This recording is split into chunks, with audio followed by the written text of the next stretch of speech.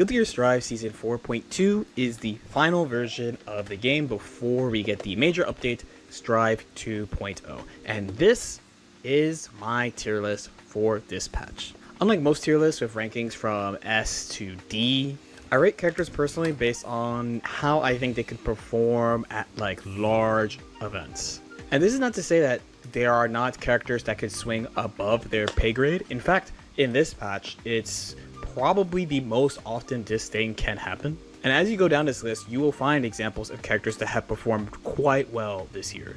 This patch is a further balanced patch to the previous patch, 4.1, which was in response to player complaints about the initial Season 4.0 launch between some characters being honestly just too good and the patch feeling kind of rushed and feeling really buggy. So to be honest, normally I would discuss characters that moved first, as usually in these patches there's not a ton of movement.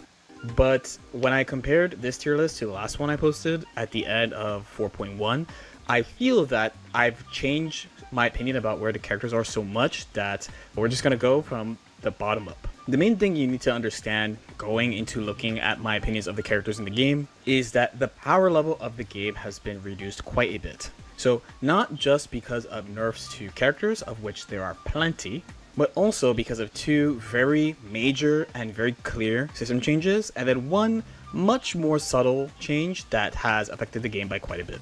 So the first very big system change that they made in this patch was the nerfs to Wild Assault, but the important ones for sure are the changes to White Wild Assault and Red Wild Assault. To White Wild Assault, the big change here is that it can no longer be Roman cancelled.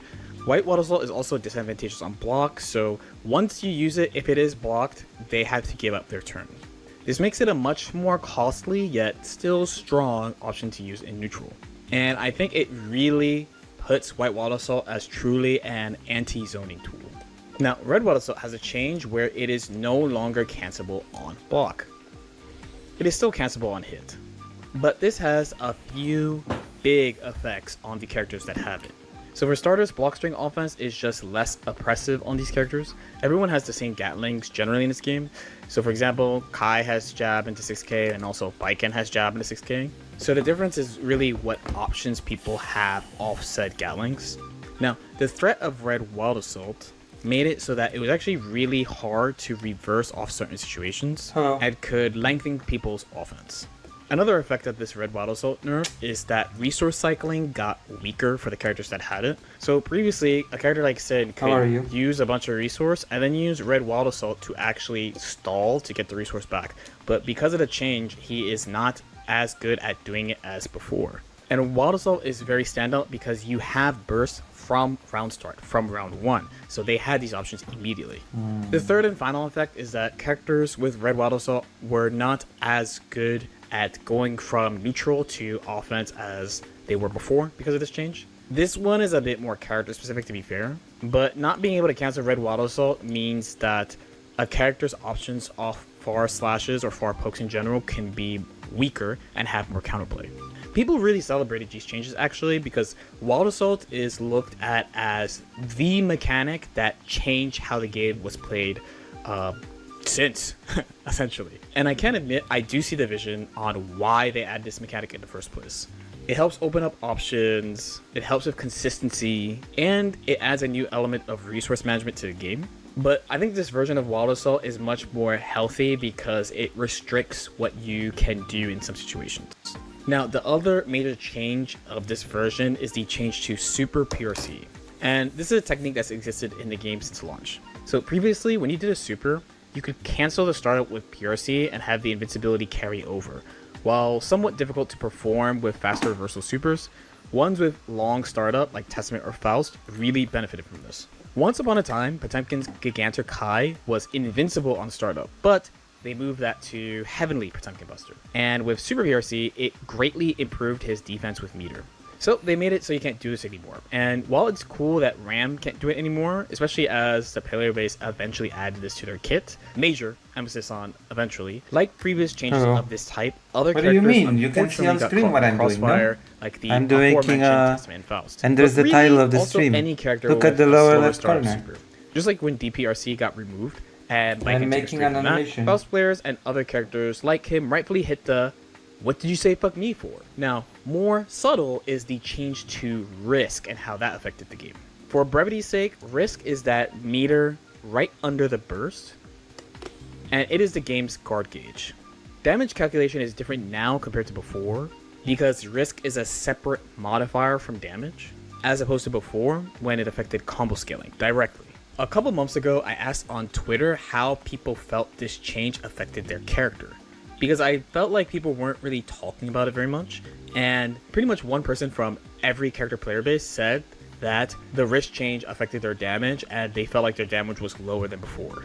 Meaning that there was a general feel that the average damage in the game straight up is lower compared to before.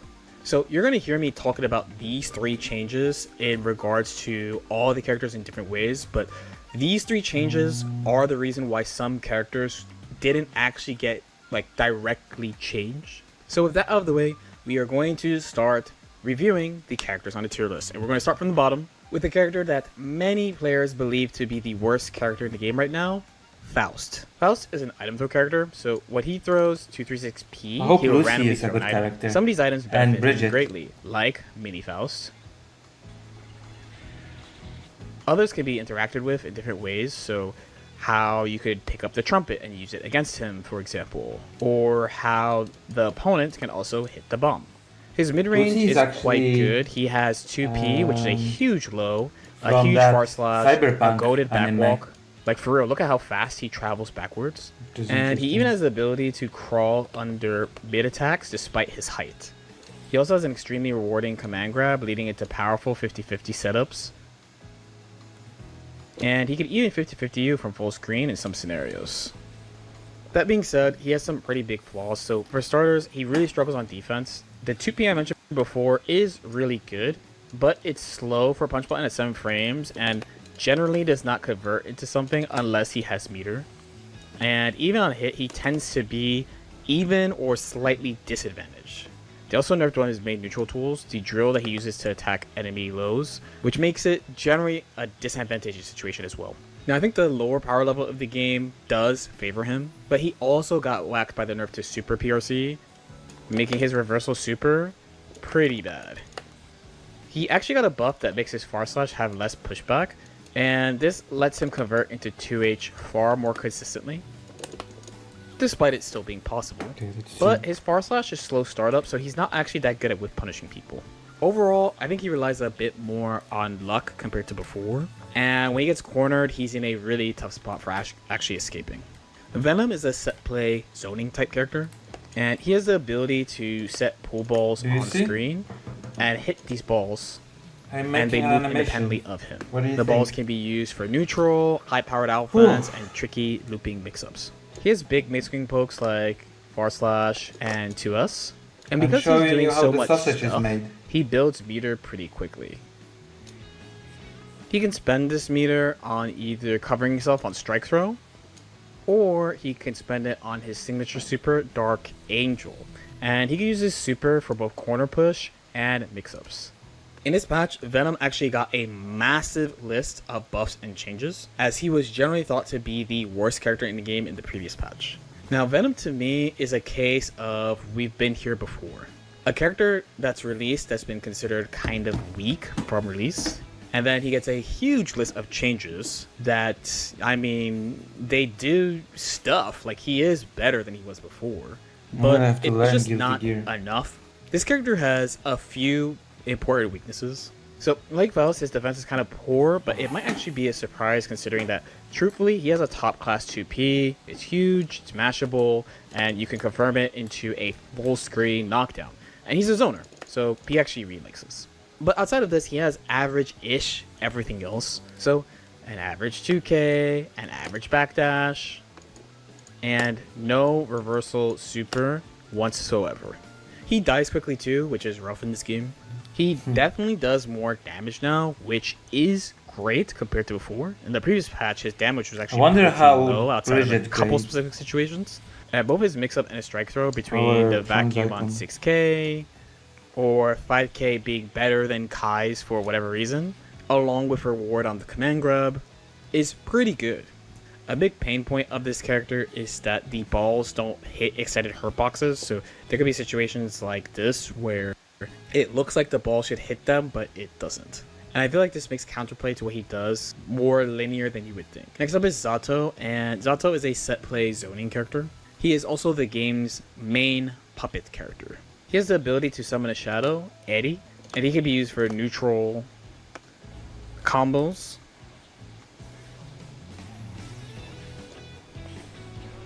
and offense. Zato can maneuver Eddie around the screen a couple of ways.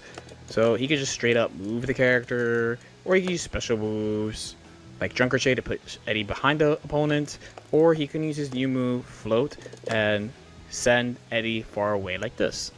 He has best in class mix-ups because of Eddie, a great 6P, a pretty good 2S, jump buttons all around with things like Jump P and Jump H, cross up in JS, and the ability to stall with Flight. His damage can be pretty good too, and because of Eddie, he can actually make combos burst safe pretty easily. Zato is also one of the first characters to really abuse both wall stomp and, more importantly to today's game, positive bonus to loop offense and manage his Eddie gauge. Now, despite all of these strengths, he has a slew of weaknesses. For starters, his conversion ability without Eddie is not that great. In fact, watching Zato players mash on jab and get nothing, or purposely pick to mash 2k on defense, is what made me cool with bike end mashing jab and sometimes getting nothing. His flight is also amazing, but it comes at a pretty big cost, which is he doesn't have a standard air dash. Instead, it's flight, and he also does not have a double jump, as you press up again in the air or up and dash to fly. This can make defense pretty hard. Like Venom, he does not have a reversal super to speak of at all. And unlike Venom, he has to use 2k far more often to convert mashing into big reward, which is risky because it's slower. Like Venom and Faust, he takes a ton of damage when he gets hit. The new move, Float, is apparently good for combos. It's probably one of the main responses I got to the video I made about the move. But generally, it is seen as one of, if not the worst new special move a launch character has gotten. He also has other really bad, useless adjacent moves like his 6k. Finally, and this also applies to the previous characters we talked about, he needs to set up his good thing, where many good characters don't. Wow. So his matchups are predefined by how liberally he can do that. Bridget. And in the current Lucy game, is the next one. Not that easy to do. Okay, Lucy. Next up, we have the newest addition to the game, Lucy. Lucy is a fast mid-range character. Aww. She is very fast, actually. I gotta get and Lucy. She has top-class pokes, like a very good, huge 5k, huge range on far slash, an active 2S to catch backdashes and poke with. When she has access to 50 meter, Lucy has world-class pokes. I've been told that I poke a lot, but she gets access to catch backdashes, 5k, actually. Lucy is a fast mid-range character. She is very fast, actually. And she has top-class pokes, like a very good, huge 5k, huge range on far slash, an active 2S to catch backdashes and poke with. When she has access to 50 meter, she gets access to quick hack, and it has a bunch of options available to it, but essentially it is a damage super. Combined with her status-inducing effect that stuns her opponent if she hits him with a monowire, and throw is included in this. All in all, she's a character that's focused at keeping the opponent at bay at her own pace until she gets the resources to do a ton of damage. She also has some important weaknesses that affects her placement on this tier list. So for example, here is a combo where she reapplies the stain at the end of the combo, and this is actually pretty rare and hard to do. This is like a really ideal situation I just showed, and realistically she just doesn't get it a lot. I guess people just don't like my art streams. At looping her game plan. Also, because of this, her damage output is tied to her opponent's burst, because typically the character doesn't do a lot of damage. I definitely should not do art streams. She needs a good hit, or she needs like the nerve state in animation order to do a bunch of damage, or she needs meter to do kills viewership, I So feel. a wise opponent will not burst this type of hit. Rather, they will burst this type of hit, one where she actually gets something major. Her monowire attack, which is the way that she applies the nerve state, does not actually have a variable release until she gets to the point where she can apply the guard crush. This means that the opponent has various ways of dealing with the charge on reaction.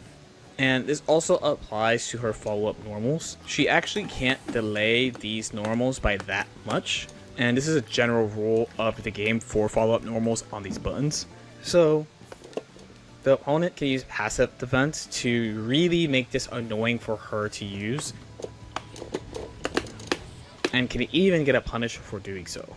Also, for a fast character, her mix-up is not that great. So for example, she's not very good at using fast RC to do high lows. Like other characters in this group, she also has a low life pool. And finally, despite being such a fast character, it feels like Arxis were a little wishy-washy. Like they couldn't make up their mind if she should be a character that runs up to here and threatens you, or a character that could play it at every single range. And they gave her this projectile, which does basically nothing on hit at all to somebody, and can easily be crouched.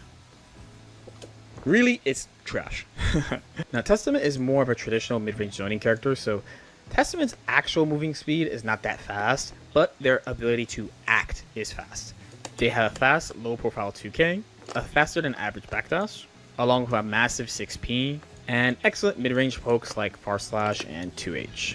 The main flow of the match for this character goes something like this. They throw a projectile, and that sets a succubus that just kind of hangs out there. And when this is on the screen, Testament has another projectile that will track to that succubus. If the opponent blocks the crow, a status effect is applied, so when Testament swings at the opponent, a follow-up attack automatically activates. Now, this makes it so that Testament can do combos that they would not normally be able to do under normal circumstances, on top of making pokes far more advantageous than before, and also giving the character a combo throw.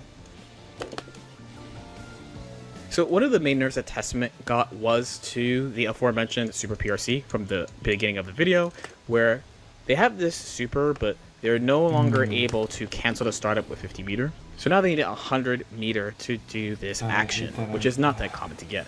But you knew about the Super PRC change because you've been watching the video since the beginning, right? Besides this, the general vibe of Testament is that their game plan is too slow because there are all these steps to execute it. You have to throw the projectile, then you have to get the throw, then you have to do something to hit them, and then you pull up. Even with this extra advantage, Testament is not that great at creating strong offensive situations from them or from neutral. Usually the best that Testament gets to do is that they kind of just loop the situation to the best of their ability. Now, don't get me wrong, this is good though, because it does build quite a bit of meter for Testament as they keep pushing their turn over and over. The opponent doesn't do anything about it. And the character's strike throw in Stain is very good because of the combo throw and the fast wall break, along with the shimmy being so plus on block. Their placement in this tier is more a result of other characters' strengths rather than flaws of the character itself. Finally, to round out this rank, we have Jacko. Jacko is a set play zoner who's focused on summoning minions. She can throw them, hit them, and tell them to do stuff like attack or defend. The minions are a powerful tool that can straight up be used for anti-zoning, straight up zoning, offense, you name it. With meter, she can power them up one of two ways. She can either do an attack cheer, which basically gives her no restriction on actions for a while. I say a while, but it has been nerfed greatly since her release, and the duration is actually quite short. Or she could do one that ups their defense and essentially makes them impossible to kill unless you use something like a super. And as the armor is so good, it can be system mechanics, or can be used as something to use to mash on defense. She combines this with a similar suite of tools to Testament: a top class low profile 2K, a fast backdash, and an admittedly meh super. Jacko has a few problems that lends her to be considered weaker than previous versions of her. For starters, her combo game is considered to be much more inconsistent than it was in the past, though Jacko mains do their best around this thing. She does feel the risk change in a big way, since that was her main way of increasing damage in the past, as she has long extended... I'm curious about Bridget. So with the Super PRC nerf, he really struggles at escaping pressure. Now, he is quite good at mashing to escape pressure, because his 2P is pretty big, and his 2P is easily confirmable into a knockdown. But that isn't always the best way to get out of offense. So having one main good way of getting out of pressure, which is mashing either 2P or 6P, is definitely a struggle for defense. Then we have we have Bridget. Bridget is a mid-range backdashing zoner. She has huge buttons like her far slash and heavy slash Bridget buttons, is our but trans even icon. big punches because of her yo-yo. Like Testament, she's very good at acting quickly, so her kicks are fast. You have to act quickly to deal with her yo-yo in general. Her backdash is in the fastest tier, and her pokes are pretty fast too. She has uniquely good defense, so her 2K is a crouching 5 frame, and she also has a DP, along with a fast, unreactable backdash to make offense against her kind of difficult. The buff to her roll so that she can steer it up and down makes her knockdown situation especially oppressive. A high-low situation that you can't backdash, but unlike typical high-low situation, the low also has good reward and is loopable. So her mix-up is quite good, but her offense at a baseline is quite good too. She has Blue Wall Assault to set up the yo-yo into an RPS into 50-50s, or she can push herself out to try to make it difficult for the opponent to take their turn back. So Bridget is kind of unique because on paper she has everything. She has a ton of good tools. Her main weakness is the same as last patch in that her damage output and defense are both pretty low. While I did mention the risk change at the beginning of the video, the previous big Season 4 patch, the launch Season 4 patch, also aimed to reduce the damage in the game, but they did it by increasing everyone's health. Along with that change, they did up the damage on a couple of moves from all characters. So for example, on Johnny's Ensenga, on Baiken's 6H and JD, etc. But Bridget never really got any of those changes. That is until this patch where they buffed charge rolling damage. It is a nice change, but overall her damage is still on the lower side of the cast. So I think this just makes Bridget kind of rough to play because it encourages a lot of characters to just try to stat check you with damage because they all have more HP and they do more damage than you. And then if they're wrong, they're probably not taking that much damage. They are going to get put into mix-up hell for a while, but they can still try something to wiggle their way out along with system mechanics. This is also a character that has to fight her way out of the corner because once you're outside of her kick and punch range, she doesn't really have special movement. She has pretty standard movement unless the yo-yo is already out on the screen. We follow Bridget with Elphelt Valentine. Elphelt is also a mid-range character, but she is a rushdown character. So she has pretty big buttons actually, along with a projectile with some light tracking, depending on how you fire it. Along with this, she has a grenade. And this move makes her jump over pokes, so it's quite strong and is quite advantageous on block as well. She can use this against knocked down opponents for even more frame advantage. Her signature move in this game is Chain Lollipop, and this move on block enables powerful high and low mix-ups that she can either make safe by ending a shotgun shot, or she can double down by going for another mix-up to end the sequence. Needless to say, when Elphelt has meter, Chain Lollipop is an incredibly powerful mix-up tool, giving her additional mix-ups along with meter refund and low meter penalty. Her reward on hit is quite high between counter hit reversions with great return, more knockdowns into shotgun, knockdowns into grenade offense, and having 2k2d into red wall assault to cash out. On a wall break, this character becomes a snowballing mix machine using her bombas to give her a chance to do left rights, strike throws, or multiple high-low attempts, along with the benefit of having positive bonus. Now, all the offense in the world is amazing, but this character is not without flaws. So for starters, this character is a big loser in the red wall assault nerf. Her special moves are not the fastest, so being able to do things like 2k2d into red wall assault into further offense on block really helped her in some situations, and it made her high-low far more threatening. Out of the rush-down high-low characters on block, Elphelt does struggle with some defensive options as she has to call them out a little bit harder. For example, the main thing she does to dodge counterattacks does lose to meterless reversals. And the grenade is really important here because it beats 6Ps in some cases, and Elphelt really wants this because her Rekka loses to 6P. Her 2H, which also beats 6P, is -4 on block, so there are characters that could punish this into advantageous situations if she chooses not to cancel it. And in the case she does cancel and chain Polypop, it usually trades favorably. With red Water Salt not on the table, she doesn't have a safe hedge in these situations anymore. Her defense is also kind of mid in my opinion. She does have a 4-frame 2P, which is quite good, but she does have a dizzy situation of it's kind of hard to convert in a lot of situations. She also has a slow super too, so she's definitely caught in the super PRC spray, and she has an average backdash.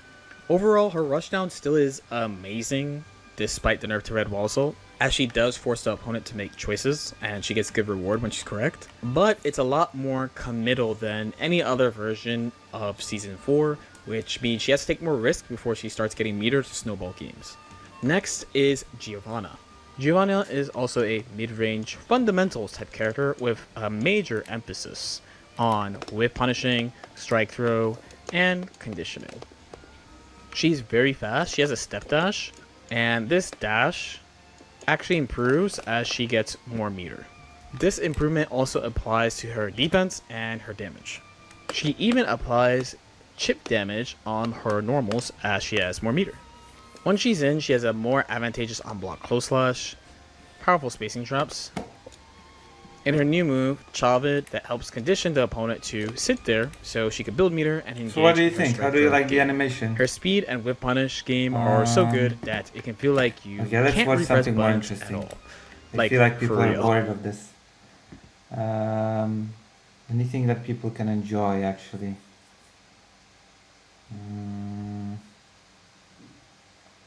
I don't think people are interested in Persona games.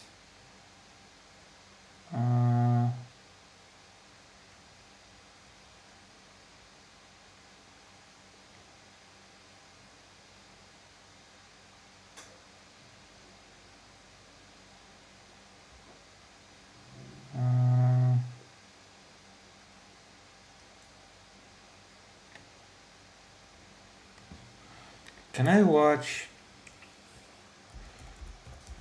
the full debate between Logic and... I want to watch the full debate. Hold on.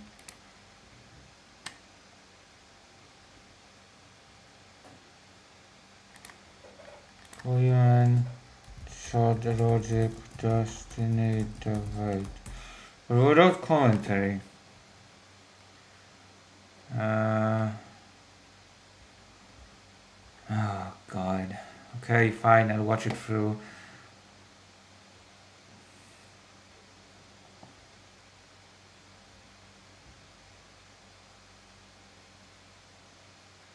Fine, I'll watch it through Loner Box, I guess. Since it feels like it's impossible to just watch it. Thank you, Loner Box. Let's watch the call. I'm sure Chad won't be completely deranged. Where's the call? Thanks for the $10. Oh, he's on kick. Okay. I didn't know Yeah. Chad's kick. Okay. Oh, Chad's I'm the gonna builder drama. Okay, thank you. manually remove. Okay, no, I'm asking you a question. Oh, It says Yeah. redacted state. Okay, this information of this state was It's this all the populated names, by one bro. of these It's tools? all the names. Yes or no? No, they had the actual state there. No, okay, but how did they get the state? Where did the state come from? From the tools. Read the second line at the top. Docs tool 1 and Docs tool 2. Okay, and this state information, how So does this tool find read that it? thing. Read it. Okay. The second thing. It'll help you. A website is to find personal identifiable information on any username. You can receive things such as past usernames, real name, address, email, breach passwords, photos, and other information. Okay. So this unrelated redacted, what is this? Is this someone's real name? Is it a Twitter at? What is it? Hold on. Let me see. I if can can see find all this the in names thing. here, It's yeah. it's no one to do with this. That's why it's unrelated. It says unrelated redacted. No, sure, but it's important to understand what it is. Is it a name? Is it a Twitter account? Is it an at? Because a Twitter yeah. at is not PII, but someone's name is. Hold on. Okay.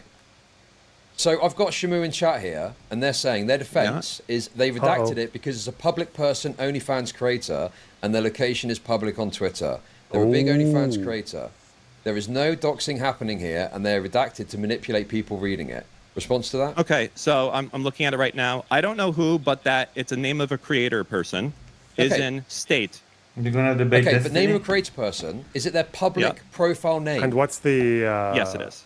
You fucking Like, it'd be- disgusting. You're a fucking Oh, shit. disgusting, evil person. Do you know how fucking fuck are you evil you are, talking bro? about? You've put unrelated redacted to give the perception that there's something bad happening here, and it's Read the someone's third public... line on the no, fucking fuck page. you, bro. What does it say? Dude, you're a fucking You're coping. You're disgusting... coping. I'm not fucking You're coping. You're It's maximum exactly cope. as I suspected. Keep It's clinging exactly for as anything you No, can. I'm not Fucking clinging for chat. anything. It's exactly like... Jew tactic. done Yeah. this in a way Oh, to no. make it look more egregious. But this is a creator's username. You fucking disgusting wretch. Fuck You're you. delusional. You go on a fucking stream and say someone's fucking real name, and you're trying to act like there's something bad happening here, where this is There a is. fucking username. There is. You said you'd ban him yourself. There is something bad going on here. No, I didn't Yeah, say that. It's I told someone him to stop. unrelated. But now I've got more information. Okay, it's unrelated, Oh, okay. but it's a public available username. It's not their that personal shouldn't name, be is it? included in And some this- random shit. Why not? You're Why spurging not? out because I'm you not think it makes you spurging look out. better. You're spurging out because you they're want not this to look fucking bad. do with it. What does it matter does not look to do with bad. it? Is it wrong to discuss? Oh, this person, this public creator. Wait, what stage is Like there's the- something bad happening here, where this is There a is. fucking This is username. boring. There is. You said you'd ban him yourself. Is There is anybody something still bad watching? going on here. No, I didn't Yeah, say that. It's I getting said someone everyone involved. unrelated. Okay, now here I've we got go. more Maybe I information. should- maybe It's I should put the unrelated, but it's animation a in the public forefront. available username. It's not their People personal shouldn't name, be is it? included in I some don't know, random appreciate shit. what I'm doing. Why not? You're Why spurging not? out because I'm you not think it makes you spurging look out. better. You're spurging out because Because you they're want not this to to look fucking bad. do with it. What does it matter does not look to do with it? bad. Is I'm not it spurging- wrong to discuss? Oh, this person, this public creator that lives in this state, which is apparently publicly available. That's wrong to say in a fucking Discord server. What are You're you on not about? How do I related get on to my- them. where's the Why the chat? fuck Fuck. would you like get other people involved when Can the you not- Candros How are and they getting Canoe- other people in? Yeah, pop out the chat from the fucking kick. Oh, Yeah, Might be no, relevant into to a it. Damn it. Okay, story. let's do How are that. they bringing Let's it put into here. it? They're discussing There we them go. as to whether they're I'm involved. getting all the chats. We're chatceptioning. Okay, well, I mean, I guess we just have different standards. Like, you can just bring in whoever you want when you do it. That's fine. If you're looking at something and talking about something and there's a public You know what would be profile, disgusting if I said like redacted and did anything else? I put unrelated, and the third fucking name, third line on this is other unrelated names. No, so are you redacted did this. as well. So you've Dan manipulated did the this thing, to make okay. it look Oh, worse than it is. manipulated. Spider It did. is Yes, manipulated, yes. Obviously wouldn't yes. have done it Because himself. if this is a fucking username, you've made it seem like it's personal identifiable information when it's not. And the Are you state, retarded? is it true? How does that sentence go? Is I it don't true? know who, but is it that true? Is unrelated it true that the redacted state? person- Is it true the redacted state was something that was on their public profile? Yes or no? I have no fucking idea. Let me see. Hold on. I assume people know where this person lives. I don't see it on their Twitter, but I know where this person lives. But I didn't want anyone knowing who this was. You need Is a that not ticker fair? on So Do you you know not where the want person. that? So are you saying that the redacted state here is public information? It's a redacted state public information. I don't think that people should know who an unrelated person with these two people going and doxing something. Like many if people they are started watching this? talking midstream about Hey, how right, like right. Chud Logic does Doesn't X, fucking Y, and matter, Z, bro. I Stop would trying to redact pivot that away. also. You are a fucking disgusting wretch. No, you just are You are trying to- falling you're so trying to fucking fuck it hard, from the I'm smallest not trying to point you pivot can because to get a the W. way it's worded. Okay, react to them doing No, no, fucking this gay stage ops. React to right them now. going and using fucking tools to get breached passwords, I need breach a names. fucking Let's go pop-out to for page these 2 on chats. this. Oh, Oh, we don't God. want to do that, right? You just want to fucking feign like No, outrage no, and everything I've here. caught, Oh, you don't I've know, caught onto no, what's no. happening here. Oh, You you know what's disgusting wretch, mate. You disgusting wretch. You said unrelated redacted. You good know, answer. yeah, fuck these people. Yes, I want them to Did you understand. click on the What? three dots? It says pop chat, pop out chat. You see it? On Click Kick. the three dots. I see it on YouTube, not on Kick. I don't see it on Kick. There's not a pop-out chat on Kick. Is there? It should be. Yeah. TikTok. They're doxing a fucking rando on fucking Twitter Well, because they're not maybe doxing. it's They're related not to someone doxing else. 'cause they're not And you're publicising the sucking the information. fucking dick. Oh, they're not Oh, really? publicizing. Okay. Giving one information of one person to the other. That's not doxing because you might want to watch yourself on this one. You Well, might. if this Oh, is wait, a wait, you publicly see the, available channel, Twitter you profile, know, I don't know. if this is Yeah, a I don't know. publicly available Twitter Go profile, to kick chat. and this Okay, state sure. is public information, there's nothing Spider, wrong. I'm not gonna wrong overhear with this in you a over Discord this fucking conversation. shit, sorry. No, if it is personal identifiable information, if this state is not publicly known and it gets revealed publicly, then it's doxing. But I don't think this is doxing because, as far as I understand, Listen, this is publicly I love the available idea, information. and In- listen. on We their can come to Twitter. common ground. I 100% would absolutely be 100% on board with you that this is not doxing. If we want to keep that standard, that as long as you don't publish it publicly, it's not doxing. I love that. Well, hang on a second. we- Okay, No? public information could be like. And, phone I book. just want to what clarify. I mean is it says Texas on this person's thing. So yeah, so fine. If you want this whole thing, if that's a big thing, it said, What's the reason for holding back the manifesto until the case ends? Is there something in the case you're waiting to happen, or is it just more convenient timing-wise? Well, like, based on whether or not I would win or lose the MSJ, I would probably phrase things differently. Based on whether or not we had a trial and then how the trial comes out, you know, there might be things I phrase differently. Wait. And there's also, like, more information. I want the fucking... What am I missing? It's not hinging on this one point. Your entire want to go through fucking the rest piece, of it? your Do you entire not want to go piece through is the rest of it? undermined. I understand because if you you have want to tried to sleep create entire the piece is perception of undermined. impropriety. Shit. Listen, Dude, you are if this is fucking your flailing. excuse- You are if this trying is to your create the excuse to not perception of cover it- impropriety, and there's not in this part. I'm happy to look know at what? all of How- this, you know what? Maybe you but should you've talk to- manipulated the information. Hold on. I have an idea.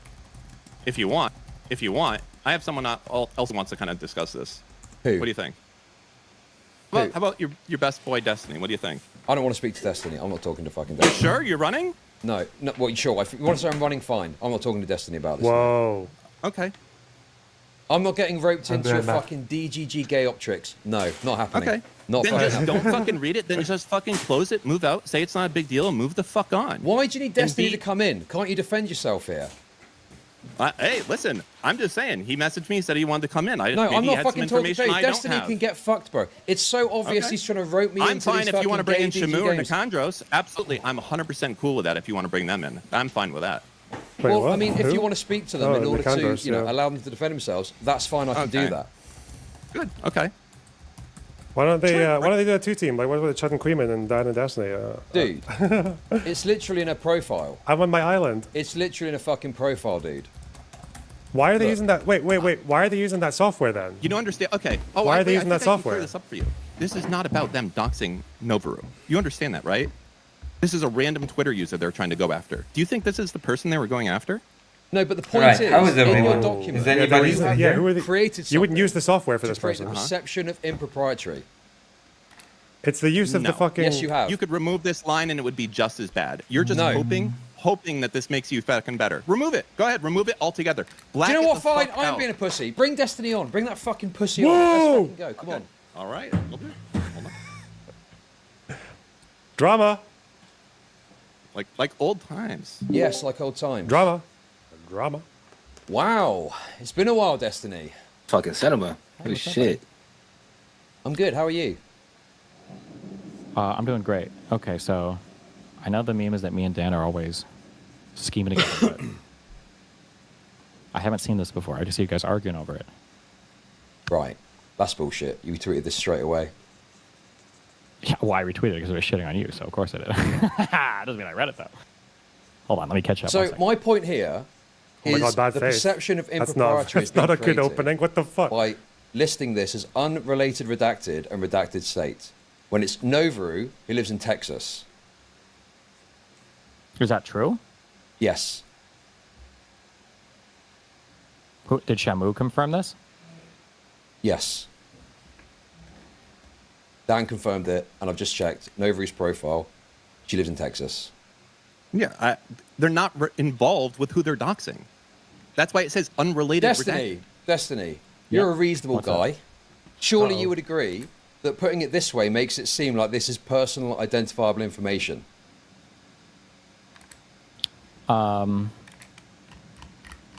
Unrelated redacted person is it's got. Well, I don't even know what you guys mean by personally identifiable information anymore. What is your definition of that? So someone's full name, if it's not public on the internet, address, phone number, etc. And then what is? How are you I'm not counting? being I bombed. swear I'm not being pedantic, and I can explain why I'm asking. When you say public on the internet, like some people consider LinkedIn or like a school website Okay. listing their stuff to be public. Some people don't. Like So there can be like stuff that's I'm gonna public. be So charitable. You mean like if it's like a public account where they have like from and they're saying like my Twitter and all that wouldn't be public, right? there could be stuff that's public in like a phone book. You would consider that public, right? Yeah. Yeah, sure. okay. But if you go to a phone book and publicise the Uh-huh. information, I would consider that doxing. What I'm talking about is if someone has put on their own profile their state. If you say they live in that state when they put it Hello, on their Maya Twitter Mayor. I'm profile, making an that animation. can't possibly be doxing. Look at this. I'm What is doing the my best. for the context of these messages? Why is Shamu pointing this out? I don't know. We can bring Shamu in and he can explain because I obviously don't know, and he can give the context. Okay, well let's. I guess. Well, But- sure. So we can ask if we want, but then. But for can the you next just answer the message- question that I asked? What? Well, if someone puts that they live in Texas on their Twitter profile Is it doxing to say they live in Texas? Yes or no? No, this is I mean, it standard. depends This is on- not. No, no, no, The context no, no, of no, it, then. dude. Get me? It depends on the context. It's yes so, like, or no. Okay, so then not to play. Well, so it's not right. So what we Right, all thank understand doxing to mean. I know that you guys like to play games with this, but what we all understand doxing to mean is doxing is when you try to make personally identifiable information available in a form where people can use it to attack you. That's generally what we mean when we say doxing. So, like, Sure. generally speaking, you would say, oh, here's this person's Twitter account. They live in this state or whatever. I mean, like, maybe not. But if you're, like, trying to hunt down people that are, like, geographically near somebody for the purposes of some other thing, then, I mean, even if it is publicly available, personally, I think that would be considered doxing. Yeah, for sure. Okay, but you've given a But very the- long what if answer there. the- But at the start, you said very simply, if someone has got Texas on their Twitter account, it's not doxing to say they live in Texas. Mayor, how are Well, you? I mean, if you're trying to find people that, like, live near a guy to, like, swat him or something, then you're Well, making dude, that... okay, bro, dude, I've listened to so many of your fucking debates, okay, over the years. Yeah. And You this think is you're going to by get the way- away with this? Oh, if you Hold on. find someone to swat them, it's a very simple This question, and is- you're trying to overcomplicate it to give the I'm not perception that I'm wrong somehow, and it's not true. I'm correct. Dude, I'm not even saying you're wrong. This is the definition for doxing that I've literally always given. Is when you're trying to make personally identifiable information available just for the purposes of harassing somebody. I would Right. consider that doxing. Okay. I think most people agree, even if you wanted to say it in other words, generally speaking, that's how we view it. So. But right. what is the, I'm curious, what is this next I line sent from you. Every- Nicandros or whatever, where he's saying, like, anyone know how to gay ops them into revealing more info? If I What does that really- mean? So Oh. sure, I agree with I you. have a That's burger too, potentially troubling. somewhere I don't know around what he means by that. I don't know what he means by gay op or more information. So yes, I agree that looks bad. You And- wretch, you Wait, fucking wait, wretch, hold on, mate. hold on, You hold on, know wait a second. exactly what Dan, gay fuck ops you, means, bro. mate. Dan. Kick Dan. I'm just Kick curious, him. wait, what Get would him you out. read it? Like, how does that read to you? Like, what is, like, the plain reading of that? What do you assume Kick Dan. that to mean? King Dan. They're looking to play some trick on someone to get them to reveal more information they don't want to reveal. Okay. And then, so in the context of talking about, like, a person and where they live, and then they're talking about gay opsing them to see if they can reveal more info, doesn't that sound a little... I mean, it sounds bad, but I need more context to understand what Nicandros was getting at. Yes, I'd like to hear a response as to, you know, what is he looking to get out of it, and what is the gay op exactly? Can you spin an example where this would be acceptable behavior to you? Not necessarily. No, I don't know. That's what I'm saying. I don't know. I don't engage in this behavior. I don't say this sort of thing. So I'd like to understand more so what, you know, Nicandros is saying before I could really say. I guess it could be they're trying to get information that's that's not I don't doxing even know what information. this is all Are there any about. other things, or are we just looking at this page of stuff? We can I look think at the there's next another page. Yeah. Shamu wants to Let's call read in. through this one and we'll go to the next one. Who the fuck are these Okay, so creators? what's I've that? Did we never. finish that other one? Am I supposed The to know other who these one, people the first are? page here? Did we finish that? On your Shamu, stream, so I might like be a the little whale. delayed. Shamu's a whale, isn't it? It could be a first friend to Tectone. Definitely not something going on. Definitely something going on there. I'm not sure his viewers even know who's friends with Redacted. So this is Nova again, is it? How that do you right? like the Let animation? me just say. Oh, I can't, They're very important. Oh, okay. Shit. I can't hear your words because Okay, there is that's fine. drama happening on the background. So listen, cannot I'm happy hear to me? continue to talk about this. Yeah, I'm but watching Shamu's here, and Loner Box. Nicandros maybe can come on. Yeah, That'd we be can bring fantastic. we can bring up both of them after. But I just want your impression. Listen, I'm of trying this to be before we loud, bring but them I'm on also trying for to Yeah, the- sure. I draw. mean, there's Impressions something that look And I'm good. putting on yes, and I'd something like to understand more entertain what they were all of going you. Sure, that's Well, not. While I'm showing Okay, so you we'll- how we'll the get grass there. Well, grows. okay. Well, the I'm thing showing is, you it how feels the like sausage I'm is looking for a made. specific This is answer. my brain. I'm not looking for. I just want. You're asking me to answer What? for things that I don't know Right. because I'm not Nicandros I'm not and asking I'm you to not answer. Shamu. Yeah, There's that's stuff here fine. I'm that's saying- troubling, and I like to understand more of what they're saying and where they're coming from with this. Yes. Okay. Can we read this page and the next page, and then once we have like an opinion or an understanding of what we think it is, then we can bring both of them in, and then they can explain. What it their feels side. like you're trying to That's box okay? me into a certain perspective or a certain answer. The That's box. what it feels like. Uh-oh. I'm not sure. I can't force you to do anything. Okay. You don't have to. You don't want to give an answer to whatever. That's fine. You're okay. I don't have. No, but the reality is, if I don't have an answer for something, it's going to look bad, and it's going to make it look like I'm wrong somehow. Like, it's quite clear what you're trying to do here. You're trying to box me in to make it look like I don't have an answer for this. I don't have an answer for that. These aren't my messages. It's the first time that I've seen this. And I don't know Why what to do make you of think it. it would- I will wait, say- why do you think it would look bad? Well, I mean, that's the point of putting it out and the way it's been put out. You've got the Your logic is unredacted, redacted stupid. thing. So clearly, There this is a reasonable spin you can put on the gay op into revealing more info. Like someone can say, "Oh, I want to know I have no why clue what any of this Bonerbox is wasn't about." streaming last week." So what I'm going to do is I'm going to come in chat. I'm just going to throw in a bunch of crazy accusations at him, so he gets triggered and tells me where he was or some shit. Right? I'm like, okay, well, I've kind of just volunteered the. I don't know what they're talking about though by revealing more info, but it does sound like they're trying to find out who it is because they think it's a Tectone alt, right? Like, yeah. So Who is saying you can't Tectone possibly again? give an unbiased view of it because you've it's been set up to look one way. So it seems like you're kind But of. I don't think I am giving. I don't think I am giving an unbiased view. I think I'm saying there's things here that look troubling and look bad, and I'd like more information on. Like it feels Okay. like you're looking for more than that, and beyond I think Nicandros that's fair. responding. By the way, yeah, Okay, I well, think okay. it's fair. I don't think I would like draw hardcore conclusions. That's fine. Right. Can we just like? This is Wait, what wait a second, happens no, when wait a you second. create No, but you are trying real to draw art, hardcore okay? conclusions. Hand You're drawn. trying to like I haven't. box That's me into Dan has. I perspective. haven't. I'm just- Why is what I've said not enough for Dan you? has, yeah, dude. I saw can't you I just saw the read- software and I'm like, okay, that looks quite bad, but yeah, otherwise fucking. And you wanted to call But it. they're not even go talking ahead. about I'm the going to software. That's not, like, share a really little obvious. trick with you, animation trick. What am I reading now? What do you want me I'm to gonna do? make an explanation because you see that the arm is unchanging here and here, right? She's not really moving her arm at all. And there's a common technique in which you would just leave these arms throughout the animation, right? And she would just keep the arms still. But what I am trying to achieve is that since every line in those arms will be slightly different, it will create this micro movement in the arms and it will make the animation feel more alive. As opposed as if the arms were just left alone as a single drawing throughout the animation. It takes more work, but it makes the animation feel more Publish alive. it, even though they did share it in a Start server with where like you 100 left people. off. Keep going. I'm not sure if Okay. I'm Well, I making can read. sense. Whatever you want. Go on. Nicandros says, anyone know how to get? I thought that said Goyops. Boiling the lines? Gaps them Oh, into revealing you. more info. Shamu says it could just be a personal friend to Tectone as well, but definitely something going on there. I'm not sure his viewers yes, it even know makes he is the friends thing with seem more this person or not. natural. Nicandros says Tectone is way Kind too of obsessed for not the to eye. do something like this. Language analysis stat. Mister would indicate they're male. And then Substance says, what was the name of the account that leaked the sealed court docs in his Discord? Oftentimes And then Shamu animation says, studios that will would the be entire just account leave is it also Tectone, just static. responding to Tectone shit if you look at the replies. Okay, so what in there Scared of lightning, should I yeah. be condemning of or negatively perceiving, do you think? Oh, the redacted state is looking Well, bad because of this. I don't know why, but is I'm that more why? afraid The of the gay lightning ops? than of the missiles. The, I've already said. Okay, wait a second. when they I've explode. already I said. just- I don't That's know what you why. just asked. I was answering. But this Okay, but I've sound already of addressed lightning that. scares me more than the sound of exploding missiles. So what in there should I read and be outraged by? What should I actually be don't know. condemning? Explain. It's Okay. difficult to explain. So, what do you think he means when he says language analysis? Mister would indicate they're male. What are they doing?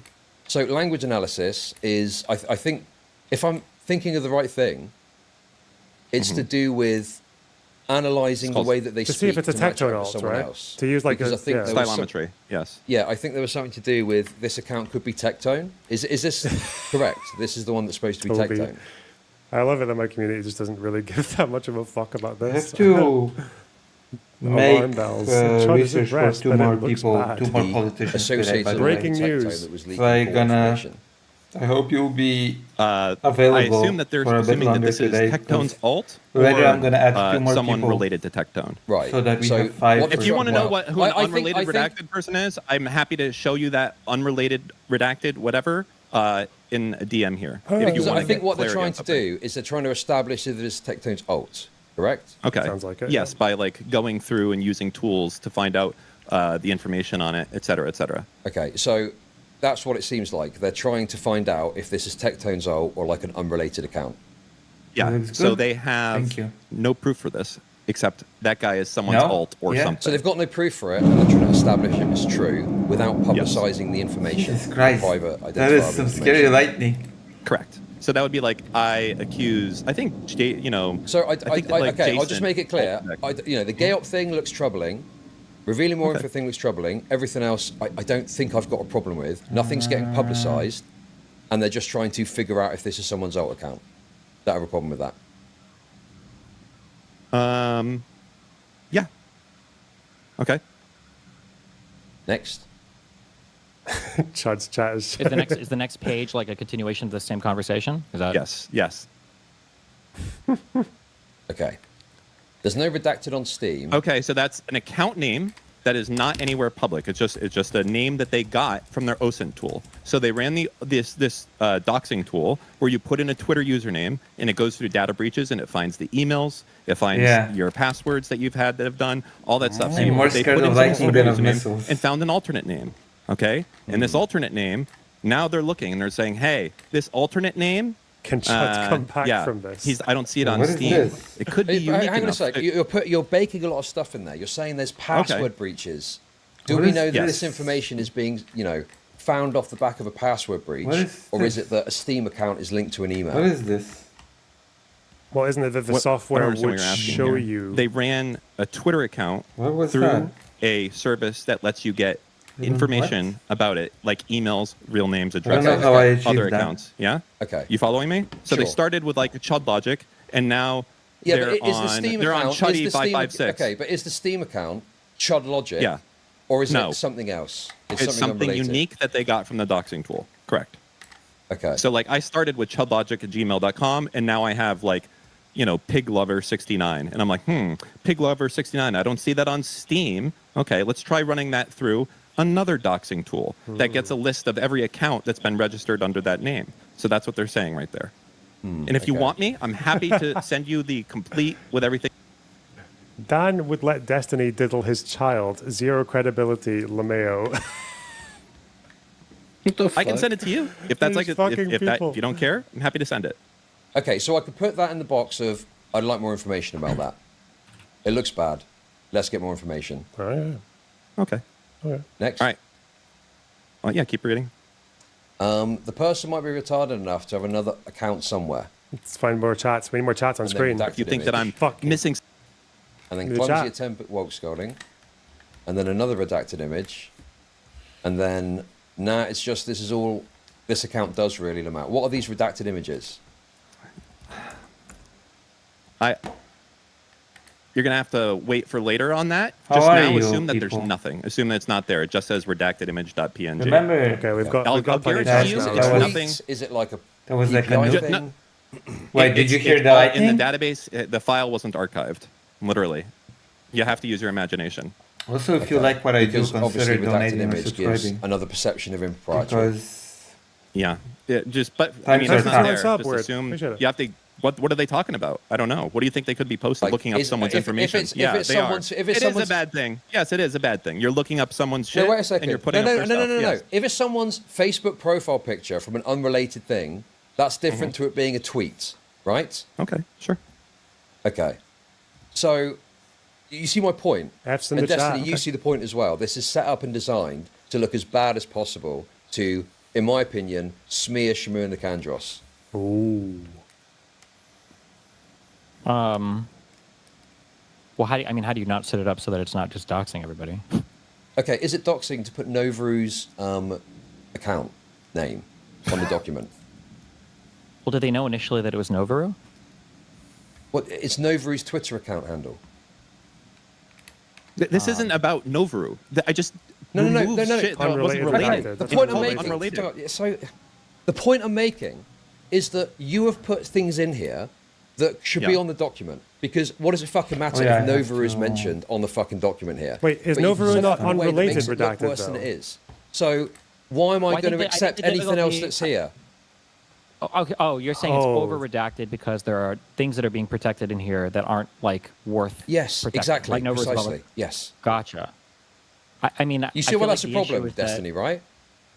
I can kind of understand that, but I think it's really difficult when you're dealing with stuff like this because the accusation is that, okay, I know nobody believes me, but I guess I'm speaking for my own audience. I don't know what these two images are. I haven't like reviewed this shit before. I don't know what the fuck Dan is trying to show here, but But the general accusation, stuff that I've seen, and it looks like this is following the same, is basically if anybody on social media is showing up to support one of your ops, then that means that you're going to try to find who that person is, you're going to try to dox that person, you're going to try to harass that person, you're going to try to publicize their information, whatever you can do about it. That looks like what this conversation is about. So if you include other names in there, so if Novaru is here, ostensibly as a friend of the person that they're trying to go after, or the person whose friends are trying to go after, then my guess is the word would be they would just try to harass Novaru as well. Because these people, well, you guys, I guess I should say, you people, do this to Hang every on, single wait, person you surrounding people. somebody that you Destiny, don't like. give me a fucking break with that shit. What do you mean, you people? I heard your fucking comment on stream the other day. What do you mean, you people? What the fuck have I got to do with this? I mean, commentary people. Shut up, Dan. Shut the fuck up. Destiny, respond. Yeah. You people is in like your community, the one you fostered on Spicy Chat, and then that community that leaks out into like Oh all yes, these the other weirdo great communities. fucking spicy chat fit. What are you on about, dude? This spicy chat fucking comment in 2026. Who is in spicy chat that's doing this fucking shit, dude? I think there might be a bit of Do you think overlap. that nobody in Spicy Chat is No. involved in Answer my doxing any of you question. guys Who other in spicy chat is doing this? Quite an overlap with. I'm not ready to answer your question right now. My shit isn't. I'm not doing my whole write-up until my case is over. But I just want to hear you say that. Do you think that nobody right now, which is a fine statement to make, by the way, you can say that. You can be of the mindset No. right I'm now. Is he talking asking about for doing the doxing or examples in of the people that server? are engaged in bad behavior, and you give me this fucking bullshit. Well, I'm not here presenting documents to you today. That's not what I came here for. Okay. But you're I just wanna know saying where you're going you with Dan. people, But you- and then wait, you're why saying is it so no, hard wait, for no, you to Destiny, say- shut the fuck up and listen to me. I'm saying, is it me? And you're saying no, it's you people, and I'm saying who's you people, and it's spicy Right, clarified, chat, yeah. right? And I'm And the saying people in who there, yeah. exactly who, and you don't have a fucking answer for me. No, I'm not giving you an answer right now. Right. But you okay. can also say, you could be of the mindset So of saying, I how don't think I need how to is that prove my what people in responsibility when Spicy you're not even Chat- going to give me a name of someone in my community that you can point to I'm that's telling doing you right something now, wrong? you could say, it's not. My impression of the people in Spicy Chat is there aren't people in there that engage in that behavior. They don't engage in it in there. They don't engage in it in any other servers. I'm not aware of any of that. But that could be your opinion. That's a totally fine opinion you can have. No, because you're trying to make an accusation without having any evidence to present now to back it up. You're just acting But I like don't I'm give a fuck. involved. You don't Like have to- you're clearly trying to create this image that I'm somehow involved in this when Yeah, I'm of course, not. because There's that's no my opinion, evidence of that I course. am, Yeah. and you're I trying to don't do this think there's fucking anything- webbing thing. I don't think I've I mean, seen the anything. explosions I don't think I've from the seen something missiles are involved also in sometimes any of very this loud, stuff. and You're usually looking at nobody this screen hears right them. now where they're trying to gay apps an account on Twitter because they're posting in tech tones replies. Is that what you're talking about?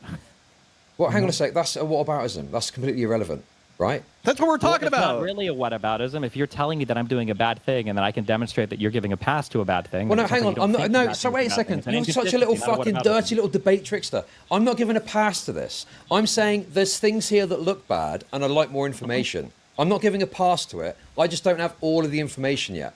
Dude, you're such a wretched little fucking liar, bro. The way that you talk in these conversations is so transparent. You okay? You I'm done? totally Oh, fine, you're- mate. I'm totally fine. And you're doing this thing where you're trying to act all fucking calm about this, but you're crashing out on your own stream about it, talking about fucking spicy chat in 2026.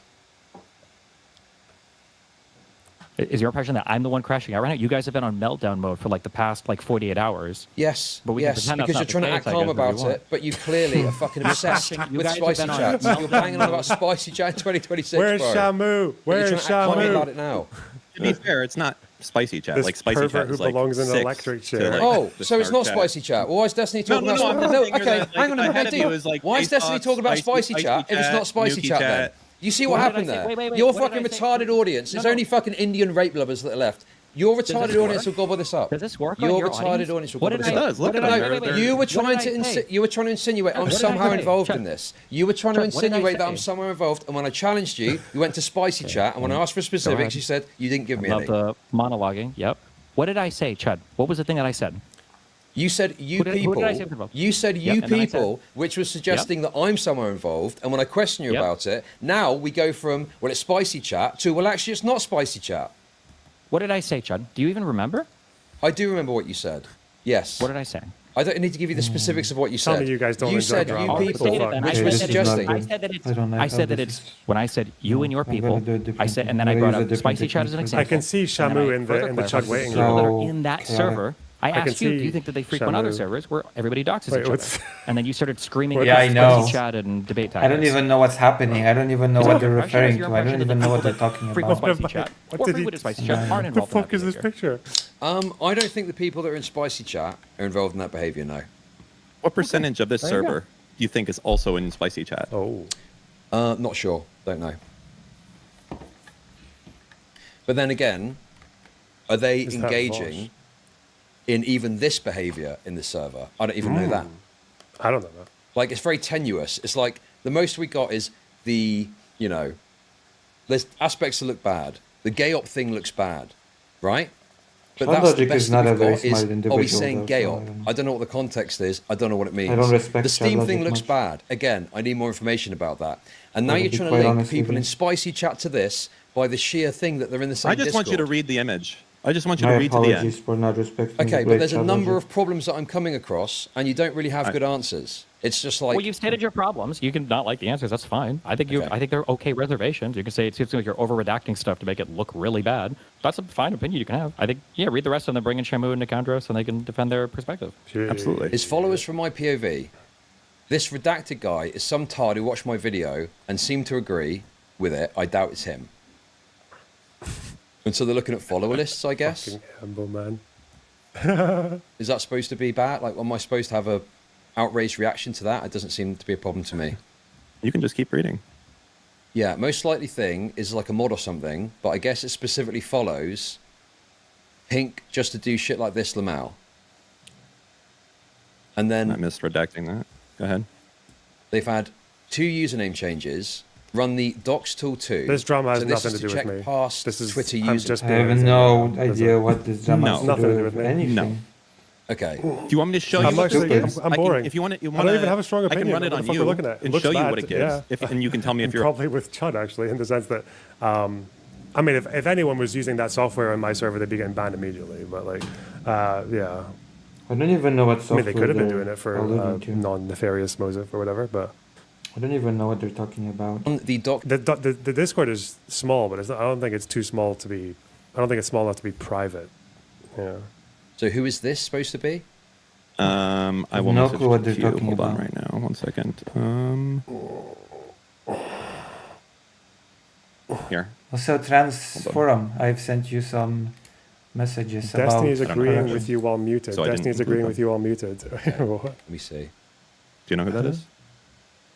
Dude. Himpleton. Himpleton. Who the fuck's that? Himpleton. That's a fucking YouTuber, you fucking idiot. No, I've never heard of him. Why have you redacted Himpleton, you fucking moron? Because they're unrelated, you fucking What is retard. it? Okay, but this is the problem. You are redacting the name of YouTubers that are known in this space to create the perception of impropriety. Exactly the issue I've got with this. I think you're... Are you all right? I'm fine. It's just this document is It fucking says it's dreadful. unrelated and then redacted. But the point is, again, this makes it look like, oh, unrelated redacted. And it's some fucking total shitter YouTuber guy. Well, what is he actually saying I don't here? know how to. I I'm don't just know how going to to toss it make over. this any clearer to you. No, Just you go- have just created keep this reading. document to make it look as bad as possible to smear Shamu and the Kandros. And This is going to be the worst if that this we've is the got. best that you can have to cover this is going to be hard. Okay, It is because but they're it's not using hard. doxing tools on the guy. Yes, they're getting I up his agree. other I- accounts. They're just to be doing clear, gay ops. just to be if clear. you want to hinge on, oh Dan, you framed this in a bad way. You know what? No, it's Fuck no. these people. No. It's not that you framed it in a like, bad I don't way. even. I don't No, even no. sign on to It's that not that because you I framed didn't. it in a bad way. You framed it 'Cause in you know a what? I didn't, dishonest way. by the way. You framed it in a dishonest way. You've dishonestly framed this You know, to make let me this tell look you as something. bad as Let me possible. just listen for a second, okay? I'm this guy that you guys love, you, Queeman, Gistical, all these people. You love to say Dan's this fucking retarded evil villain that says his fucking plans in public like a fucking moron. Let me tell you, I'm happy to say, when this was going together, everything that says unrelated redacted was literally because they weren't related, didn't want to have them in. If I wanted to be nefarious, I would just have it say fucking redacted, okay? At no point was I like, oh yeah, this is going to make it fucking look better. If anything, the reason I was doing it is so that fucking cucks out there wouldn't be like, whoa, why is he bringing this guy in, mate? Fucking redact this information, Yeah, mate. but you're Why talking the fuck you about- bring in Novaru into this? So I Novaru want to is a avoid that. But you well-known guys just fucking public bitch either figure. way. That's it. Himpleton is a less known but known YouTuber guy. So They're not related to this. That's it. That's why they say unrelated. Okay. So calling a woman a huge slut is 100% Foyd lingo. The person behind this account is a woman. So again, Docs Tools 2, yes. Maybe I've got an issue with that. I don't fucking know what this does. What is... I can send you. I'm happy to send you a screenshot. I'm getting if you bored want. I of can run this. it on This you, and is, you like, can very tell me if you're okay with it. uninteresting. Okay. So then the Kandros says, also these memes they post, fake plastic whore, that's Foyd tongue, a Freudian slip. This is so boring. Swear to Yeah, God. true that. How does And chat then, logic make this so we've boring? got- Freudian. XCOM I status redacted, 100% void. Who the fuck even knows what the names of these girls are? Spectators already zoned the fuck in. Notice I'm calling Rev a sweet person. Okay, so they are This is actually. tweet. Okay, what am I supposed to make of this? This seems fine. What am I supposed Yeah, to they're add? digging through their posts, In trying terms to of identify who they commentary are. here. This one here is a photo of. This is so boring. I'm not sure what it is. There's Yeah, nothing like they're- oh yeah, happening. there's definitely a photo. I don't for whatever know. reason. Okay. Is this I just don't know what the fuck. Destiny And and this chat guy's City logic ID is redacted. debating So something finding like whatever that okay? account's old I think- username was. I think we're done. This is Okay. good question. Good question, Dr. Jones. I don't know what this was. God damn. God damn. We do have to put on something for you to enjoy. What? Oh yeah, wait, you sent me videos. We'll watch your videos while we watch me draw animation. So what do we do?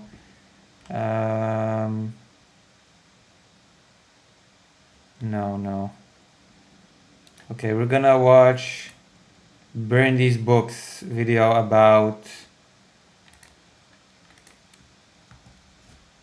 ContraPoints. Whoa, what an intro. Alright folks, I don't usually do this, but I wanted to add this quick intro before I properly start the video to address Thank a you. couple of important things. First off, this video is not intended to cause drama or send hate to anyone. We don't do Thank that. you, my little The PogChamp. point of this video is to address the analysis that has been put forth by a lot of liberal commentators that I think is misleading and outright dangerous. The only reason I settled on focusing ContraPoints specifically is because I think she expressed a lot of these points directly in a way that got a lot of attention. In the weeks since, I've learned that, Natalie's not doing that well. She's kind of going through a hard time, and she deleted her Twitter account and paused her Patreon because she's feeling depressed. I don't know if that has something to do with the response to her statement on Israel-Palestine, but regardless, I still wanted to go through with this video. I'm still posting this because, number one, I think you guys are all mature adults who will not be sending any harassment. Ha ha ha. Good And number joke. two, I'm going through with this because this is not a video Mature about adults. Natalie as a person at all. I don't insult her In in any YouTube way. This is space. purely about responding to the arguments she made that I've seen pushed around by a lot of different people. I also wanted to put this little preamble in to say that a lot has happened after I haphazardly recorded this video on a webcam in my bedroom, so I wanted to add a postscript at the end to cover those kind of things, and also provide a more detailed plug for the Palestinian Children's Relief Fund. You'll be able to donate directly to them through this video. I'm also going to be starting a book club, which I explain at the end of the video if you want to get in on that. So please stick around to the end of the video.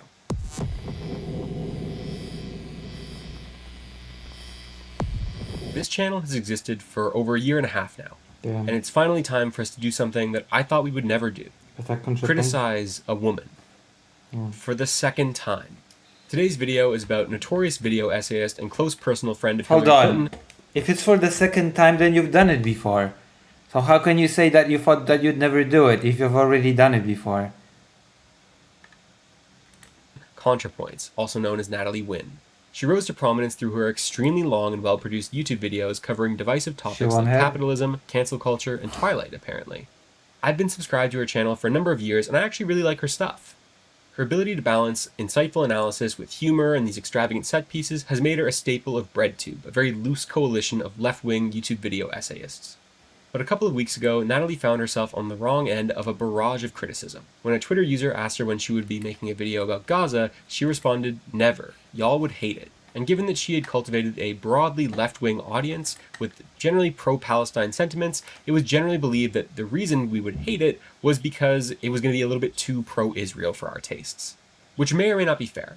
But she would go on to say that although Israel's actions were horrible, they were not necessarily that different from a lot of other historical atrocities. In doing so, she was criticized for using the death toll cited by both the Gazan Health Ministry and Al Jazeera, which many believed to be a vast undercount. In response, many of her critics began calling her a Zionist and comparing her to Benjamin Netanyahu. I could read between the lines of what Natalie was saying and kind of assume that her and I had some disagreements here, but this all felt like a lot to me. I don't think that any of this stuff made Natalie Hitler. Hot take, I don't think the liberal video essayist is Hitler. I'm sorry. I think she So is. in an attempt to clear the air, Natalie posted a long statement on her I Reddit think trying to she explain is her position in Hitler. more detail. And this set off a massive shitstorm. Leftists called her a Zionist shill, and liberals tended to bemoan the leftist reaction, saying that actually they just I didn't bet understand ContraPoint Natalie's is at least firm partially grip of on how German politics origin. works. Her pragmatic analysis was too I strong bet. for them. And it inspired me to make this video because I've enjoyed Natalie's content for a number of years now, but I thought this statement was really bad. I didn't like it at all. I'm kidding. But I Just wasn't so really it's impressed clear. with most of the I'm criticism I joking. saw. I know that I just realized that I should just kind of say that I'm joking when I'm joking. Might be best for me. Of it either. In one camp, you had these left-wing streamers who were kind of just going off the cuff and not really engaging in any thorough analysis or really debunking any We specific say facts things she very cited. dryly, so it And could on be the other treated side, as you something had serious. people on Twitter who were just kind of subbing out the word Zionist for Nazi and Israel for Germany, which I don't really find to be a particularly rigorous critique either. And these responses bummed me out because I believe that Natalie and her audience can have their minds changed. So in this video, I want to appeal to them specifically, Natalie and her fans, and try to explain why this statement missed the mark so hard. I was in the middle of doing a bunch of other research on Israel-Palestine for other videos that I'm working on when this came out, so I wanted to make sure I got this video in before the discourse had completely passed, which is why my face is in this. I really didn't want to put my face in these things, but to make these videos come out faster, I have to do this. So this is my face. I look normal. Get over it. With that out of the way, let's start from the beginning. Natalie split her post Why into did 5 you need chapters. to put your There's face? a little prologue followed by doom, I misery, don't get it. dread, and bitterness. I take issue with something in each one of these sections, so I'm going to go through it start to finish. In the prologue, Natalie writes, So, many leftists feel betrayed because I haven't made a video on Palestine. Do they actually want a ContraPoints video about Palestine? Will they be happy if I get in a bath and pour milk on a mannequin of Benjamin Netanyahu? Yeah, No. I would be happy. the milk thing here is a reference to a little bit that she did in a Jordan Peterson video where she lays in a bathtub and pours milk all over him. It's weird. It's fun, but it's weird. So here she's suggesting that that sense of humor that she has and the way she approaches topics isn't really appropriate for a topic like Gaza or genocide. And she's right. Doing a video where she calls Netanyahu daddy or, whatever she does in her normal stuff, it wouldn't be appropriate. People would not like that. But I don't think that's an argument against making a video altogether. I mean, Natalie can approach these topics as mature as she wants to. She's done it before. But in any case, she's entitled to make videos about whatever she wants. Personally, I never really cared that she didn't make a video about this. It just doesn't really seem like her lane. And I don't know, it's whatever you want to make a video about, whatever, it doesn't matter. But as she goes on to explain in this statement, this is not just about why she personally did not make a video. She's also going to expound on her general takes on the situation, which are what I take issue with. So to cap off the prologue, she writes, I have posted about Gaza occasionally, and have quietly given money to Palestinian aid organizations. But I think what Wait, leftists really want this is is for me another to join video, in their isn't it? chorus of anger. They sense some hesitation on my part and are judging me harshly on my presumed this is opinions. I'd rather be judged I by my remember actual this. opinions. So here they are. Is Israel committing genocide in Gaza? Yes. Do I oppose it? Yes. Do I feel angry about it? Yes. I also feel a lot of other things. Oh no. and I want to be fair in this video, so I want to say that I I also appreciate feel Natalie things. calling it a genocide. I agree with her. That's what I think it is as well. I think a lot of people in Natalie's spot are content to just try to obfuscate this point and try to dull the contradictions of many of their other positions. But here, she's not bullshitting. She truly believes this, so she's going to say it. In writing this video, I watched a bunch of reactions to the statement to try to understand what kind of angle people were coming at it from, and I'd like to think that this video will be a little bit different from what everyone else did, but in doing so, I came across this video from the streamer Destiny. If you don't know what this guy's deal is, he's like a die-hard, moderate Democrat, and he's Israel's strongest soldier in the debate sphere. In his reaction, he took issue with Natalie calling it a genocide, saying that this would open her up to attacks from the left. Contra's message was weak and pussy. I'm sorry. I love Contra, and I like that she tries to have a reasonable position. But, like, you're already cucked if you want to say that, like, okay, guys, they're doing a genocide. And, like, one, no one's giving you any points for that. And two, it's retarded. It's retarded because if you really believe they're doing a genocide, then the only option is annihilation. It can't, like, how are you going to negotiate with a whole country that's decided to genocide somebody? There's no negotiations to be had. These guys are doing genocide and apartheid and ethnic cleansing. Like, why would you ever negotiate with a state like that? The only option is annihilation. I think this is a really interesting contrast in how these two people approach this issue. Destiny is always in debate mode, so he can never concede a point lest it ever be used against him in the future, whereas Natalie is just being completely forthright here. She does think it's a genocide. She's not going to pretend otherwise just for like some kind of rhetorical points on the back end. I respect the hell out of that, even though I think that it absolutely hurts her argument here. It makes the internal consistency of this statement a lot worse rather than better. And that brings us to the first chapter of this thing, and where I really start taking issue with the things that she's going to start saying here. Doom. Natalie opens up this section by writing, The week after October 7th, it was clear the mood among Israeli leaders and civilians was overwhelmingly kill or be killed existential panic and unstoppable lust for revenge. It reminded me of the US after 9/11. There was no reasoning or protesting them out of it. As someone who has devoted a lot of time to learning about Afghanistan and written 4 hours worth of video essays about it on this channel, I know a thing or two about the US after 9/11 and what it did afterwards. And she's right in this instance that the lust for revenge in America was so strong that there really was no counterfactual. There's no scenario where the US does not invade Afghanistan after 9/11. But I don't think it's fair for Natalie to then just skip over the fact that invading a country and doing a genocide there are two drastically different things. In this very example, the United States did not commit a genocide in Afghanistan. They carried out the war incompetently and they killed far too many civilians, which kind of cost them the war in the end, but they didn't commit a genocide. No one thinks they committed a genocide. In fact, when all is said and done, Israel will almost certainly have killed more civilians in Gaza in 2 years than the United States killed in Afghanistan in over 20 years, despite Gaza having just 1/20th the population of Afghanistan. There's just no comparing the conduct here between the two countries. And if we do look to the experts who concluded that Israel was committing a genocide in Gaza, they didn't do so on October 10th. In the case of the Zionist scholar Omer Bartov, who wrote an op-ed for the New York Times that I'll link here and you should check out, he became convinced of this around May of 2024. He then cites a couple of his peers who came to the same conclusion at different points. For example, he cites Melanie O'Brien, the president of the International Association for Genocide Scholars, as coming to this conclusion in June of 2025, so just recently. So while Natalie may be right, that the United States was never going to stop Israel from going into Gaza, it's absolutely conceivable to me they could have stopped the genocide. What happened after the invasion was not a foregone conclusion, and that brings us to the next part of her statement. Nor was it politically feasible for the US to withdraw aid to Israel on a time frame that would make a difference. It would have required replacing most of Congress and overturning decades of bipartisan strategy and diplomacy. Even in the best case scenario, it would have taken years. So there was a sense of futility, but worse. We'll get to the but worse part in a few minutes, but I really want to spend some time on this section because this is the part of the statement that probably bothered me the most, and I saw probably the least substantive critique of it. This is a sentiment that I have seen from a lot of liberal Democrats who have conceded that Israel might have crossed some lines in Gaza. They had this idea that even though America should have withdrawn aid to Israel, there was simply no mechanism to do so. Republicans are pretty much unanimously on board with Israel turning Gaza into a parking lot, and Democrats have guys like John Fetterman on their roster, who would gladly let Israel annex Pennsylvania on his kid's birthday if they wanted to. So if getting Israel in line requires most of Congress to get on board, then obviously that's going to be very tricky. But Natalie and everyone else who repeats this line of thinking are dangerously wrong here. You do not need to replace a single member of Congress to pressure Israel. When Natalie posted this statement, I was in the middle of reading this book, The Only Language They Understand by Nathan Thrall. And part of the case he makes in this book is that the American diplomatic approach to Israel-Palestine over the last 30 years or so has revolved around a commitment to unconditional support for Israel. If we look at what members of Congress have been saying, this mindset likely stems from the prevalence of lobbying groups like AIPAC, which have made themselves indispensable for members of both parties when running for office. Thrall suggests that if the US wants to make compromise happen in the region, the most effective tool for forcing concessions from both sides has been intense diplomatic pressure and, in some cases, violence.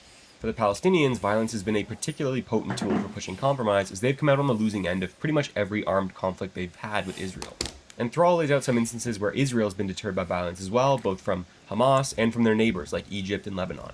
But for our purposes, the most important bits are the ones where the US threatened to cut military aid to Israel unless they change their policy. I think some people are under the impression that this has never been tried, but it has, and it's worked. The first and perhaps most forceful instance of this was in 1956 after the Suez Crisis. Israel's prime minister at the time, David Ben-Gurion, would write that the island of Tiran off the coast of Sinai would become, quote, part of the Third Kingdom of Israel, and alluded to annexing Egyptian territory in his victory speech. President Eisenhower told him that he needed to withdraw from the territory without conditions, otherwise he would cut off all aid from the United States, as well as all aid from American Jews, and would not oppose their expulsion from the UN. The result was that Ben-Gurion announced their withdrawal less than 36 hours after his speech. The next instance that Thrall detailed was under Jimmy Carter's administration. Thrall explains how Carter warned Israeli Prime Minister Begin not to invade Lebanon on August 14, 1977. Begin assured him that they wouldn't make any moves without informing the Americans first. Then, on September 20th, he attacked I'm the only This was enough to irk Carter essayist but to make matters that worse, Dr. John Begin used tolerates. American weapons in the invasion, thus violating the Arms Export Control the Act, only which held that essayist U.S. that weapons could only be Dr. used John for defensive tolerates. purposes. The Americans told the To a Israelis degree. to knock it off, and they assured the Americans they were no longer using U.S. weapons offensively. U.S. intelligence then promptly informed Carter that this was a lie. So on September 24th, just 4 days after they invaded, Carter wrote Begin a letter telling him that if he did not withdraw his troops, that Carter would inform Congress of Israel violating the Arms Export Act, and military aid to Israel would be terminated. Once again, this worked, and Begin ordered the withdrawal of his troops. Carter would then threaten to withhold aid and downgrade their relationship with Israel again to force them into signing an agreement at Camp David. The last instance that Thrall cites is that of George Bush Sr.'s Secretary of State, James Baker, forcing Israeli Prime Minister Shamir into attending negotiations in Madrid by threatening to withhold a $10 billion loan guarantee. Bush and Baker went as far as to signal to the Israeli public that if they wanted further U.S. aid, they should reject Shamir at the ballot box so they could work with the head of the Labour Party, Rabin, who they thought they had a more productive relationship with. Rabin would go on to win the election in the biggest landslide in 15 years. All of this history matters because it shows that the President of the United States does, in fact, have the ability to conduct their own foreign policy. If a president does not like the way that the Israeli government is behaving, they can do something about it. The Biden administration was not handcuffed. They chose to enthusiastically support Israel in its efforts, even when it had ample reason not to do so. This is not an opinion simply held by the radical anti-Zionist left, but by those embedded within the U.S. government. Josh Paul, the former director of Congressional and Public Affairs for the Bureau of Political Military Affairs in the State Department, had this to say when he was asked about the U.S. continuing to provide weapons for Israel. Well, that's a very good question, and there are a variety of laws that should, in theory, apply here, ranging from the requirement that U.S.-provided arms be used in accordance with international law, to more specific laws that, for example, U.S. assistance cannot be provided to a country that is restricting the delivery of U.S.-funded humanitarian assistance. We have seen many examples of Israel restricting, if not striking, the delivery of humanitarian assistance. So I think these laws all need to be called into question. And the important thing here is that that's not what is happening. In fact, the Biden administration has on purpose not been seeking legal opinions on whether the arms we are providing to Israel are being used in accordance with the law. It has also not been seeking assessments from the intelligence community of Israel's actions using U.S. weapons. It is essentially sticking its fingers in its ears and, covering its eyes and saying, we don't know what's going on. Lucy Hadza? It is making a You should purposeful become decision a to not know Patreon and what is watch going my on, mini and I essay. have never seen anything like it in my time in I'm government. gonna link my Patreon. Now, I could be wrong, but I imagine this guy has a pretty good idea of how U.S. military aid and weapon sales work. Again, we're not talking about a process that requires 60 votes in the Senate. We are talking about a process through which Biden's State Department could directly impact America's Israel policy. Paul doesn't say it directly here, but I imagine the avenue he would seek to cut aid to Israel is through the Leahy Law. You remind me of my father. I hated my father. The Leahy Law was passed in 1997 and effectively states that the U.S. government is prohibited from providing assistance to foreign security forces that have been credibly accused of gross human rights violations like torture, extrajudicial killings, and rape. This applies to specific units rather than entire countries, but it's a good place to start. This law is notable because although it has been invoked to cut off aid to units in countries all over the world, it has never once been used to cut aid to Israel. To suggest that this is an injustice, again, is not some radical leftist idea. The guy who created the bill, Patrick Leahy, says the U.S. is breaking the law by not invoking it against Israel.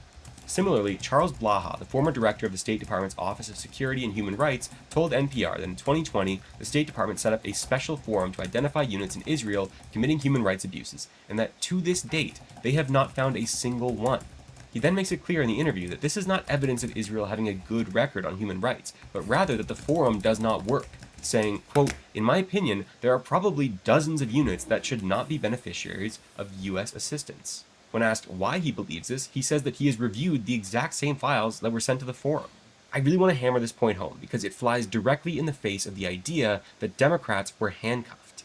I'll put up this useful graphic from the Congressional Research Unit showing how the Leahy process looks in practice. There's a lot here, but what I want to focus on is right near the bottom where it shows that if the vetting process finds that units in question have committed gross human rights violations, their assistance is denied. Again, this is a process that John Fetterman and Mike Johnson do not get their greasy paws on. This is an internal review process that the Biden administration has not used against a single person in Israel, despite being urged to do so not just by anti-Zionist protesters, but by their own staff. In April of 2024, ProPublica reported that a special State Department panel told Secretary of State Anthony Blinken that the U.S. should restrict sales to specific Israeli military units accused of human rights abuses, which he never actioned. All this to say that Biden and his appointees in the State Department, like Blinken, were not stuck sending money to Israel. There's a reason that U.S. aid to Israel went through the roof. This was not the work of Congress bullying Biden and his appointees into taking these actions. In fact, the Biden administration got creative and kept over 100 arms sales to Israel under I'm the doing required animation thresholds and for listening disclosure to avoid additional ContraPoint congressional stuff. oversight. They did all of this while knowing full well at every level that Israel was deliberately targeting civilians. Journalist Matt Duss recently wrote a piece for Foreign Policy where he said he had spoken to multiple people from the Biden Foreign administration that Policy said is a good exactly magazine, by the way. this. In the past few months, I've met with many former Biden administration officials, people who worked in the White House, the State Department, and the Pentagon. Most of them don't deny this. They acknowledge that Israel was deliberately harming civilians and that the administration knew this at every level. They insist that they were pushing back internally against the policy. My response to all of them has been the same. Speak up now and tell the truth about it. And this is why these guys needed to be pressured severely into changing course. Because the ball was in their court and they refused to do anything about it. But the rest of this statement makes me believe that Natalie does not think that pressure was a feasible strategy and questions whether it should have been attempted to begin with. Which brings us to the next section of Natalie's statement, misery.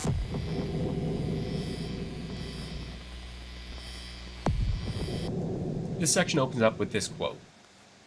The leftist pro-Palestine movement quickly decided that their primary goal was not merely opposition to the genocide, but opposition to Zionism in general. That is, opposition to the existence of Israel as a Jewish state. And here they decided to draw the line separating decent people from genocidal fascists, which had the following consequences.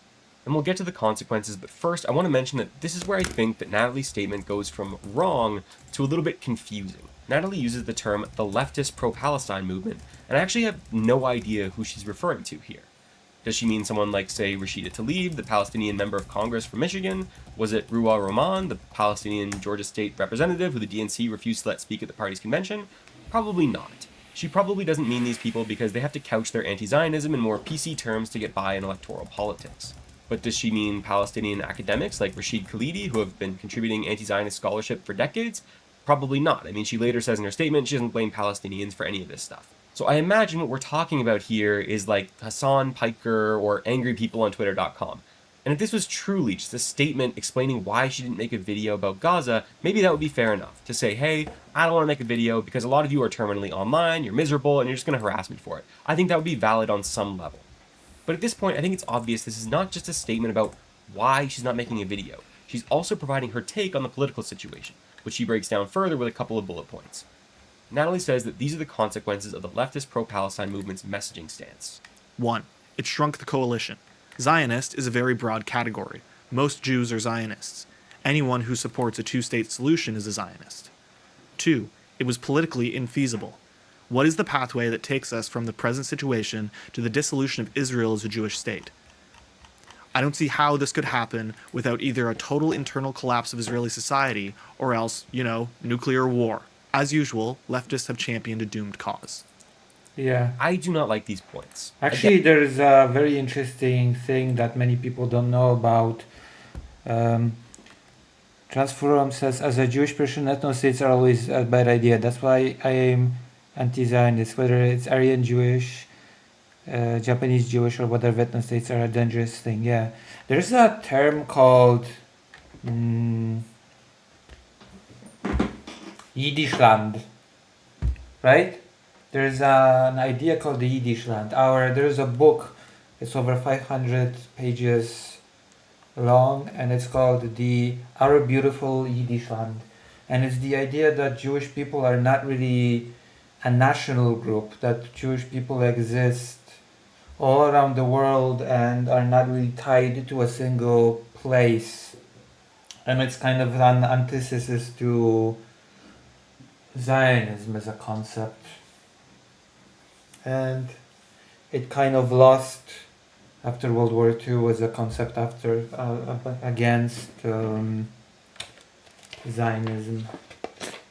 It's very interesting kind of idea to explore.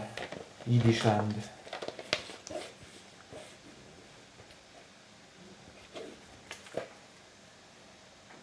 I mean, a lot of Orthodox Jewish people have been a whole a huge amount of Jewish people in Poland before World War II were anti-Zionist, and the Polish Jewish community was the second in the world after the American one. A lot of Polish Jewish people were very much against the idea of Zionism. Again, if Natalie's just referring to people online, there is no meaningful coalition here. The Chapo Trap House podcast's viewership is not a coalition. That's not what they're there for. But if this is about activists more broadly, I don't think that she's accurately describing things here. For example, the Uncommitted movement was presumably full of anti-Zionists, but their demands were not to abolish Israel, but rather to achieve a ceasefire and end the genocide. The student protesters occupying campuses like Columbia were presumably full of anti-Zionists, but they were not demanding their administrations abolish Israel. They were demanding they divest from it. I'm hardly an activist myself, but I did attend some of these protests, I did donate money, and I emailed my member of parliament to express my frustration with my government's positive relationship with Israel. I'm not a Zionist, but I never demanded a one-state solution at any point. I demanded diplomatic pressure and a forceful denouncement of Israel's actions in Gaza. So what I think is happening here is Natalie is mistaking people's political beliefs for their political demands, which isn't really fair to the activists that are doing the work here. And this next bit about Zionism also feels a little bit strange to me. She leads by saying that most Jews are Zionists. I don't really care about this, so are most evangelicals. Regardless, they are perfectly capable of supporting an end to the genocide, and in many cases they have, like with Omer Bartov, who I mentioned earlier. But it's the following sentence that I find a little bit irksome. The idea that anyone who supports a two-state solution is a Zionist. I understand the logic here, but I think it lacks a lot of important context. What makes one a Zionist changes with time. When the Zionist project was in its infancy in the late 1800s, being a Zionist just meant that you supported the creation of a Jewish state. At that point, some of them considered putting that state in Argentina, some considered Africa. It wasn't until later that their ancestral homeland in Palestine was decided upon. But back then, saying you wanted a Jewish state in Argentina made you a Zionist. Saying you want a Jewish state in Argentina now would make you a crackpot, because the term has since evolved to mean not just that you support a Jewish state anywhere, but that you support one in Palestine. Actually, first of all, Zionism was not in its infancy in the 1800s.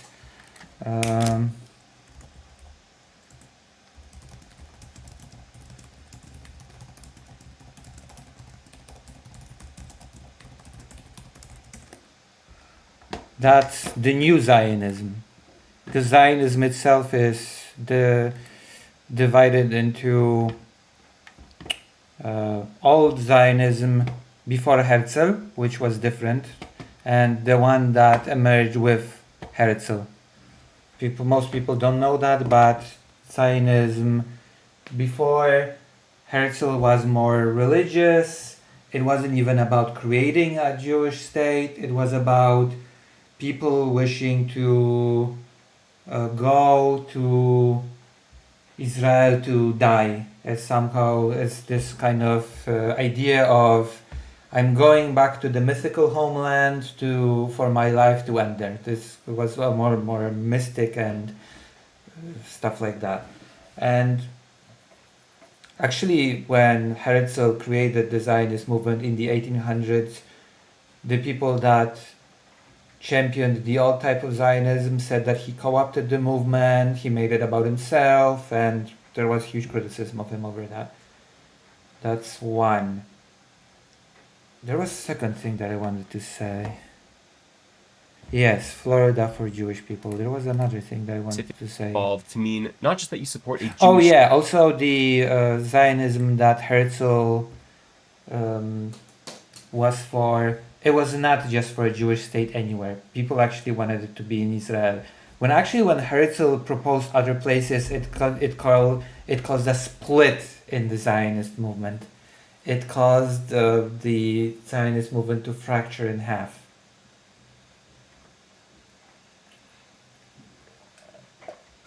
So it's not exactly that Zionism was, oh yeah, we want just a homeland anywhere. Herzl tried that and it created a lot of problems. Also, when Herzl was dying,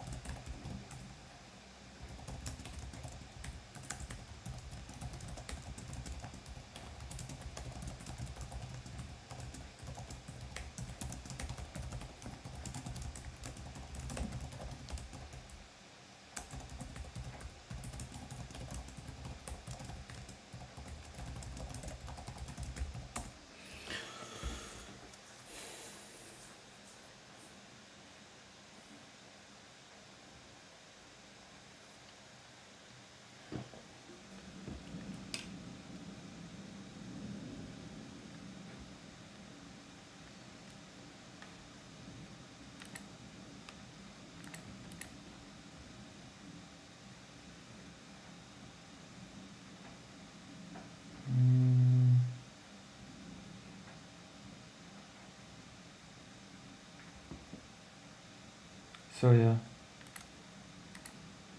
Oh yeah, as I said, when Herzl was dying, he said that Zionism was actually a failed project and that Jewish people did not deserve a homeland. It's also an interesting fact to remember. But that you support one in Palestine specifically. Similarly, recognizing a Jewish state in Palestine was enough to make one a Zionist 100 years ago, but now I'm not so sure. These days, it's easy for me to understand how one can accept Israel as a state that exists. Also, I've always seen being a Zionist as saying that you can be a Zionism supporter, but being a Zionist is kind of like maybe I'm mistaken, but I feel like that's a thing that a Jewish person is a Zionist. Yeah, I listen to a lot of video game soundtracks too. Although Karasul recently has sent me a lot of interesting music. I always asked me the whole your homeland is Israel. My entire family came from Central Europe and hundreds of years. Yeah, I remember talking to people during a conference. It was mostly Jewish people attended, and I remember talking to 3 women, and I said, "Yeah, we're Polish. We're not Israeli. We're Polish." I didn't know what to expect from them, but they were like, "Yeah, that's right." You know.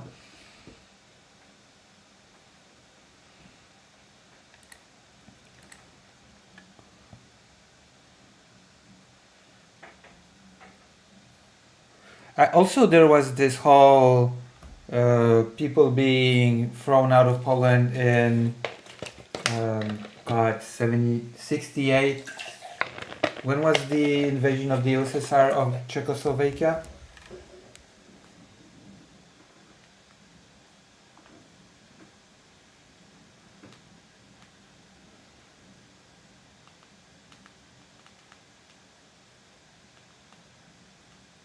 (1968), I was right.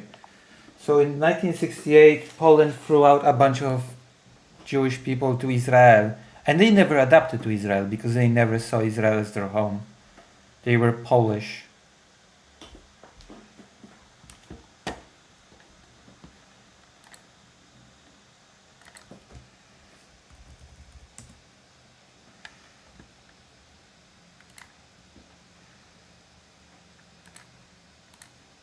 Without necessarily being in favor of its creation to begin with, or the process of securing its existence as a Jewish state at the expense of the Palestinians. An example of this would be Norman Finkelstein. If you're not familiar with him, Norman Finkelstein is the son of 2 Holocaust survivors who spent over 40 years advocating for Palestinians. Almost his entire scholarly life has been dedicated to criticizing Israel. He hates this fucking country. But as of a few years ago, he was advocating for a 2-state solution for a number of reasons. I've included a link to a back and forth he did in 2012 explaining why. But if the term Zionist can be applied to a guy like Finkelstein, who devoted his intellectual career to calling I always thought that Zionist is like a term that is reserved for Jewish people, to be honest. And people that are not Jewish would be just Zionist supporters.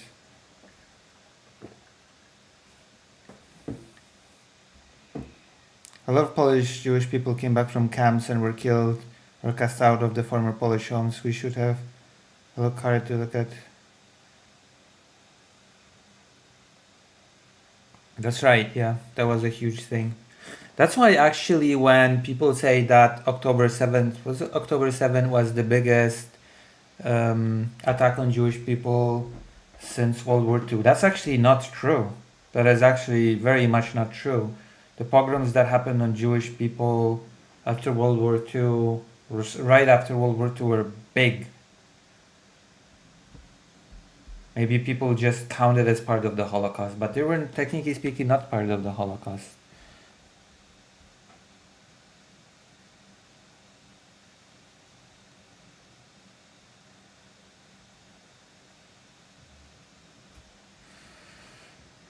Oh man, a fucked up situation. soldiers concentration camp guards, I don't think it's a particularly useful term. Another example of this would be Yasser Arafat.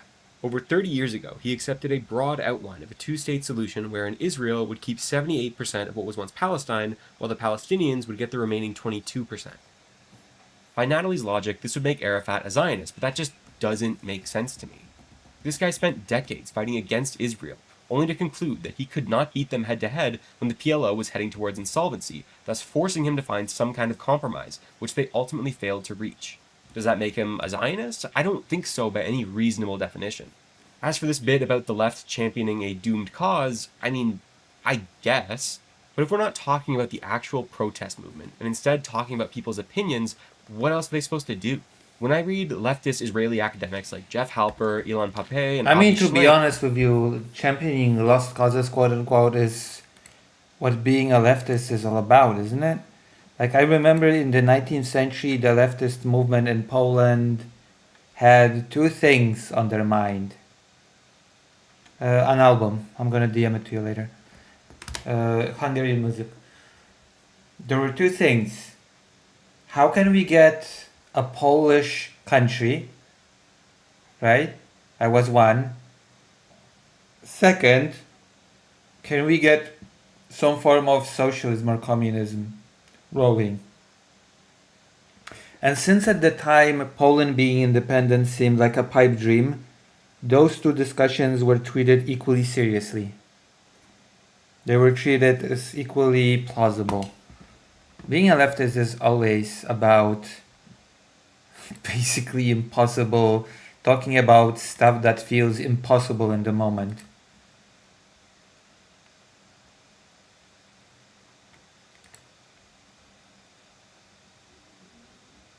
Yeah. Like, it's always like, that's the whole point of change, that you talk about changing things that it seems impossible to change it right now, right? But you have to push for it, even if it seems impossible, because if you push for it, then it's possible that you will move towards that goal, and then the future generations can take over and move closer to that goal. Right?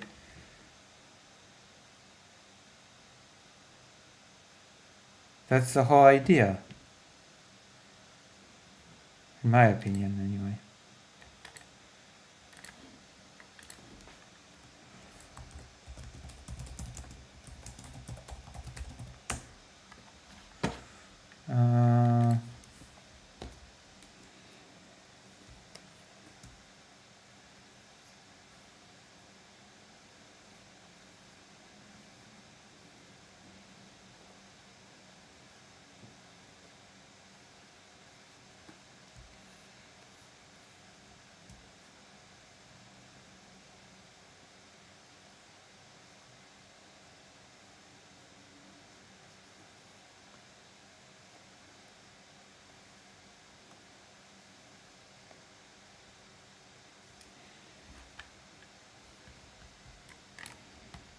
Mm-hmm.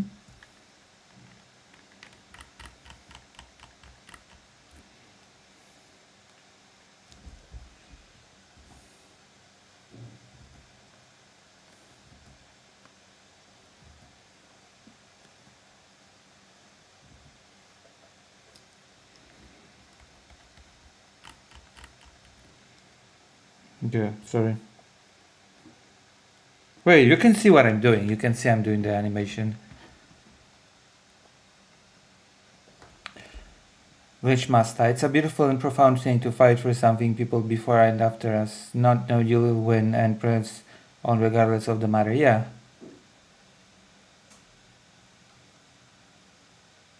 I am something of an artist, yeah. If you like what I do, consider donating so that I will be able to survive this hell.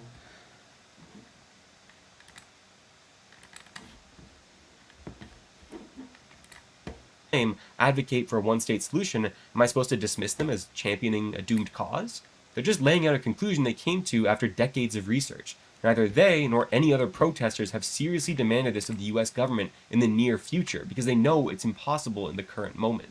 Instead, they're trying to shape the information environment that we all live in to make this possible in the future, which seems like a noble goal if we believe that to be the most just outcome here.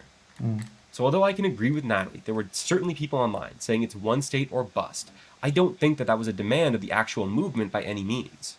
All of the immediate efforts of the pro-Palestine movement revolved around getting aid into Gaza and securing a ceasefire. The bigger picture solutions were largely set aside for now. Next up, Natalie tackles the problem with the vagueness of the term Zionist. It introduced dangerous ambiguities. The vagueness of Zionism as a political Satan enables all kinds of rhetorical abuses. On the one hand, right-wing Israelis hold up all anti-Zionist protests as existentially threatening and inherently anti-Semitic. On the other hand, there's a long history of anti-Semites using the term Zionist in deliberately equivocal ways. Anti-Semites are happy for the opportunity to misappropriate the now popular anti-Zionist label to legitimize their agenda, and many people are not informed enough about anti-Semitism to recognize when this is happening. These problems are mutually reinforcing. Natalie is correct here, that right-wing Israelis and Zionists in general uphold anti-Zionist protests as inherently anti-Semitic, but I'm afraid they kind of just do that with everything. If That's Miss true. Rachel is being branded as an anti-Semite for saying she hopes Israel stops killing children in Gaza, I don't think that seeking to avoid this accusation is a feasible political strategy. Yeah. Again, the thrust of much of the protest movement was an effort to secure a ceasefire. Something being not winnable in the moment is just not an argument for me. It doesn't mean that you should not try. It doesn't mean that you don't fight for what you want to achieve. Right? You fight for... Like, your life has to have some sort of meaning. You have to derive some meaning in your life. You have to have things that you believe in, that you're willing to fight for, even if you're not guaranteed to succeed. Like, it's easy to fight when you're just guaranteed that to succeed and you can just see the outcome ahead, right? It's more difficult to commit to a cause that is not guaranteed to give you what you want. And it's not pointless even if you don't succeed necessarily. I don't think so.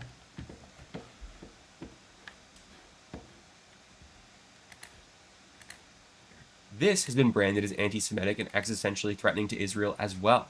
If you go to the Canary Mission website and pull up the pages of any progressive activist or academic, you will see that regardless of whether they describe themselves as anti-Zionist or not, they are not safe from being branded as anti-Semites. As for the far-right co-opting the term anti-Zionist, I don't think there's much the left can do about this. If the non-anti-Semitic left were to ditch the term Zionist and anti-Zionist, then it becomes the sole property of the far right, thus ceding this territory exclusively to racists. But there is a principled egalitarian reason to oppose Zionism, and it makes perfect sense for one to come to that conclusion after what they've seen Israel do in Gaza over the last 2 years. Just saying. And whether the anti-Zionist perspective will bring about a one-state solution or not, it seems like something that is worthwhile to put forward to change the nature of the discourse.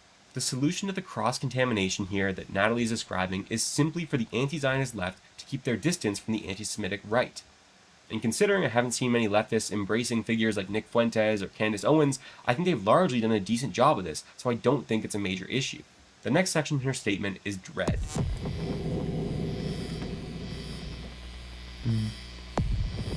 The online left has spent the last 20 months distributing hundreds of photos and videos of dead Palestinian children. The main effect of this is to create a population of people in a constant state of blood-boiling rage with no consequential political outlet. I fear this may be worse than useless. Alright, there's more to this section, but I want to respond to this first. I think it's very interesting that the target of this criticism is the online left, because the online left does not create these photos or videos. They are taken and shared by Gazan civilians and journalists. They post these images to garner a reaction from the international community and spurn them into taking action towards Israel. The online left, as well as people of other political persuasions, then share these videos in the hopes that, again, international pressure mounts and Israel is forced to change their policy. The actions and the goals of the Palestinians creating the videos and the leftists sharing them are identical, and they appear to have been effective given that Israel is about as unpopular as it has ever been on the world stage. So Natalie's ire for the online left specifically here just confuses me.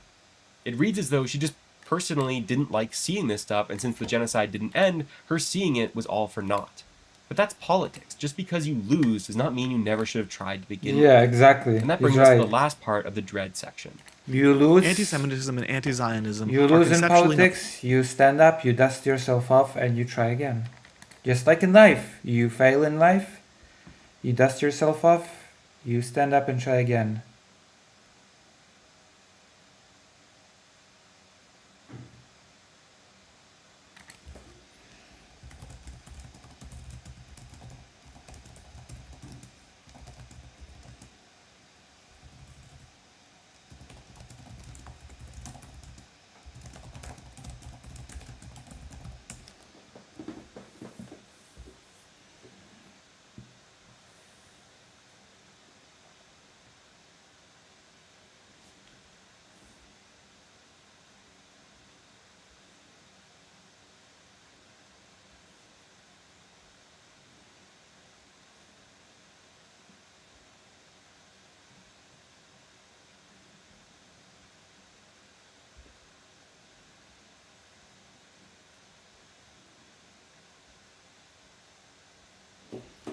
Hold on, I'll have to. Yeah, Bernie has been fighting for the same thing for like 60 years. Yeah, and I would agree with that he is doing a great job. I've argued that he is pushing things towards a good direction. You know?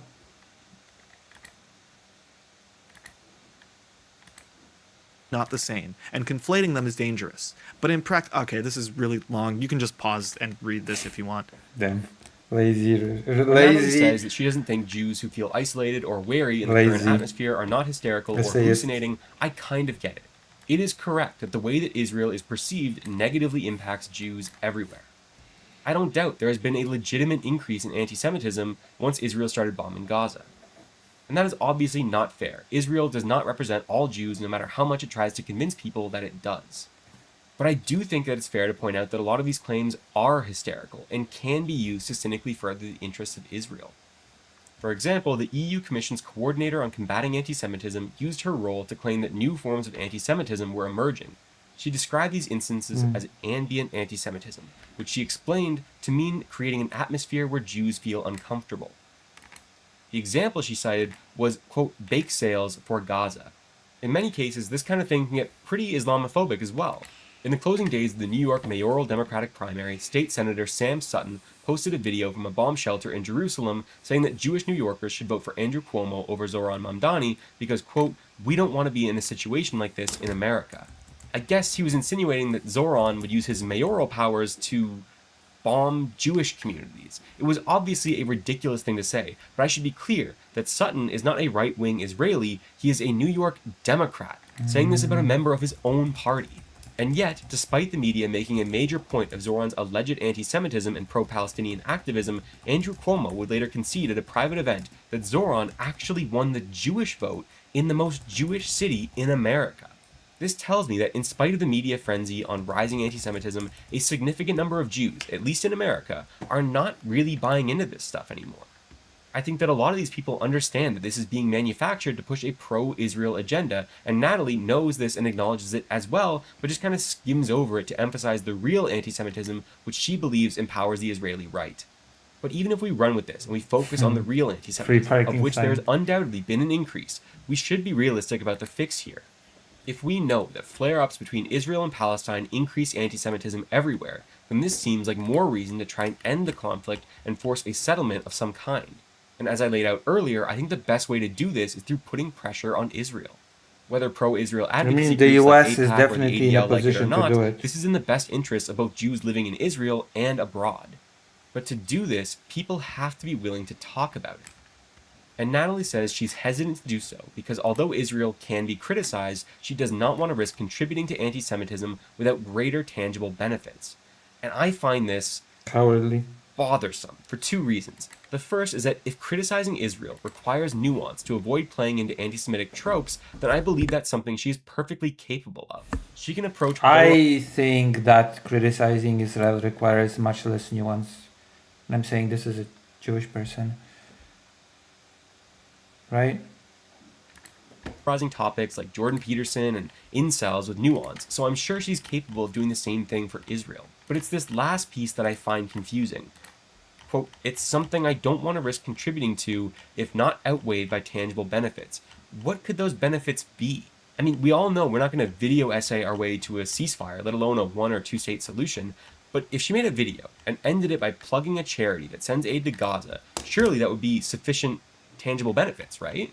I mean, the video she makes doesn't even have to be about Gaza. She can make it about anything and just use it as an opportunity to raise money. I don't know, I just don't buy that Natalie did not make a video about Gaza because she thought her take would make people more anti-Semitic. Yeah, I think I imagine so. she just didn't want to or didn't think it was her lane, which She is fine. could just I don't say really that. think it seems like her thing either. She should just This say brings that. me to the last section of her statement, To be bitterness. quite honest with you. Much of the online left spent all of 2024 single-mindedly focused on Palestine and the complicity of Democratic politicians in sending aid to Israel. This campaign had the following effects. 1. 0 Palestinian lives were saved. Not one fewer bomb or bullet was fired by the IDF. 2. It may have slightly contributed to the re-election of Trump, guaranteeing that the US will put no diplomatic pressure on Netanyahu for at least 4 years, and making protests against Israel both much riskier and less effective. Trump is also, incidentally, a menace to me and basically everyone I care about. A perfectly enlightened being would feel no bitterness about this, but I do. None of this is the fault of Palestinians, of course, who are overwhelming the victims here. I hope that someday American policy will shift in their favor, and I will continue to support that cause. Again, I think I take issue with her use of the term the online left. I've seen some people suggest that Natalie's talking very specifically about toxic people who live on Twitter, not the actual pro-Palestine activists. But I don't know that these bits here make much sense if that's the case. We don't know to what extent the US support for Israel played in demotivating voters or pushing them to vote for Trump, but it seems to be the case that there was some kind of impact. If it is the case that people pushing the narrative that the Biden administration aided a genocide in Gaza hurt the Democrats, while also not stopping the IDF from dropping a single bomb or firing a single shot, then I don't understand how Natalie can blame this on online leftists alone. Cannot. I think that she's framing it this way because it's just more of an acceptable target for her ire. You can't tell me that leftist Twitter Yeah, it is posters easy to impacted the condemn outcome it, of the especially election, now. but not the likes of, I don't know, Rashida problem Tlaib, at who all. said that Joe Biden was funding a genocide and refused to endorse him for it. Or Zoran Mamdani, who championed the uncommitted movement, which sought to rally the base against their own candidate to extract concessions out of them. Or Arab voters who abandoned the Democrats in huge numbers over their Israel policy. In Dearborn, Michigan, which is majority Arab American, Kamala Harris received less than half the votes that Joe Biden did in 2020, while Trump increased his vote share by nearly 40%. On a national level, exit polls carried out by the Council on American Islamic Relations found that over 50% of Muslim Americans voted for Jill Stein. So to summarize how this dynamic Yikes. worked, Palestinians Jill transmitted Stein, graphic horrible. images of mass death and destructions at the hands of Israel. Natalie believes that these Palestinians were suffering a genocide and does not blame them for sharing these horrific images. Leftists online then shared these images more broadly. Natalie believes that this simply riled people up into blood-boiling rage with no consequential political outlet. She believes this to be worse than useless. But when progressive elected officials and Arab Americans take in these images and strongly voice their opposition to Biden and Kamala's support for them, they appear to be absolved of any guilt here. Not because they are not at least as culpable for Democrats losing in November, if not more so, but rather because the online left typically conjures up a mental image of a white, computer-addicted loser who doesn't do any real activism and is therefore an easy target. Like me. I can assure you this statement would have gone over even worse if it had targeted Arab Americans rather than the online left. Now, all of what I'm saying here is not to say that one should blame progressive politicians, Arab Americans, or young people in general for costing Democrats the election. In fact, I think you should commend these people for taking a principled stance against genocide and attempting to shift US policy in a more humane direction. You should blame the Democrats for choosing genocide over winning the election. What I'm suggesting is that the logic Natalie uses here can only possibly lead to blaming these groups, young people, Arabs, and progressive politicians. But Natalie wants to avoid this because it's obviously a really bad look. So those are the specifics of what bothered me about Natalie's statement. But to Yeah. close this out, I want to zoom out a little bit, talk about the general defeatist theory of politics being put forth here, and to offer an alternative that I think is more honest.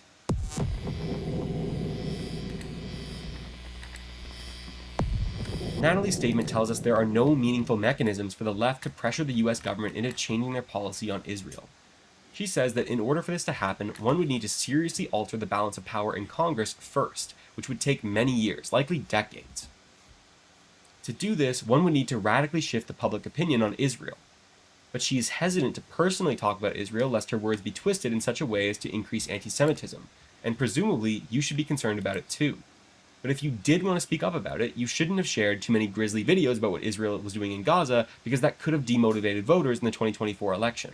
So not only are you handcuffed when it comes to ending the genocide in the short term because the US government is powerless to stop the flow of aid to Israel but free to increase it drastically, but you are also seriously kneecapped in the way that you can advocate for an end to the conflict in the long term because you need to avoid using divisive language like Zionist or Zionism. And the 2026 midterms are just around the corner, so it's probably not a good idea to press too hard on Democratic support for Israel until after that too. Yeah, I know. That's why I said. Obviously, That's why I whinged when I heard Jill It's Stein. impotent, it's defeatist, and it's horrible messaging if one He truly refused hopes to to call shift things in Putin a favor of the criminal. Palestinians, like Natalie says that she does. So I want to offer an alternative. The first thing you need to know is that the president absolutely has the power to make change happen, and quickly. Eisenhower did it, Jimmy Carter did it, George H.W. Bush did it. Therefore, it was not unreasonable for Americans to believe that with enough pressure, Joe Biden and his State Department could have pressured Israel into changing their course. They didn't need to force a 1 or 2 state solution overnight. They just needed to tell Israel they would actually enforce the law and cut off aid if the violence did not stop. As part of this pressure campaign, it was totally logical for people on the left to look back on Israel's human rights record from the start and conclude that maybe they don't support Zionism at all. And as this constituency grows and more Americans continue to decide that maybe Israel does not have a right to exist, then Israel will finally have a reason to negotiate an end to the conflict. Because as it stands, they just don't. There are some drawbacks for them in the current climate, like the periodic violence they face at the hands of Hamas and agitated individual actors in the West Bank. But as Nathan Thrall wrote in his book, they're outweighed by the positive aspects of the occupation, like extracting natural resources in the West Bank like water and profiting from Palestinian customs and trade, among other things. Under the current AIPAC-endorsed consensus, politicians say they support a two-state solution, but in name only. They are pressured into supporting Israel's every move, even when it's US interests and arguably Israeli interests as well. The only thing that can possibly change this is the movement that bubbled up in left-wing and progressive circles over the past 2 years. It's been far from perfect. They had reasonable and achievable short-term demands, and could have a bright future as well if their ambivalent and even antagonistic attitude towards Israel forces American politicians to finally use their leverage for peace. I didn't write this video because I'm mad that Natalie didn't make a video about Gaza. As I've said a couple times here, I really don't care. I also didn't write this because Natalie's statement made me mad and I wanted to lash out at her. There was plenty of that out there already. I made this video because I think that Natalie is dead wrong about the feasibility of opposing Israel both in the short term and the long term. There is absolutely a lane for change here. But for it to work, we need to understand that Democrats do not support Israel because of some sort of technocratic deck stacked against them. They do it because they are Zionist true believers like Joe Biden, or because they fear the wrath of the Zionist lobby, which former members of Congress like Brian Baird have admitted publicly. The only possible solution to both of these is a massive public pressure campaign showing that support for Israel is a political loser now. This would free up Democrats to actually use their leverage for good. Wait, and these it doesn't efforts show will on roll stream? with Why or not? without contrapoints. That's weird. But if she ever watches this for some reason, I be would ask showing on Natalie to stream. consider this. If what I have described here Why comes doesn't to it show on fruition, stream? and Israel is ultimately forced to settle with the Palestinians, will she look back on it and wish that she had used her voice to contribute to it in some way? Or do you think she'd be happy with the statement that she put out? I don't think she would be.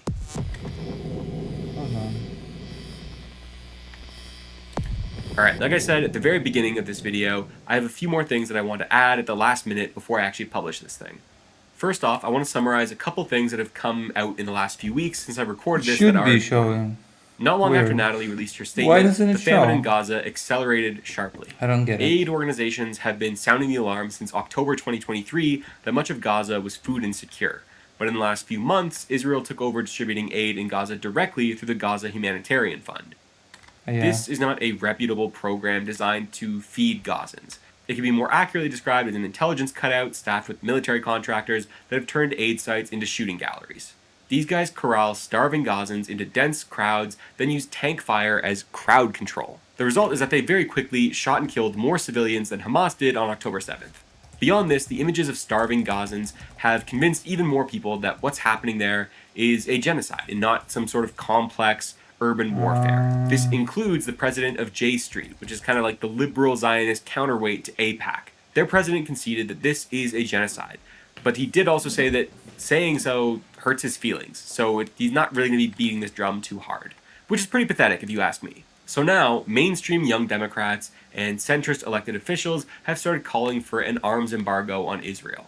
It's not actually going to happen because Trump is in office and half of all elected Democrats still pledge undying support to Israel, but the ground has undoubtedly shifted. All the same, officials from the Biden administration have continued to do interviews where they do apologetics for Israel. Jack Lew, who was Biden's ambassador to Israel, has twice done interviews where he suggested that yes, Israel has killed a bunch of children in Gaza, but actually some of them had parents in Hamas, so, what can you do? I mentioned this to really drive home my point about how a lot of the stuff that was happening during Biden's tenure was not due to some sort of deadlock in Congress, but due to the commitment that the Biden administration had to Israel. These guys needed to be dragged kicking and screaming towards anything resembling humanitarian consideration for the civilians of Gaza, and that's what the protest movement sought to do. The fact that they failed to bring about change is a moral failing on the part of the Biden administration, not the protesters.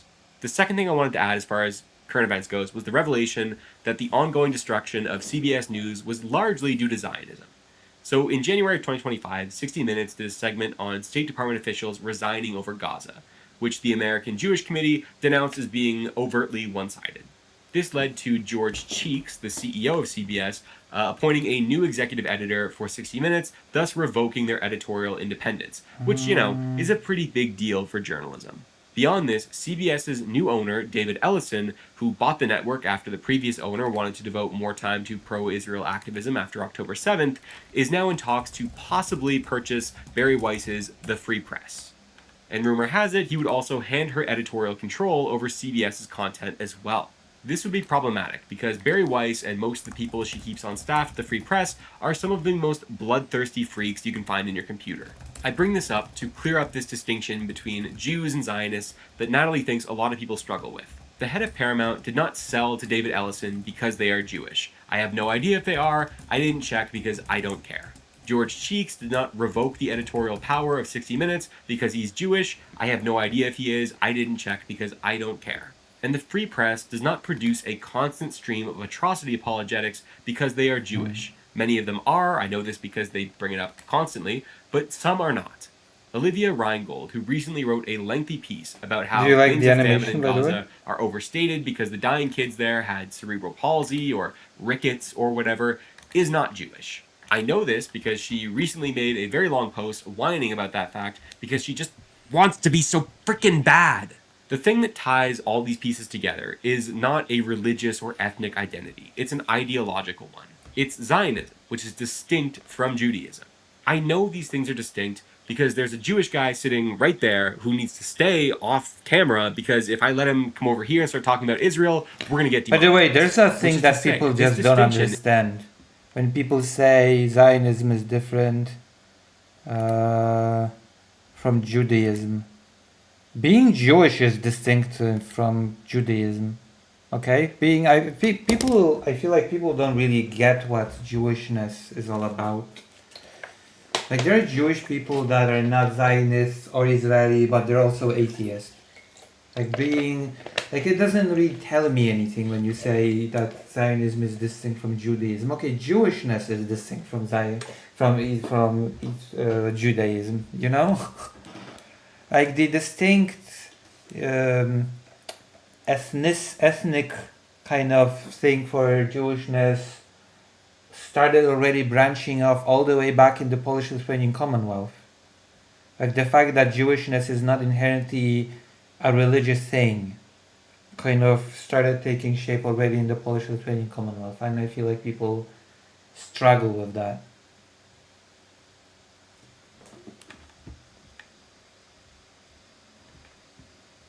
Yeah, there's a strong cultural element. Yeah, that's right.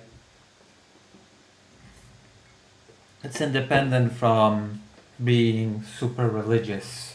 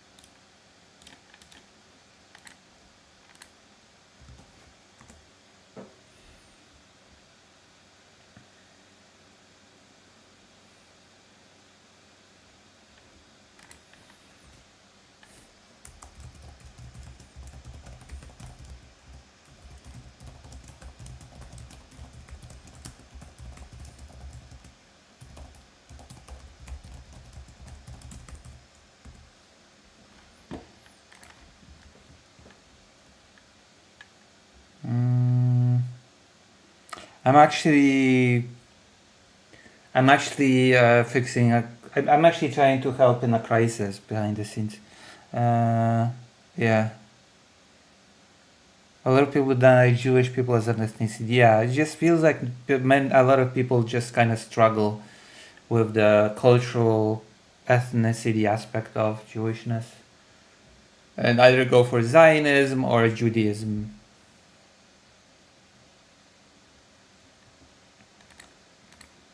Is pretty easy to navigate, and the potential misconstruing of these concepts among one's audience is not a good excuse to avoid talking about what's happening here.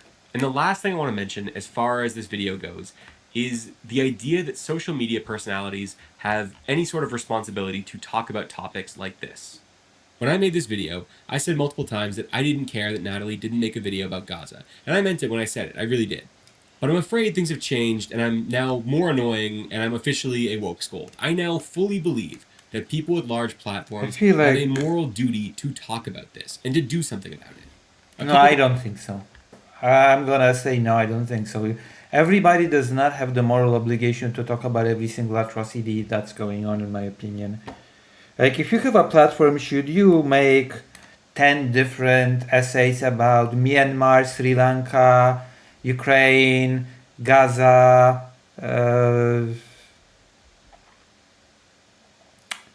what else is there?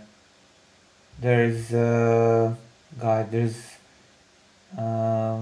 this one that's very big as well. About Syria, etc. No, I don't think so. I don't think so. I don't think so. Lebanon, Sudan, Congo, Haiti. Yeah, there's just I don't think that's like a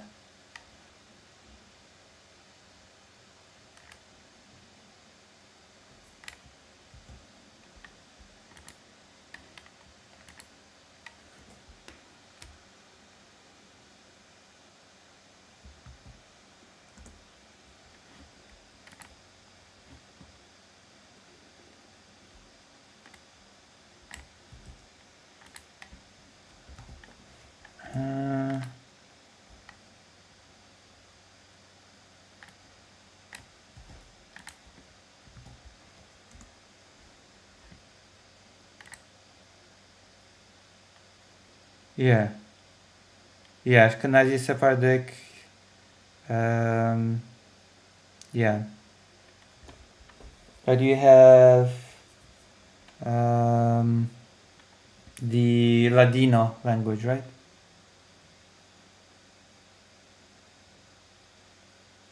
No, not all Jewish people are Israeli, not by a long shot. Yeah, there's a lot of genocides, and I don't think every single creator has the moral duty to talk about all of it. Things happen. More people should focus on one thing. Probably talk about it to they have to. We would all be happier if we had people with large platforms that would choose one topic to focus on and put all of their energy, and when other people with big platforms would say, okay, I focus on this thing, but if you're passionate about helping with this other thing, then this is the person that you rally around to focus on this other thing. And I feel like we would really get a lot more done if we would adopt this kind of mindset. The first was that comedian Adam Friedland did an episode of his podcast with Democratic member of Congress Richie Torres. Torres is known for being one of the most psychotically devoted liberal Zionists in Congress. He represents the poorest district in America, but will go through long stretches where he spends far more time posting about Israel than he does about domestic politics. It's nuts. Adam Friedland brought him on and tried to appeal to his sense of morality as a Jewish guy, saying, hey man, can you show maybe the slightest bit of humanity towards the people of Gaza? And Torres was literally incapable of it. He could not muster up the empathy and came off as a total psycho with canned talking points. He starts telling Adam that he doesn't know anything about anti-Semitism. He's like grinning through a lot of the interview. It was really, really bad. And Adam Friedland didn't really have to do anything. He didn't do a bunch of reading. He didn't debate the guy. He just asked him, hey man, can you like be a human? And Richie Torres effectively told him, no. And I don't know, if the guy who got his start on a podcast called Come Town can use his platform to make Richie Torres look like shit, I think that other creators with massive platforms can try to do something similar. The other thing that changed my mind on this was that Lindsay Ellis made a video about Gaza as well. Now, I'm not a huge Lindsay Ellis person. I don't have beef with her by any means. I just haven't watched much of her stuff because I don't have Nebula where she usually posts. But I checked this one out, and while I have my gripes about certain things in it, I thought the video was overall really good and got a lot of attention. In less than a week, it had about 1.5 million views. But setting aside like views and the idea of raising awareness, which a lot of us already have, Lindsay Ellis raised, as of this writing, over $600,000 for the Palestinian Children's Relief Fund. $600,000. She mentions towards the end of the video that part of their work is around getting children out of Gaza. She doesn't say how much it costs, but just throws out a number of, like, let's say $50. Like, if we can raise $50,000, we can get one kid out of Gaza. Think of how important that is. And I doubt you can find a reliable number on this, but a quick Google search tells me it costs around $2,500 to get a child out of Gaza. But even if we assume it costs $50K to help a kid escape bombardment and starvation in Gaza, which it doesn't, then Lindsay Ellis would have gotten 12 kids out of Gaza. 12 children. Yeah. Like, maybe that feels small. But I can feel you imagine saving the lives of No, 12 innocent I don't think it's funny. I don't. Getting out of 12 kids out of harm's way is not small at all.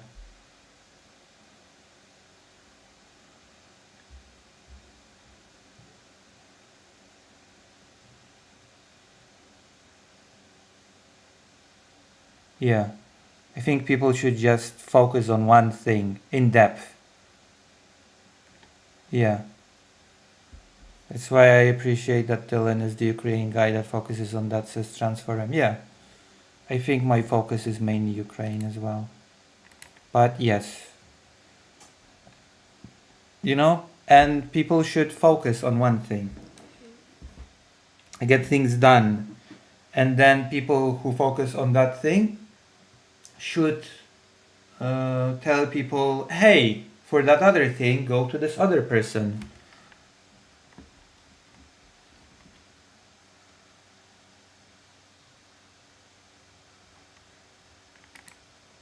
children. And all you had to do was make a YouTube video about it. Can you imagine having that kind of influence and not using it? I can't. And I want to stress again, this is not a video attacking Natalie. That's not what this is about. You should not go bother that woman. That won't help anyone. This is a refutation of the idea that we are stuck and that what we do does not matter, because it does. If you have the ability to save 12 kids in Gaza, I think you have a moral responsibility to do so. And that goes for everyone. So to close this out, I have set up this video as a fundraiser so you can give directly to the Palestinian Children's Relief Fund. I won't get a dime of what you donate. We're a small potatoes channel, so I can't save 12 kids, but I've set a goal of $2,500, so maybe we can save one. I'm just going to keep setting up our videos on Israel as fundraisers until we actually hit $2,500. I'm saving a kid before the year is over. Now, the last thing I wanted to add to this postscript, which, it seems weird to put it right after that, but it's a plug for a book club that we're going to be launching. So I wonder was if considering they making it did like a it. Patreon I wonder thing if for a they while, saved but I that. wanted to make this That free to video is start from last for a year. I couple wonder if they reasons. succeeded. The first one is I've gotten a lot of DMs over time from people who saving enjoy that our too. channel and say that our videos inspired them to want to read more, but they just don't know where to start or how to just lock in and read a book. It's been so long for them. So I wanted to help with that and make it an interactive experience for people that are fans of the channel. So I also wanted to add in that I didn't want to make it a money thing because ultimately I want to make this about Palestine to begin with, and it felt wrong to profit off of that. And like I mentioned, we're a small potatoes channel. I probably can't raise that much money for these guys. Also, when I beg for money, I don't do it to profit. I do it to make even. Oh God. And to be able to continue my journalism. But maybe I can get people informed. So I want to leave this open, make sure as many people as possible try to get involved. So the way it's going to work is I'm going to pick a book at the beginning of every month. We're going to set up a Discord, which is linked in the description. In there, we can kind of discuss the book throughout the month. And then at the end of the month, I'll do a live stream where we can all kind of talk about it. People in the club can join the voice chat and we'll chat about it. This month, I wanted to read this book here, A Day in the Life of Abed Salama, The Anatomy of a Jerusalem Tragedy. So this book is written by Nathan Thrall. I said him a couple times in this video. You run a Pulitzer Prize for this book, so we know it's legit. If you can't afford a copy and you still want to take part, just send me a DM on Twitter or tag me in the Discord chat, and I'll do what I can to get you a digital copy for free. I stole this concept of the book club from a YouTuber named Art Chad. He does one on like politics and culture. I was only in it for a few months before I got too busy to stay with it, but I really enjoyed it while I was there. So I was hoping to kind of replicate that here with more of like a geopolitical history kind of vibe. With that said, please donate. Join me in the book club if you have the time. Last thing to mention, I love you all so much. Mwah, mwah. All right, see you, nerds.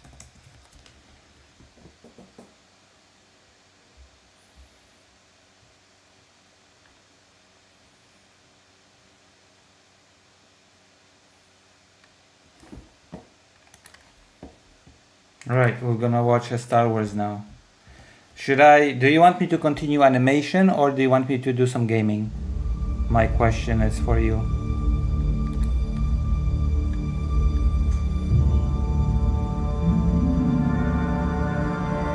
Also, I hate to be this awful person, but Poland does a whole lot to sweep under the rug its culpability in the Holocaust, okay? Polish people were responsible for 200,000 Jewish people dying. I'm not gonna pretend that's not the case. Poland loves to pretend it only helped. Maybe not Poland. Poland likes to pretend that Polish people only helped, but there were also Polish people that very much did not. It's not simple.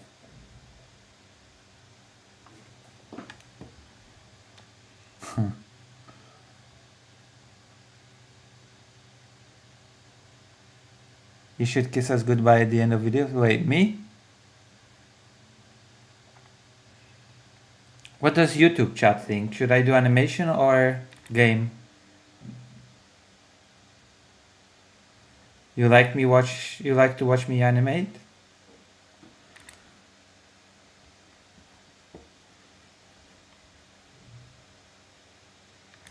You should vote with your wallets and maybe donate something. When they were first released over 20 years ago, one of the main complaints fans had about the Star Wars prequels was their politics. The politics of the films, they said, bogged them down and made them needlessly confusing. But this ignores a central fact of the franchise. Star Wars has always been political. Though it wasn't as overt, the original trilogy was an allegory to the guerrilla warfare of conflicts like the Vietnam War or the American Revolution. The rebels represent the small band of guerrilla fighters using asymmetric warfare against the I thought also World War II? Large, organized, and mechanized military of the Empire. The near absence of politics from the sequels, then, is a major contributing factor to why they failed. Without a political undertone, they lack direction. Star Wars was not originally intended to be a trilogy, but George Lucas had a vision surpassing the scope of just the one movie. Why did you start in the middle of the Star Wars story and then go back to the beginning? Well, originally Star Wars was one simple little movie based on a Saturday matinee serial. Also, by the way, A New Hope actually and ironically just works as a standalone movie. For the longest time, I've only watched A New Hope. And that one actually really works as a standalone movie without having any sequels whatsoever. It was, you came in, you saw episode 4, you don't know what happened before, you don't know what happened after. The original script, it was one script. It started with Darth Vader coming in the front door, it ended with Darth Vader throwing the Emperor down the tube. And so you got a much better picture of the tragedy of Darth Vader, which is what it was really about. When I started writing, it got too big. I didn't have the money. I would never get a studio to do it. So I just took the first third and decided I'd make that into a movie, and I would come back to the other two parts later, which is why I ended up with sequel rights, because I was determined to see to it that all got finished, that movie that I started with. A New Hope was created in many ways as a self-contained story, but Lucas's vision, combined with the great success of the first film, prompted him to create The Empire Strikes Back and Return of the Jedi. This would turn Star Wars from a standalone film into the franchise we all know today. The various elements introduced over the course of the original trilogy set up a universe that served as a perfect vessel to explore certain questions which no other film or show would dare touch. How does a democracy become a dictatorship? How does a republic fall? How does liberty Americans should watch Star Wars more often, okay? Complain about politics less and realize that, I don't know, maybe you should have paid more attention to the prequels, okay? Maybe... Oh god.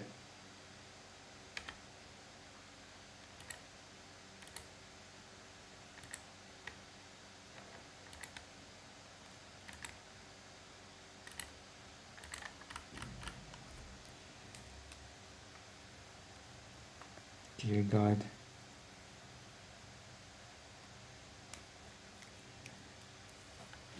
How sad. Hi.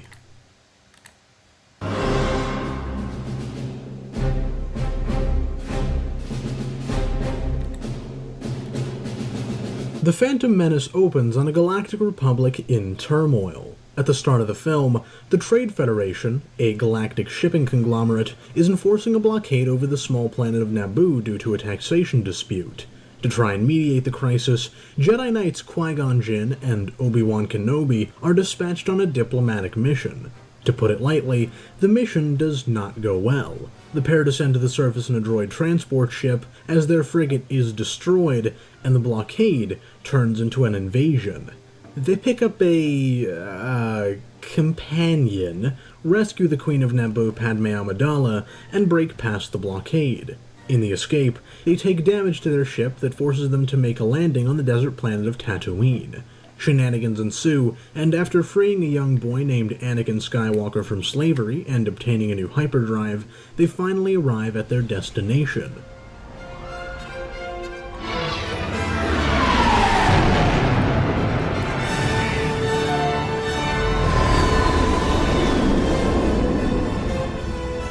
Coruscant. The entire planet is one big city. There's Chancellor We should Valor continue himself. playing KOTOR, by the way. And look over there. Now we Senator can play Palpatine is without waiting the for us. whole... Enter Sheev Palpatine. Right now, he's merely a humble senator from Naboo, but in time, he will take his place as the most powerful man in the galaxy, and the greatest villain in movie history. As he talks to Queen Amidala, he turns her against the incumbent Supreme Chancellor of the Republic, Finis Valorum, claiming that he has no real power, that bureaucrats control everything, and that new leadership is needed. The thing is, Palpatine isn't entirely wrong. Though his manipulation of Padme may be a blatant grab for power, he makes certain very valid points about the bureaucracy of the Republic. I mean, that is often the case, right? With those fasci types. They identify certain problems, but the solutions are... yeah. There is no civility, only politics. The Republic is not what it once was. The Senate is full of greedy, squabbling delegates. There is no interest in the common good. In the Senate chamber, we see the truth of his claims. The Trade Federation, a corporation, somehow has political representation, That's the whole and point. in response to a cry for help from a people under military occupation, senators propose that a committee be formed to investigate the Queen's claims, rather than suggesting any actual action. Enraged, the Queen motions for a vote of no confidence in the Chancellor. The vote passes, and 3 candidates, including Palpatine, are nominated to succeed Valorum as the Supreme Chancellor. But the Queen decides she has no time to wait for the Senate to finally do something. She chooses to return to Naboo with her Jedi protectors. She, like so many others, has lost faith in the Republic. It is clear to me now that the Republic no longer functions. I pray you will bring sanity and compassion back to the Senate.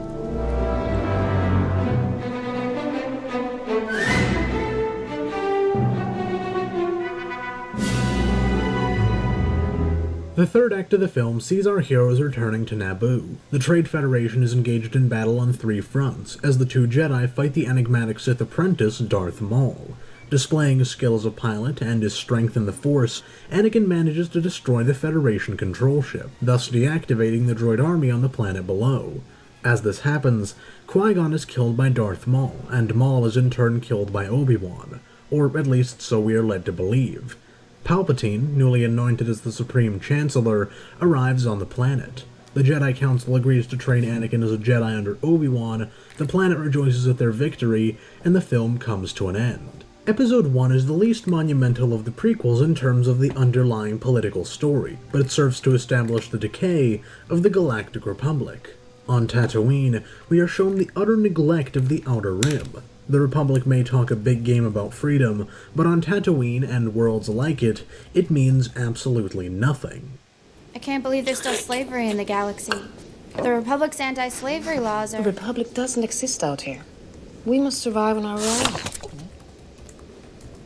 Excuse me. Padme serves as our POV character for most of the prequel's politics, and as she comes to understand the harsh reality of the Republic, so too do we. On Coruscant, we are given a metaphor for the entirety of the Republic. Its shining exterior hides the rot endemic within it and the Jedi Order. This is later allegoried by the sprawling criminal underworld of the planet, layer upon layer of the worst kind of scum and villainy. The Phantom Menace, while perhaps lacking in political drama on its own, shows us how far the Republic has already fallen, and sets up all that is to come. The prequel trilogy was not executed very well, that's true. Fast forwarding by 10 years, the Attack of the Clones opens on a Republic engulfed in a full-blown crisis. For the past 2 years, planets in the Outer Rim region have been seceding from the Republic, and have consolidated into the Confederacy of Independent Systems, led by a fallen Jedi named Count Dooku. In the halls of the Republic's government, a debate is held over the creation of a grand army to quell the Separatist threat. Chief among the opposition to this bill is Padme, now a senator for Naboo. To some, in both the Republic and the nascent Confederacy, this was unacceptable, and much of the first act of the film focuses on repeated attempts to assassinate her. Eventually, she is convinced to leave Coruscant for her own safety with Anakin, now a Padawan learner, as her bodyguard. In the meantime, Obi-Wan attempts to track down the bounty hunter who's been attempting to kill Padme.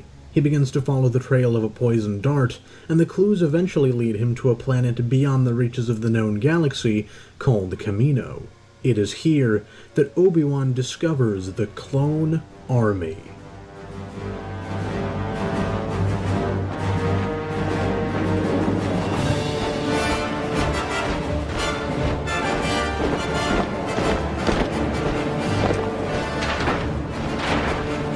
Magnificent, aren't they? He also discovers the original donor for the clones, a bounty hunter named Jango Fett. The Kaminoans arrange for the two to meet, and during this meeting, it very quickly becomes clear that he is the bounty hunter who's been trying to kill Padme. Obi-Wan also learns that Jango was recruited by a man named Tyrannus. This will be relevant later on. Rex. Obi-Wan reports his findings to the Jedi Council and tries to apprehend Jango. Jango escapes, but not before Obi-Wan manages to plant a tracker on his ship, which he follows to the planet of Geonosis. There, he witnesses the official formation of the Separatist Alliance by Count Dooku. As I explained to you earlier, I am quite convinced that 10,000 more systems will rally to our cause with your support, gentlemen. The Techno-Union Army is active. Also, Dooku is the master of Qui-Gon Jinn. Their banking clan will sign your treaty. Good, very good. Our friends from the Trade Federation have pledged their support, and when their battle droids are combined with yours, we shall have an army greater than any in the galaxy. The Jedi will be overwhelmed. The Republic will agree to any demands we make. He reports this to the Jedi Council and Palpatine's Loyalist Committee, after which he is attacked and taken captive. Anakin and Padme head to Geonosis to try and rescue him, while on Coruscant, Palpatine uses the crisis to his advantage. His advisor suggests that Palpatine needs to be granted emergency powers to approve the creation of an army. Palpatine feigns doubt, asking what senator would be courageous enough to suggest such a thing. Answering his question, in steps Representative Jar Jar Binks, proposing to the Senate to give Palpatine the emergency powers. And he's met with overwhelming approval. His power growing, Palpatine continues to play coy, acting as a humble servant of the Republic. It is with great reluctance that I have agreed to this calling. I love democracy. I love the Republic. The power you give me, I will lay down when this crisis has abated.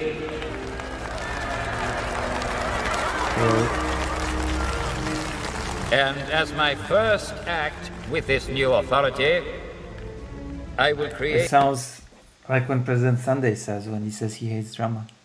Got him! a grand army of the Republic to counter the increasing threats of the separatists. It is done then.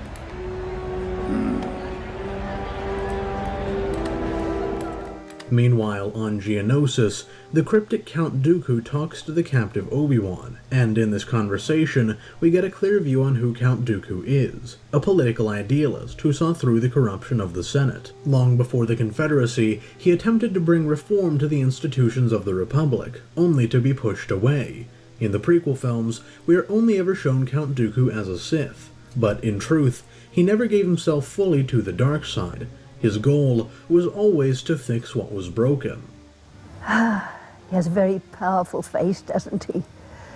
He was one of the most brilliant Jedi I've had the privilege of knowing. I never understood why he quit. Well, one might say he was always a bit out of step with the decisions of the Council. Much like your old master. Jar Jar was upset. Really? Oh, yes, they were very individual thinkers. True.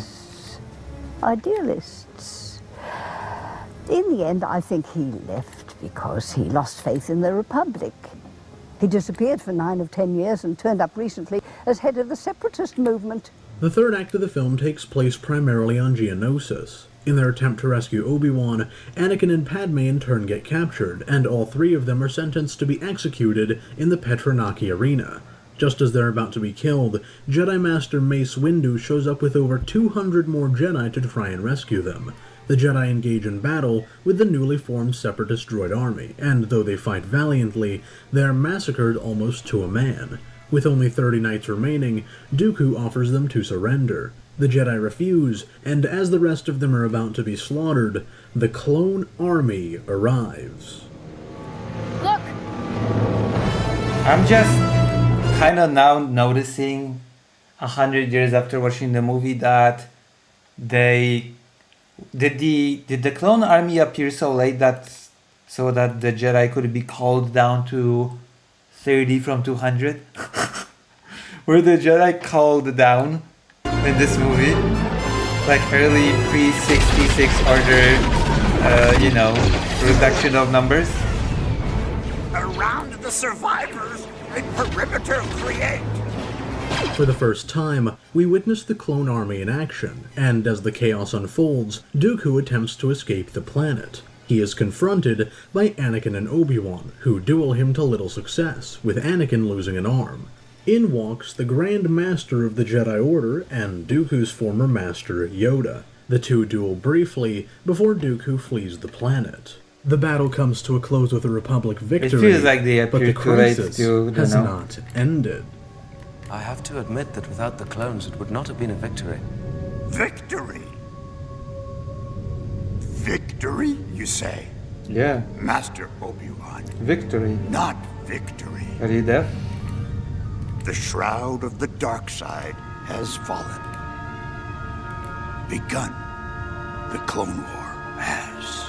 Palpatine oversees the clones loading onto their ships, as Anakin and Padme, who've been in a love story that I've completely ignored so far, get married. And on that note, the film comes to an end. Episode 2 marks the point of no return for the Republic. It may continue to exist in name, but at this point, Palpatine holds all the cards. The trap has been sprung, and there is no escaping the inevitable. Pay close attention to the music here.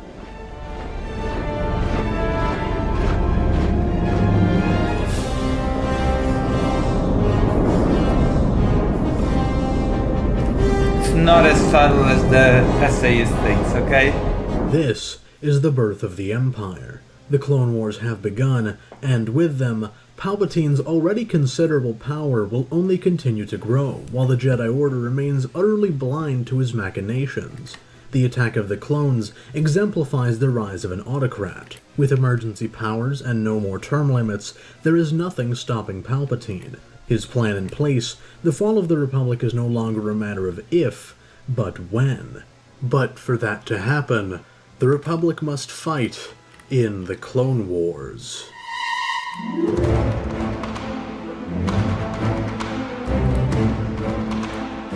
The Clone Wars is a show about many things. Brotherhood, found family, purpose, coming of age, the loss of innocence, and, of course, war. However, a theme of the Clone Wars that people like to forget about is how war can degrade democratic values and institutions. The political episodes of the Clone Wars are some of the most overlooked and ignored in the entire show, but they're also some of the most important. The story of the prequels is ultimately the story of how a republic falls. Therefore, it is of paramount importance to explore the steps that lead into authoritarianism. For about the first half of the show, the Clone Wars presents a very simplified view of the conflict. Republic versus Separatists, clones versus droids, Jedi versus Sith. That's because this is precisely the polarized lens through which the vast majority of the galaxy viewed the war. At the outset of the Clone Wars, we are given just this understanding of it, as a simple conflict between two opposing sides. But what we come to see with time is that this romanticized view of the war is exactly what Palpatine needs to become an absolute dictator. Between all the gallantry of the clones and heroics of the Jedi, the first 3 seasons of the show plant seeds of doubt as to the narrative we're being presented with. It primarily does this through the eyes of non-aligned groups who bring conflicting perspectives that make us question the Republic. This video frustrates me because I feel like people try to take Star Wars and impose it onto the war in Ukraine, saying that Zelensky is basically some Palpatine-like figure. You know?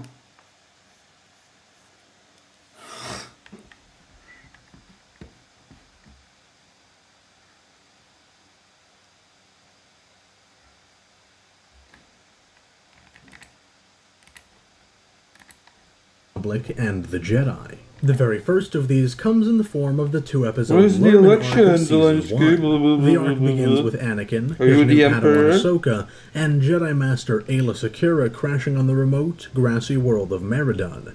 Anakin is badly injured, and in search of help, the Jedi and their clone companions find the village of the Lurmen, a diminutive people who, despite their expectations, are none too pleased at the Jedi's arrival. Violence breeds violence. Jedi are no peacekeepers. We're fighting for freedom. And freedom and peace require fear and death. Fighting for freedom whenever there's trouble. G.I. Joe. To find solace from your wretched war. I know, we right? came here to find peace. You must leave. You will only destroy what small amount of peace is left in the galaxy. You will only bring the destruction of us. Despite their disagreements, the Lurmen do agree to help the wounded Anakin, and they bring him into their village. But this tranquility was not to last. The Lurmen's ideology is soon put to the test when a battalion of separatist droids lands on the planet to test a devastating new weapon. Facing extinction, the Jedi try to convince the Lurmen to fight back, but stalwart in his beliefs, their leader refuses. His people, on the other hand, are not willing to die to uphold his absolutist morals, and aid the Jedi in defending the village. In the end, they are successful, but even so, the Lurmen leader wonders as to the true price of sacrificing their beliefs. In the Lurmen, we are given a perspective that fundamentally contradicts the heroic image of the Republic that has thus far been presented to us. They don't see the Republic and the Jedi as the near-universal good that they purport themselves to be, but instead, they are seen as being just as destructive and violent as the Separatists.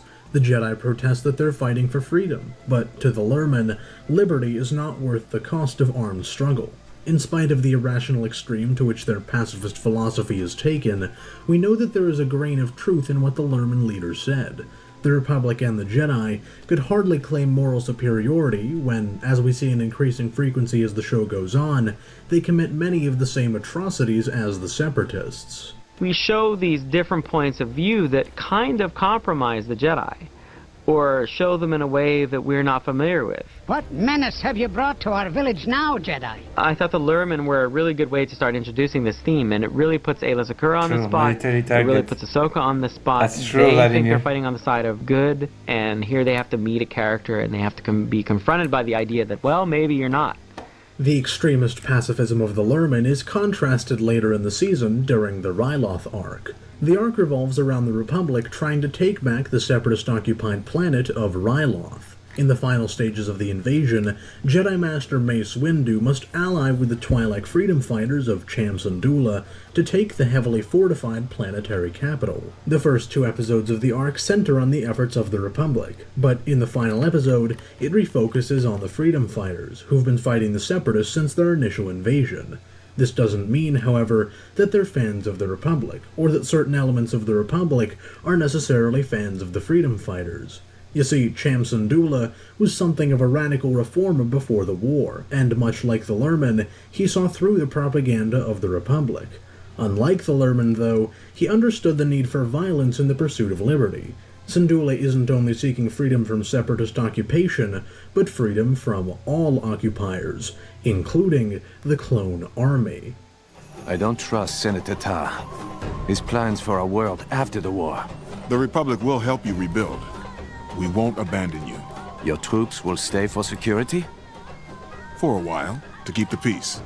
Another armed occupation is not a free Ryloth. How long before I am fighting you, Master Jedi? Despite their mutual mistrust, the freedom fighters reluctantly agree to join with the Republic forces to defeat the Separatists, and against all odds, they manage to take the capital. The city celebrates, but we in the audience know that Syndulla's cryptic prediction will soon become reality. Aside from the freedom fighters, the arc also properly introduces us to the human cost of the war. Villages are emptied of their inhabitants, and the Separatists use the Twi'leks as human shields. Twice. Near the end of the siege, the droids launch a scorched earth firebombing campaign of the Twi'lek settlements before evacuating the planet. In the end, there is victory on Ryloth, but we are once again left to wonder, at what cost? This is a question that will continue to be posed for the rest of the Clone Wars. One potential answer is provided in Season 2 during the Mandalore arc. Mandalore is introduced as a peaceful world with a violent past that chose to remain neutral in the war while still staying a part of the Republic. The peace, however, is threatened by a terrorist organization who want to return to the warrior ways of Mandalore's past, the Death Watch. A bombing of the capital city of Sundari prompts Obi-Wan Kenobi and the Duchess Satine to launch an investigation. An investigation that proves their worst fears, that the Death Watch are indeed a very real threat. This in turn prompts the Galactic Senate to act, and they vote to send a Republic military occupation to subdue the perceived threat. Unbeknownst to the thousands of senators, this played right into Death Watch's hands. A Republic military presence would make the Mandalorian people see Death Watch not as conquerors, but as liberators. Disaster is averted by mere inches, as new evidence is brought to light that prevents the occupation at the last minute. Even so, Mandalore's troubles are far from over. Having won neutrality for her system, Satine unintentionally alienated Mandalore from the Republic, and thus closed off many trade routes vital for Mandalore's survival. With supplies in the system impossible to come by at a reasonable price or quantity, large swaths of the population are forced to turn to the black market. Greed has a nasty tendency to self-perpetuate, and the planet is quickly engulfed in a crisis of rampant bribery and corruption. One thing leads to another, and a customs official paid off by importers to turn a blind eye becomes a public health crisis. After an investigation conducted by Satine and Padme, the crisis is resolved, but it's clear that this is only one instance of a far larger problem. A corrupt society inevitably creates a corrupt government. With this in mind, Satine petitions the Jedi Council to send one of their own to help root out what she suspects are corrupt government officials. The Council sends Anakin's Padawan, Ahsoka, who works semi-undercover in Mandalore's Royal Academy, to educate the future leaders of the planet on the evils of corruption. This is perhaps the most overt and poignant political statement in the entire show, so pay close attention. A leader sacrifices moral integrity for the sake of money or power. Entire star systems have collapsed into chaos. A revolution because their greedy politicians got caught up in a cycle of bribery and blackmail, while their people suffered.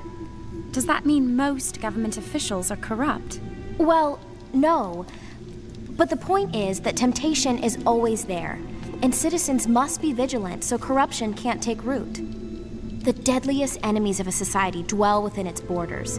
And from these internal threats, the people need to be protected. Whoa. But if you don't trust your leaders, isn't that treason? It's every citizen's duty to challenge their leaders, to keep them honest, and hold them accountable if they're not. How do you do that? By exposing corrupt officials for what they are. Lasting change can only come from within.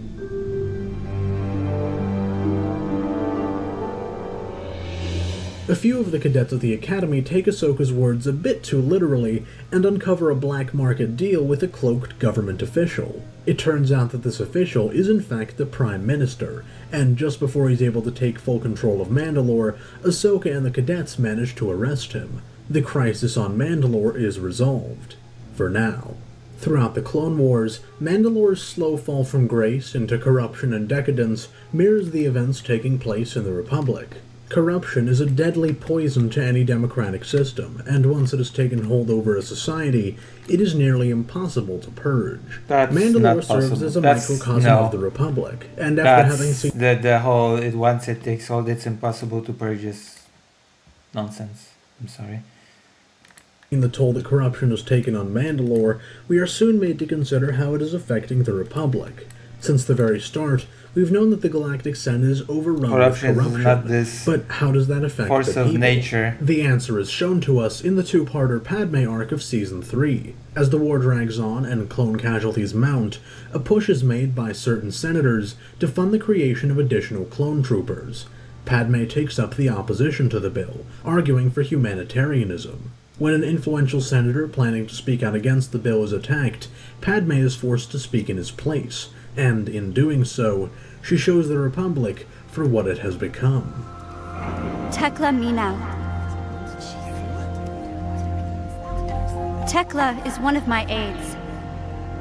Like so many of the people that we tell ourselves we're here to serve, Tekla lives in a district that rarely has electricity and running water as a result it's a of the silly war. thing to say.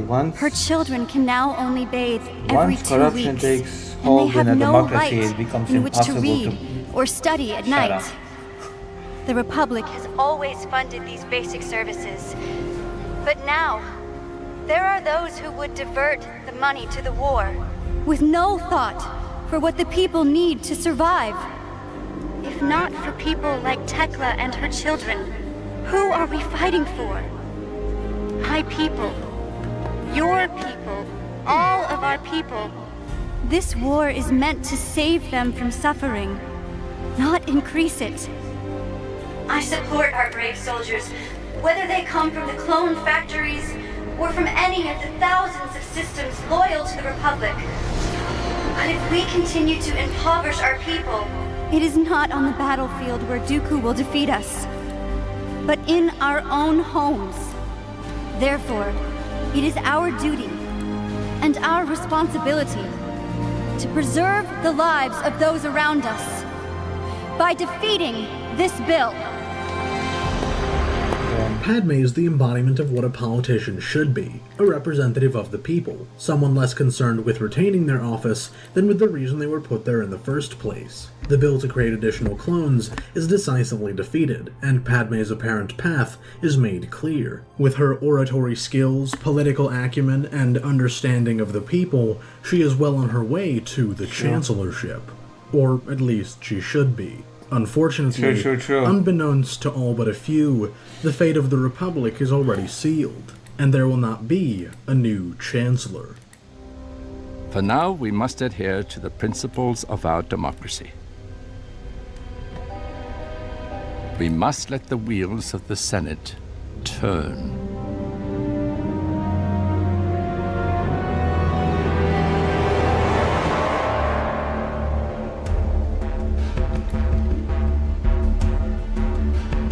If the original Star Wars trilogy was the triumph of good over evil, and the prequels were the triumph of evil over good, then the Clone Wars is when good and evil became blurred. The Season 3 episode The Citadel introduces us to Captain Will Tarkin, a military officer imprisoned alongside Jedi Knight Evan Peel by the Separatists. A strike team of clones led by Obi-Wan, Anakin, and Ahsoka break them out, and in their escape, Tarkin shows us a new side to the Republic. Counter to the wisdom and spirituality of the Jedi or the brotherhood and courage of the clones, Tarkin embodies the cold, hard, unfeeling utilitarianism that is inherent to every dictatorship.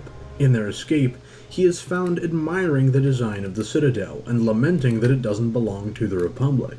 Concerningly, Anakin agrees. In fact, they seem to agree on quite a few things. We don't talk about the sequel How much trilogy. longer are we going to wander through this tunnel in the dark? Captain Tarkin, haven't you learned to trust me by now? You may have earned my trust, General Skywalker, but my faith in your comrades is still lacking. You lack faith in the Jedi. I find their tactics ineffective. The Jedi Code prevents them from going far enough to achieve victory, to do whatever it takes to win. The very reason why peacekeepers should not be leading a war. Have I offended you? No. I've also found that we sometimes fall short of victory because of our methods. Well, I see we agree on something. When their escape attempt fails, the Republic sends a fleet to rescue them, and most of the group makes it out alive. On Coruscant, Tarkin parts with Anakin, singing his praises one last time. Though we know that Tarkin is playing an angle, he does make a point. The role of the Jedi as generals has fundamentally come into conflict with their role as peacekeepers, and that is a self-contradiction that cannot hold forever. The Zygerian slaver arc of Season 4 confronts Anakin and the viewer with another uncomfortable notion. The Jedi have thus far primarily been shown as heroic, valiant, a source of good in the galaxy, but that view is confronted by the Zygerian queen Mirage Sintel. Rather than seeing heroism in Anakin's commitment to the Jedi Order, she instead sees it as a form of slavery. At face value, the idea seems ludicrous. How could the Jedi, the guardians of peace and justice in the galaxy, be anything but heroes? And yet, think of all the times that the Jedi have forsaken their values for political convenience, shown apathy in place of compassion, handed down arbitrary decisions from a literal ivory tower. Perhaps being tied to such an order truly is a twisted, self-imposed kind of slavery. Things only deteriorate in Season 4's Obi-Wan undercover arc. Fearing a separatist plot to kidnap the Chancellor, the Jedi Council fakes Obi-Wan's death and disguises him as a bounty hunter to infiltrate the plot. What? As this is all taking place, Anakin and Ahsoka are hot on their trail. Anakin, believing that he had failed to save someone he cared about yet again, embraces his inner darkness more and more. Meanwhile, the oblivious council completely fails to address Anakin's anguish. When the plot is foiled and Anakin learns that he has been lied to, well, let's just say he doesn't take it particularly well. If I'd known what was going on, I could have helped you. Too bad the council didn't trust me. Anakin, it was my decision to keep the truth from you. I knew if you were convinced I was dead, Dooku would believe it as well. Your decision? Look, I know I did some questionable things, but I did what I had to do. I hope you can understand that. You lied to me. How many other lies have I been told by the council? And how do you know that you even have the whole truth?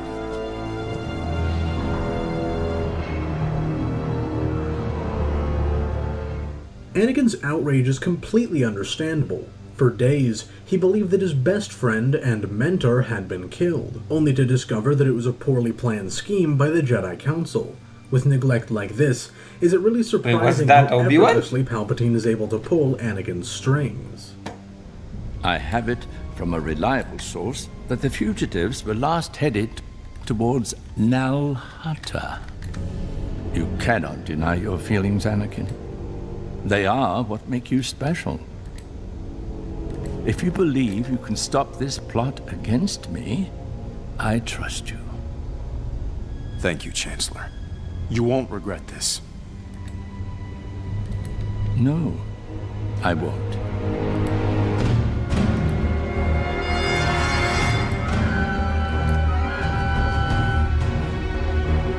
The arrogance and hypocrisy of the Jedi is demonstrated to us one final time in the Ahsoka arc of Season 5. The arc begins with a bombing of the Jedi Temple, and as word leaks out that the bomber may have been a Jedi, protests erupt on the steps of the temple. These protests didn't just spring up out of nowhere. Rather, they're the result of years of negligence by the emotionally detached Jedi Order. When Ahsoka goes to the Republic military prison to meet with the supposed culprit, the propagandized image of the Republic is fully stripped away from us for the first time, and instead, we see what the Republic is rapidly turning into: a militarized police state.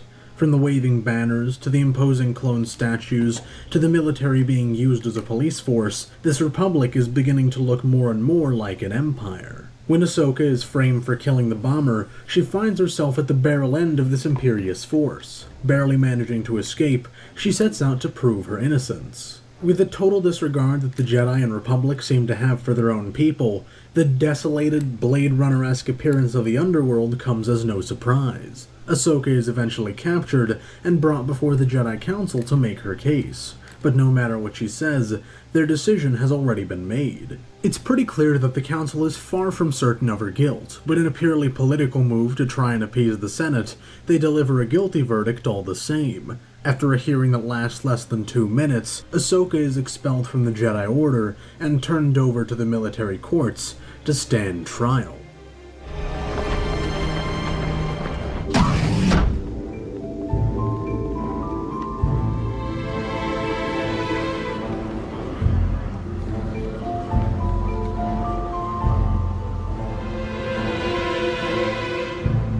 The trial chamber is a stark reminder of the Imperial aesthetic that we first saw in the prison. Grey walls illuminated only by fluorescent white lights, red guards flanking Palpatine, clone troops at all corners, and none other than Tarkin, now an admiral, running the prosecution. With a kangaroo court like this, Ahsoka is doomed. Or at least she would be, if not for the valiant efforts of her master. Desperate to absolve his Padawan, Anakin discovers that Barriss Offee, a Jedi and Ahsoka's longtime friend, was the one who framed her for the bombing. Just as Ahsoka's verdict is about to be read out, Anakin brings Barriss into the chamber, and her confession is an indisputable affirmation of what the Republic has turned into.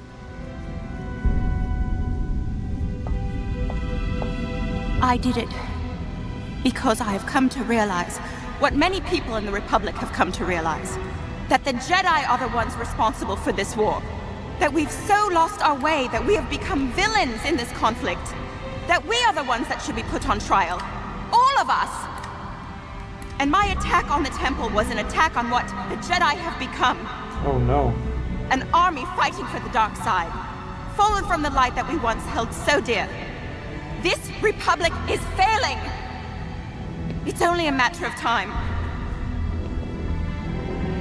Although Barriss's actions were certainly reprehensible, she's absolutely right in every word she says. The Jedi, the galaxy's peacekeepers, had taken up the sword, and in the fires of war, they had forgotten their purpose. Blinded by conflict, they quite literally became an army fighting for the dark side, even if none of them yet knew it. And the new order that they had inadvertently helped to construct would soon come down upon them with malevolent force. Perhaps understanding this to a degree, Ahsoka rejects the Council's offer to come back into the Jedi Order. Anakin chases after her, desperately trying to convince her to stay.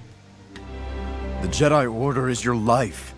You can't just throw it away like this. Ahsoka, you are making a mistake. Maybe. But I have to sort this out on my own. Without the Council. And without you. Aww. I understand. Jenkins. More than you realize. I understand wanting to walk away from the Order. I know.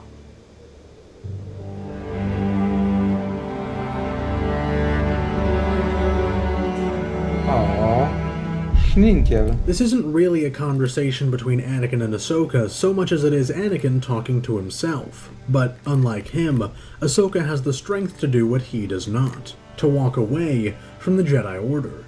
The Ahsoka arc is the perfect culmination of what the Clone Wars has shown us over and over again, the arrogant hypocrisy of the Jedi Council. blinded by conflict, corrupted by politics, and, soon enough, destroyed by their own ignorance. This arc also serves to show us just how close the Republic already is to becoming the Empire. Everything is conducted through the military. Prisons, policing, courts, the entire government turned into an autocratic police state. We have the underlying symbolism of the big military institution which has grown up almost off screen while we were rooting for it, in the form of all the clone soldiers that we like so much. We see that they're really the weapon of power for a group of men who may not have the best intentions for the Republic in mind. You yourselves said that you're peacekeepers, not soldiers. Moving into the opening arc of Season 6, the final stages of Palpatine's plan are beginning to unfold. The arc opens on Anakin and his 501st Legion engaged in a never-ending battle over the planet of Ringo Vinda, one of many such drawn-out battles that would come to be known as the Outer Rim Sieges. In the course of the battle, a clone trooper by the name of Tup seems to snap somehow, and kills one of his Jedi generals. None yet knew it, but this was a premature execution of Clone Protocol 66, which identified all Jedi as traitors to the Republic and ordered their immediate execution. Most of you likely know where this is going, but because the characters in our story don't, we're about to discover it all over again from the most tragic angle possible: the clones. Throughout the show, the clones have been humanized and individualized to a degree that the films never even came close to. Over the course of 5 seasons of television, we've gotten to see the bond between the clone troopers and their Jedi generals. The clones display a genuine sense of brotherhood and loyalty, not only to one another, but to the Jedi under whom they serve. One such clone is Fives, an ARC trooper of the 501st, and a close friend of Tup's. Fives escorts Tup to the cloning facilities on Kamino, where he is to be examined, and the cause of his malfunction is to be determined. Stifled by the Kaminoans, Fives sets out to save Tup and discover the cause of his affliction on his own. In the course of his investigation, he discovers that all clone troopers are implanted from the earliest stages of development with behavioral modification chips, which supposedly are meant to inhibit their aggression and make them more compliant to orders. As Fives conducts his covert investigation, Kamino becomes completely recontextualized. For most of the show, Kamino has been looked upon somewhat warmly, as the only place that the clones could reasonably call home. But now, we see Kamino for what it really is: a dystopian, emotionless, stark white hell. The clones themselves are recontextualized too. Throughout the arc, we see the Kaminoan and Coruscant Guard not so much the jovial and uniquely human beings of the 501st, but instead echoing the unthinking obedience of an Imperial stormtrooper. Fives is granted an audience with Palpatine, and though the exact details of what he is told are left ambiguous, we can infer most of it. Faced with the terrible truth, Fives is left to question the very existence of himself and his brothers. As his mental state devolves further and further, he calls Anakin and his commanding officer Captain Rex to tell them of what he has learned. I was framed because I know the truth. The truth about a plot. A massive deception. By who? Well, there's a sinister plot in the works against the Jedi. I have proof of it. I can prove that everything that I know is true beyond a shadow of a doubt. Show me the evidence. The evidence is in here. It's in here. It's in all of us. Every clone. What is it? Organic chips built into our genetic code to make us do whatever someone wants. Even kill the Jedi. It's all in here. Let's just get you some help first. Then we can review everything. It'll be okay, Fives. We'll sort this out. You don't believe me! But Fives is in far deeper than he knows, and as such, he presents a liability. A liability that Palpatine cannot afford to leave unattended. Stand down, soldier! Stand down! Get on your knees! No! Stay back! Don't do it, soldier! Get away from me! No!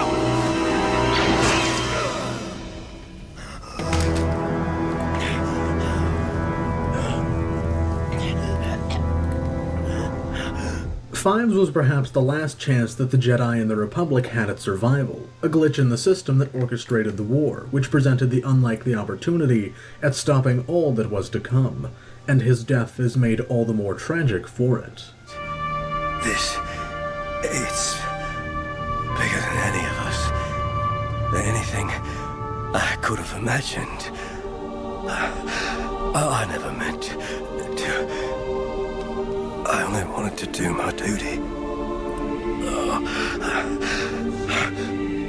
Brother, Vice, stay with me, Vice. Vice!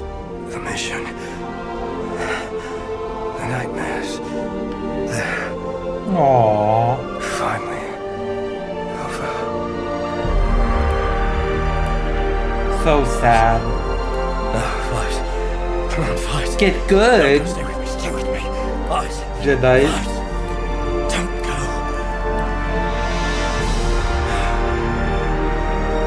Oh no. Get good. Or something.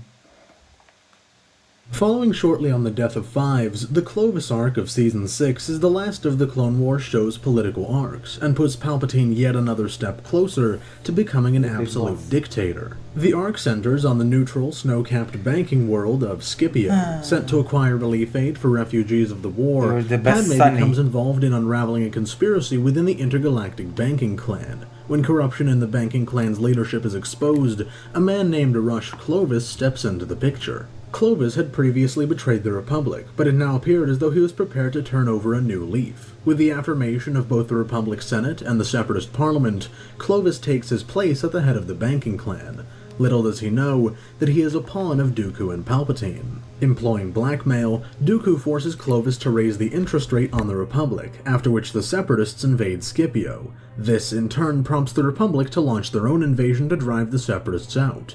In the end, Clovis is killed, the Republic controls Scipio, and Palpatine takes total control over the banks. Oh no! It is with great humility that I take on this immense responsibility.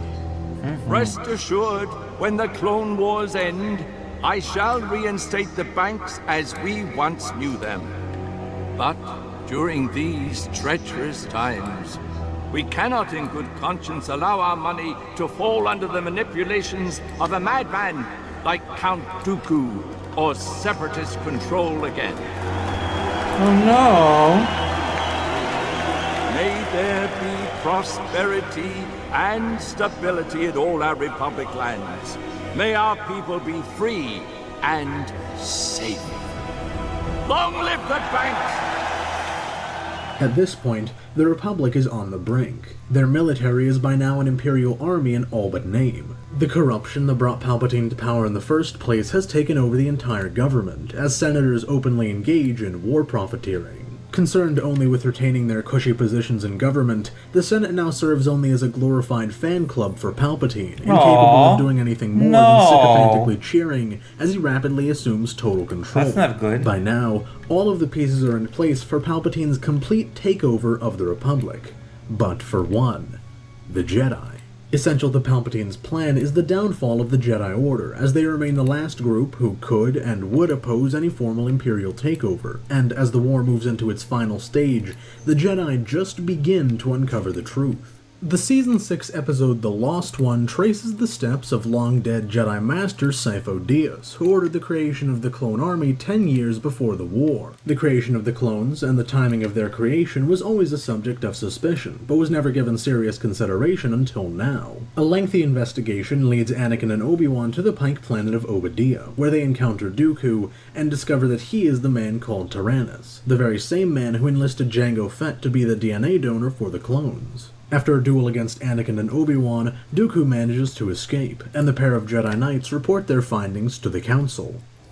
If this was known, public confidence in the war effort, the Jedi and the Republic would vanish. There would be mass chaos. Cover up this discovery. We must. No one, not even the Chancellor, may know. Oh, he knows. Valiant men the clones have proven to be. Saved my life and yours. They have many times. Believe in them. We must. Win the war swiftly. We must. Before our enemy's designs reach completion. Whatever they may be. Are you sure we are taking the right path? No. The right path? No.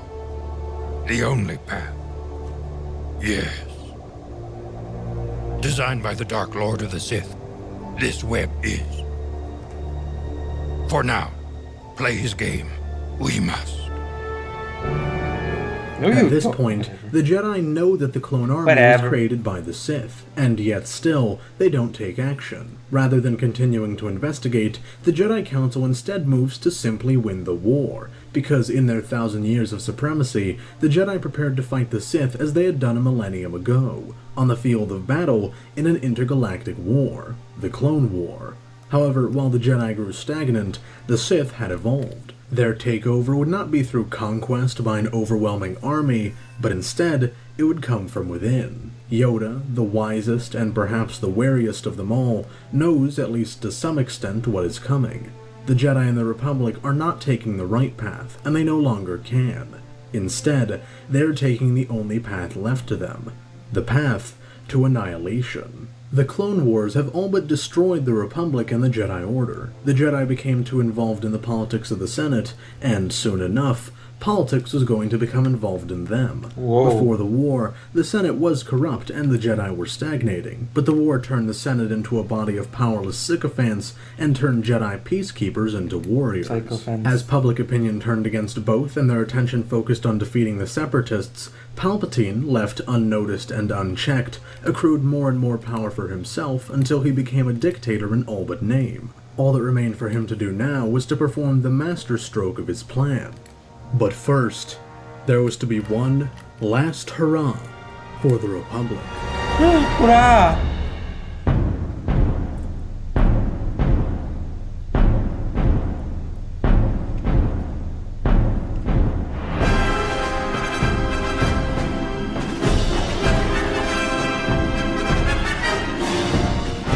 The Revenge of the Sith opens on the tail end of the Outer Rim sieges, with the Separatist invasion of Coruscant. Anakin and Obi-Wan weave through the colossal battle to rescue Chancellor Palpatine, taken captive by the droid General Grievous. The pair land in Grievous's command ship, the Invisible Hand, and as they come upon the Chancellor, they are confronted one final time by Count Dooku. Obi-Wan is quickly knocked unconscious, but Anakin, perhaps tapping into some of his pent-up frustration, manages to overcome Dooku.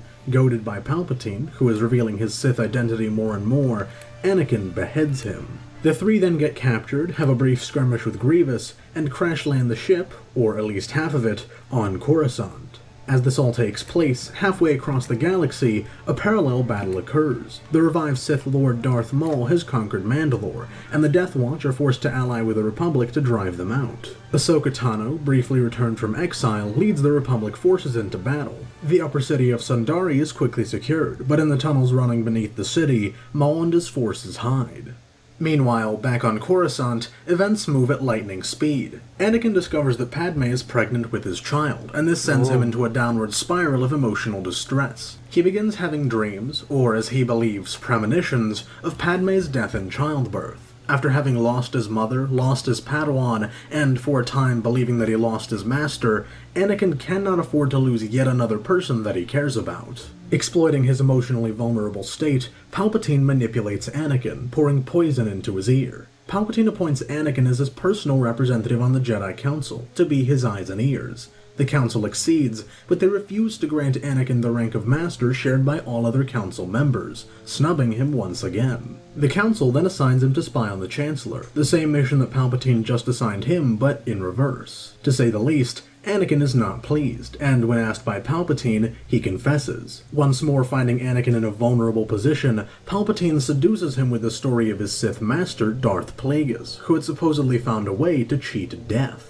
Anakin, paralyzed with fear for Padme's life, finds this prospect quite appealing. As Palpatine assumes even more executive power, Padme and her allies in the Senate, once some of Palpatine's strongest supporters, now head up a desperate opposition, the Delegation of 2000. This scene was not in the theatrical release of the film, but as it's still canon and very much relevant. Hello, Kathleen and Estelle. I'm making an animation while listening to about Star Wars.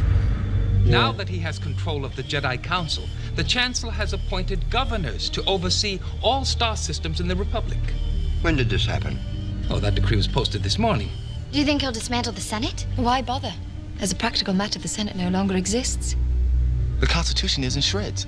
Amendment after amendment. We cannot let 1,000 years of democracy disappear without a fight. What are you suggesting? Suggesting? I apologize. I don't mean to sound like a separatist. We are not separatists trying to leave the Republic. We are loyalists trying to preserve democracy in the Republic. I can't believe it has come to this. Chancellor Palpatine is one of my oldest advisors. He served as my ambassador when I was queen.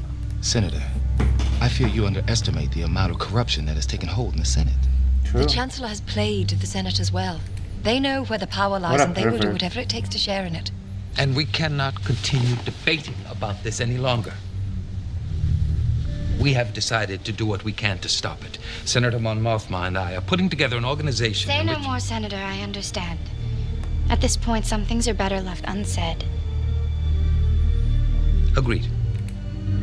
And so we will not discuss this with anyone without everyone We in are this starting an NGO.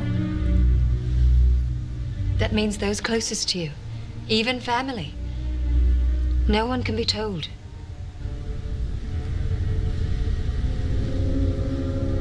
Agreed.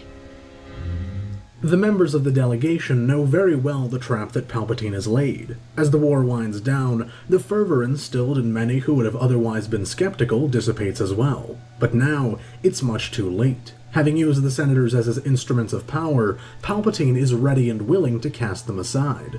Such is the way of all autocrats. The Jedi Council dispatches Yoda to deal with a separatist invasion on the Wookiee planet of Kashyyyk, and sends Obi-Wan to defeat Grievous on the planet Utapau. On Mandalore, Maul rallies his troops for one final battle, and in the chaos, he gets to talk to Ahsoka alone. As Palpatine's former apprentice, Maul is wise to at least a part of his plan, and in a deranged but calculated fashion, he tells Ahsoka what is coming. He offers her to join him, and after seriously considering it, even being ready to accept it, she asks a crucial question. What do you want with Anakin Skywalker? He is the key to everything. To bring balance to the Force? To destroy. Not all autocrats work like this. I mean, groomed for his role as my master. I mean, Star Wars is not exactly like this super all-encompassing piece, you know, to autocratic rise. Apprentice. You lie. I know Anakin.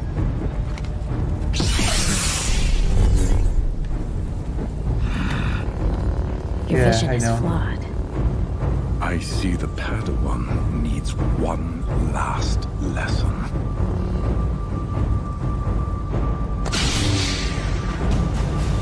Maul's forces are routed, and at the conclusion of their duel, Maul himself is defeated and captured, displaying an omniscient terror that is about to be justified. You're all going to burn! We're all going to die! You don't know what you're doing!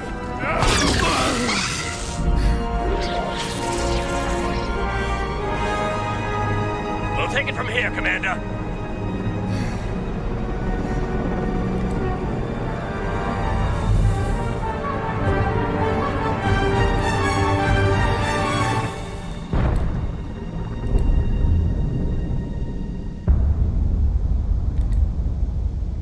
Anakin goes to Palpatine to report that Obi-Wan has engaged General Grievous, and it is at this moment that Palpatine chooses to reveal the truth.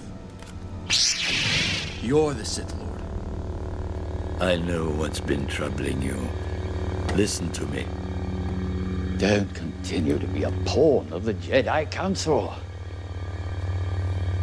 Ever since I've known you, you've been searching for a life greater than that of an ordinary Jedi. A life of significance, of conscience.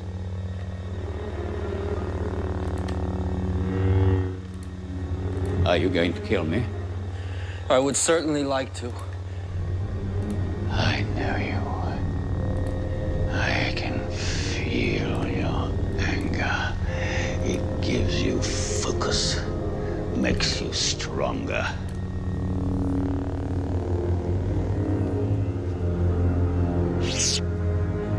I'm going to turn you over to the Jedi Council.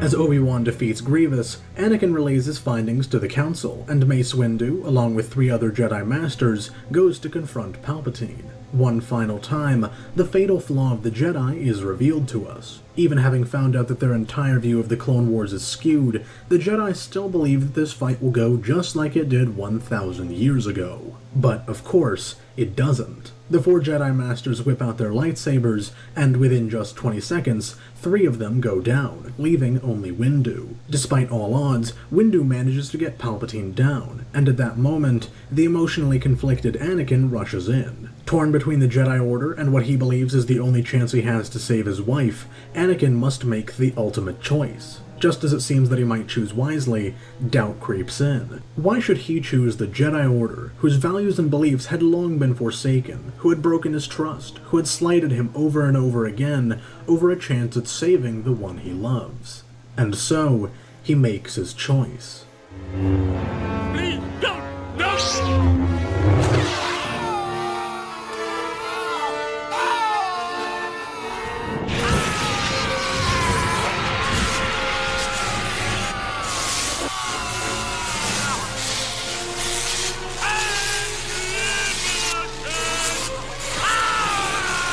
And he's pretty limited since he lost, but whatever. Pathetic. Unlimited phone. The end of the Republic is at hand. He was pretty limited to me.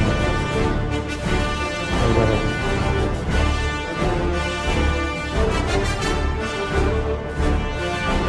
Having accepted the tutelage of his new Sith Master, Anakin, now rechristened as Darth Vader, marches his 501st Legion to the Jedi Temple. Caught off guard, the Jedi at the temple are barely able to put up a defense, and between the unmatched power of Vader and the strength and numbers of the 501st, they are massacred to a man, including the many younglings in the temple. As this happens, Palpatine sends out a message to the millions of clone troopers scattered around the galaxy. A simple directive consisting of just 3 words. 3 words that would change the galaxy forever.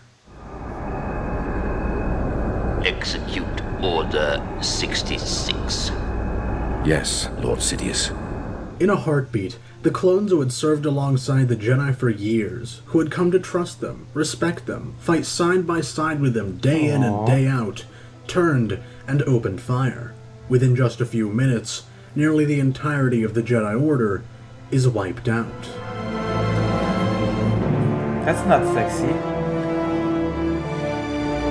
That's true. That's true, they should have. They should have let Mace Windu quote the Bible incorrectly.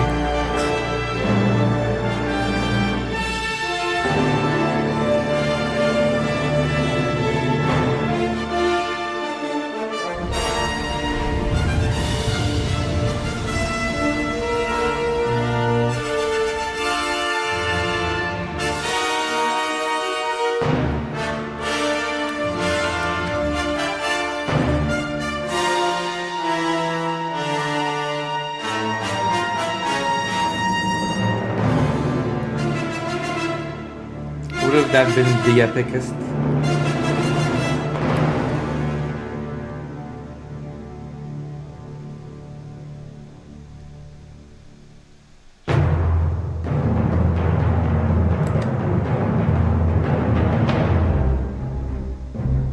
Of the 10,000 Jedi Knights who once protected the galaxy, only 100 remain. Among 100? them, Obi-Wan narrowly avoids being killed, and escapes Utapau to rendezvous with Senator Bail Organa, a prominent member of the delegation of... Wait, 100 guys survived Order 66? Who also managed to survive, and together, they head to Coruscant, where Palpatine has called an emergency session of the Senate. Meanwhile, Vader is sent to the volcanic planet of Mustafar to eliminate the remaining Separatist leadership. With the Jedi Order out of his way and the Senate in the palm of his hand, Palpatine now holds all the cards, and with nothing and no one left to stop him, he delivers the death blow to the Republic. The remaining Jedi will be hunted down and defeated.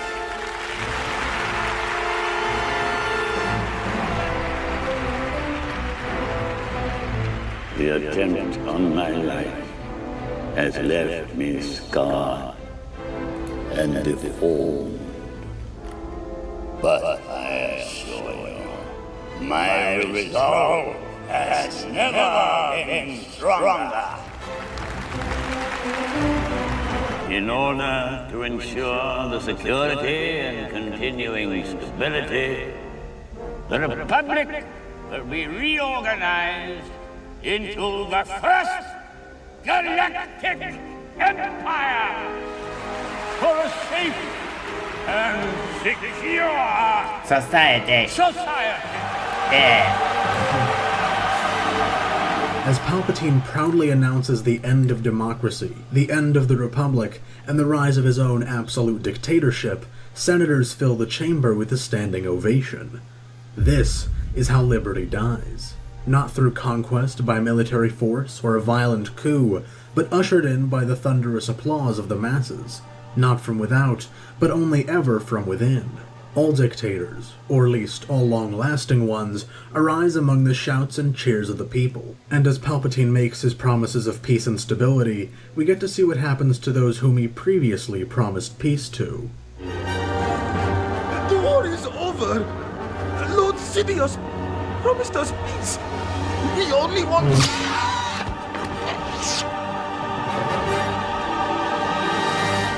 The remainder of the film is primarily focused on the final confrontation between Anakin and his old master. When Padme discovers what Anakin has done, she rushes to Mustafar to meet with him, and Obi-Wan stows away on board. Padme tearfully begs Anakin to turn away from the dark side, to run away, and have their child in peace. But Anakin, consumed by his hunger for power, consumed by Vader, turns on her.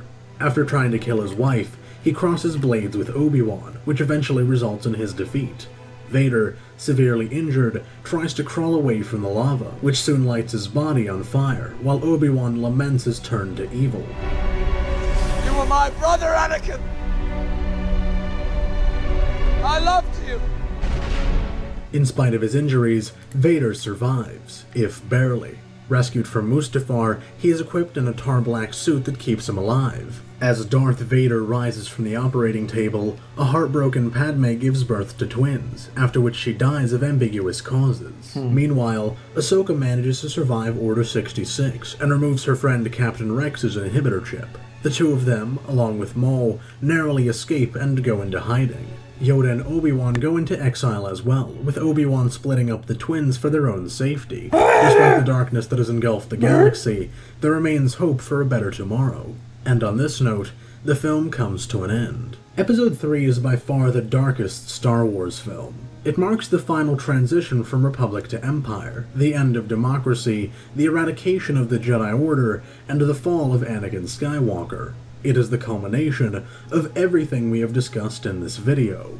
Yet, as we have seen in extensive detail, this transition was a long time coming. By the time Palpatine declared the Galactic Empire, all of the pieces for it were already there. From the military acting as a police force, to the corrupt courts, to the increasingly powerless Senate, the Republic became the Empire long before the names changed. If Attack of the Clones depicted the rise of an autocrat within a nominally democratic system, then Revenge of the Sith depicts that autocrat assuming total control, abolishing the republic that constrained him, and becoming an absolute dictator, as all autocrats are bound to do. It is, in my humble but very controversial opinion, the best Star Wars film ever made. Not for its phenomenal score, excellent choreography and action, groundbreaking technological advances, or criminally underrated writing, but for the story it tells. The story of all democracies turned tyrannical, subverted from within, and toppled to the tumultuous applause of the people. A story emulating the Greek tragedies of old. A story of a hero who was manipulated by a siren of evil into destroying the Guardians of Peace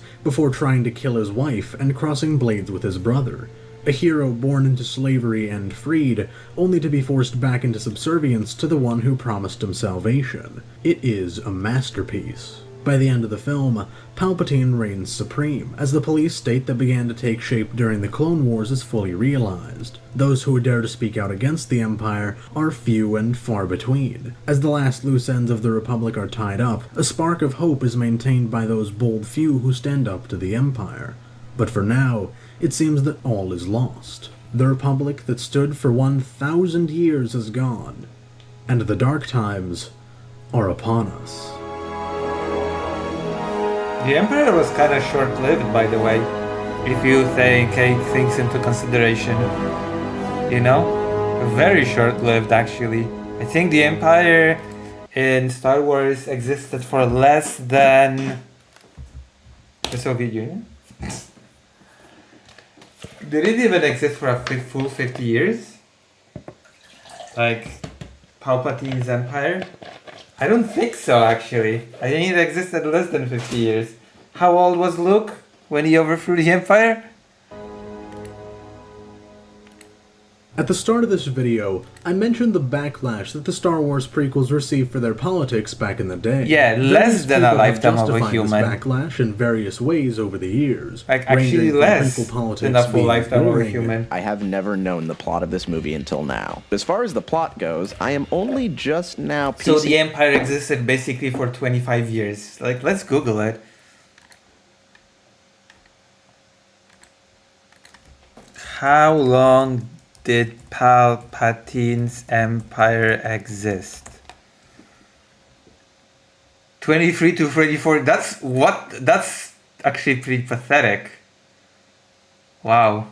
Okay. It together after having that watched is, this movie for yeah. 20 years. To them being pointless. His evil scheme is he really wants Queen Amidala to sign a paper. I don't call it a huge win. To them just being too complicated. Okay. I don't get it. I, however, have an alternative theory. I believe that the reason so many people hated prequel politics was how much they resemble the politics of our real world. It's something I've avoided explicitly stating up to this point, but the politics of Star Wars are heavily inspired by the political struggles of the modern day. Star Wars, like all fantasy, is a form of escapism for many people. To be reminded of the political quagmire of the real world was understandably jarring for audiences back in 1999 who were expecting a swashbuckling adventure of the style seen in the original trilogy. Star Wars is obviously quite operatic and fantastical, but when you strip away the advanced technology and aliens and magic, what's left is a political situation not too dissimilar from our own. A corrupt and entropic political establishment that seems increasingly not to care for its own people, letting vital institutions and infrastructure crumble while they spend hours and days bickering over meaningless minutiae, offering no real solutions to the problems ailing the populace. Eventually, the people get fed up with the status quo and elect a populist who makes extravagant promises to fix everything. This is, of course, a con. Every populist, without exemption, is seeking more power for himself, ostensibly to help the people What are who they elected talking him. about? The promise of populism is the promise of action in a political it wasn't 30 years. It wasn't 30 years. Because the Empire was declared when Luke was born. So unless Luke was 30 when he overthrew the Empire could not have existed for 30 years. How old was Luke when he overthrew the Empire? How old was Luke when he overthrew the Empire? Luke Skywalker was 23 years old when he helped overthrow the Galactic Empire. Whoops!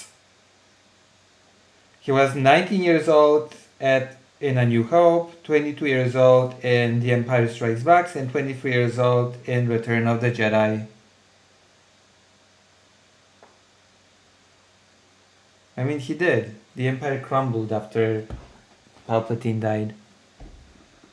So, kinda, for all that scheming, planning, etc., the Republic was only gone for like 23 years, and considering that it existed for 1,000 or more, it's kind of like a sad achievement. You know? Kind of a sad achievement, really. System where it seems that no action is ever taken. And thus, the ultimate irony of the Star Wars prequels is that the Republic and the Jedi deserve to fall. After a millennium of peace and prosperity, complacency had taken hold, and the institutions meant to serve the people began to serve only themselves. Meanwhile, the Jedi Order became Kinda would have hit harder if the Empire was brought down by Anakin's grandchildren or grandchildren, whatever. And dogmatic, failing to adapt to the changing times and losing sight of their purpose. Palpatine, Kind of would have therefore, hit is harder the if the ultimate Empire populist, existed for a hijacking bit the longer political than system 23 years. and taking ever more power for himself. Finally, after the institutions that guided the Republic had been sufficiently weakened, Palpatine struck while the iron was hot, and turned himself into an absolute dictator. But he didn't do this all of his own sheer brilliance. The Republic, as portrayed in The Phantom Menace, was already halfway into the grave. All Palpatine had to do was exploit the broken systems contained within it. Under Palpatine, the Republic turned into an empire long before anybody called it that, and by the end of the Clone Wars, Palpatine was a dictator in all but name. Indeed, this is a sentiment echoed over and over again throughout Star Wars. Have you ever considered that we may be on the wrong side? What do you mean? What if the democracy we thought we were serving no longer exists? And the Republic has become the very evil we've been fighting to destroy? With your help, the Jedi can stop Sidious before it's too late. Too late? For what? The Republic to fall? It already has, and you just can't see it. There is no justice, no law, no order, except for the one that will replace it. The time of the Jedi has passed. They cannot defeat Sidious. I want to restore the Order. Restore the Jedi Order? Oh, you poor fool. It's over! Jedi fell long before the Purge. We were stifled by tradition. Deafened by our past glories. Blinded by endless war. Maybe. But it's never over, Malicos. We stand here now, the chance to learn, to rebuild from our mistakes. Jedi learn. There's no future for them. How can you not see that? The Republic was doomed long before it came to its official end, and in many ways, it ended the day that the Clone Wars began. The entire Republic rallied behind Palpatine, allowing him The Republic ended long before it came. More executive power, and cheering as he stripped them of their liberties. Ultimately, they would cheer the Republic into its grave. In the aftermath, a scattered few carried the torch of liberty in defiance of the Empire. And eventually, that torch would burn bright once more. But that's a story for another day. For now, let us guard our liberty jealously, and rather than relinquishing our Republic, let us work to perfect it. Let us beware of the cheap temptations of populism, of the quick fix it offers, for it is a lie and will bring nothing but pain. Democracy and liberty are precious, and they have cost too much struggle, too much suffering, to be given up for the cheap price of rhetoric. Let us heed George Lucas's prophetic warning, and maybe, just maybe, should our Republic survive, we may all go forth into a bright future.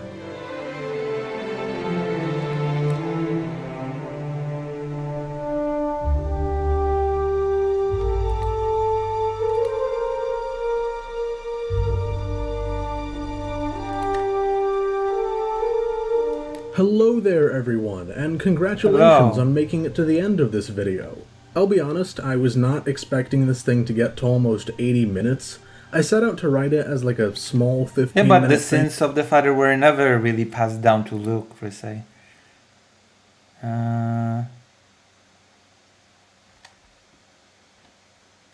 What the hell? I will have war.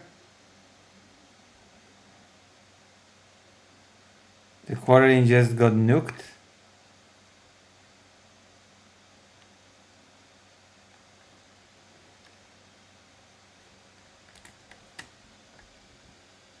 Will I be debating President Sunday today?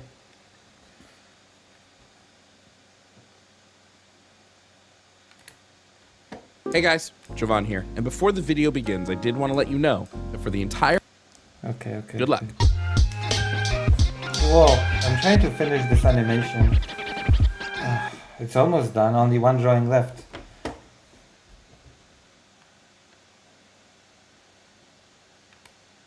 Wait, why is it muted now? Is he muted? He is muted. Yes?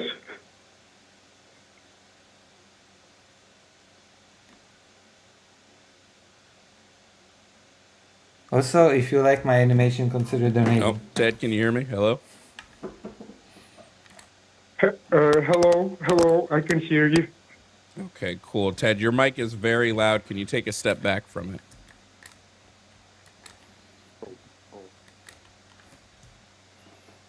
Elise is unmuted. Now? Yeah, it's a little better. Ted, can I just get your age and pronouns, please? Male. I'm 33 years old, and my pronouns are he, him. Okay, 53. 33. 33, he, him. Okay. And Ted, you want to talk about trans men and women being men and women, is that correct? Oh, God. Exactly. All right, Ted, I think trans men and women are men and women. Do you disagree with this? And if so, why? Well, firstly, I wanted to ask you what your definition is of a man and a woman. Sure, my definition of man is an adult human whose gender identity aligns with their personal schema on the male sex. And then for woman, it would be the same thing, just female sex. So, can you repeat it? So for you, a man is a person with a male body who identifies as a male? Nope. What? No. What? It would be an adult human whose gender identity aligns with their personal schema on the male sex. So it's just any adult human who their identity aligns with their schema. What does the schema mean?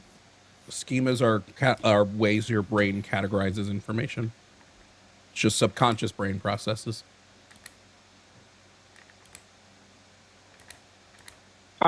So really it is if a person psychologically identifies and feels like that sex. If their gender identity aligns with what their brain's categorization of the sex is. If their gender identity. Yep. Not their body. Well, I disagree.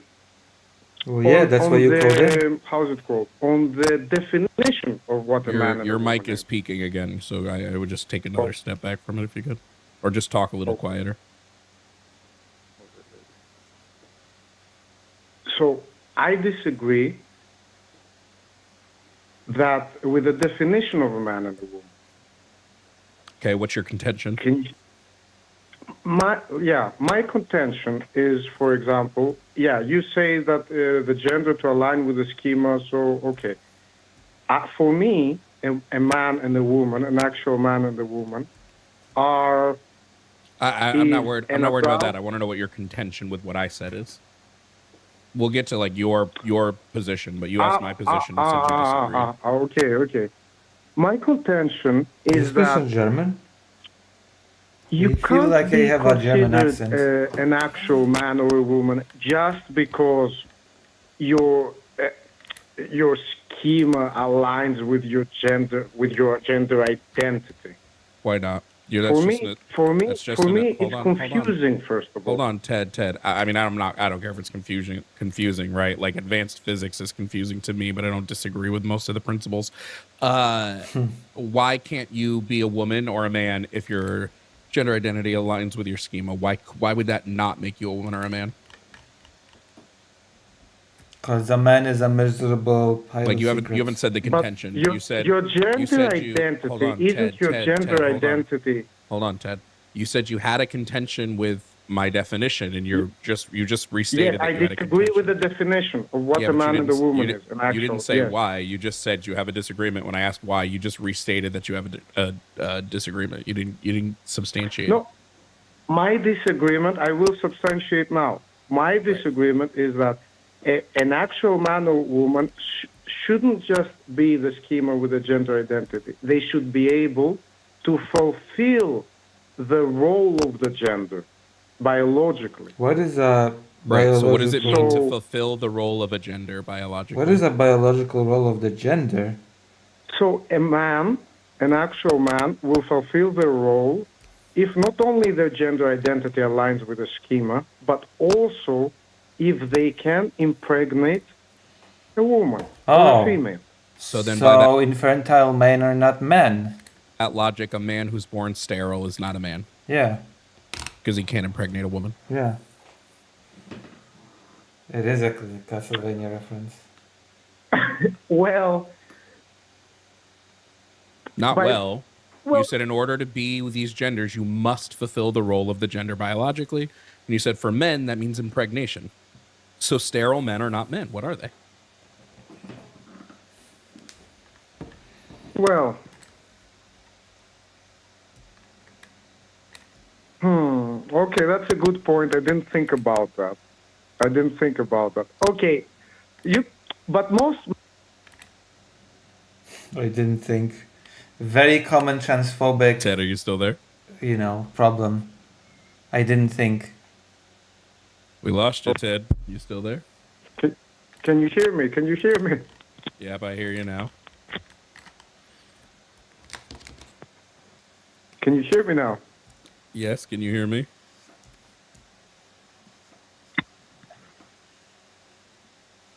What a crazy time for your mic to go out, Ted. Yes. Oh, shit. Hello? Hello, Ted. Yes. Can you hear me? I can hear you. Great. Okay. Can you I'm just hear me now? wondering- Yeah, I can hear you now. I'm just wondering what a sterile, what a person with a penis who's born sterile, what they would be, since they can't be men. Oh, you could say they're.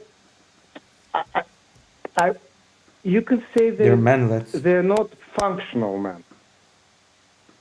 I'm sorry. You said in order to be a man, you must fulfill the role of the gender biologically.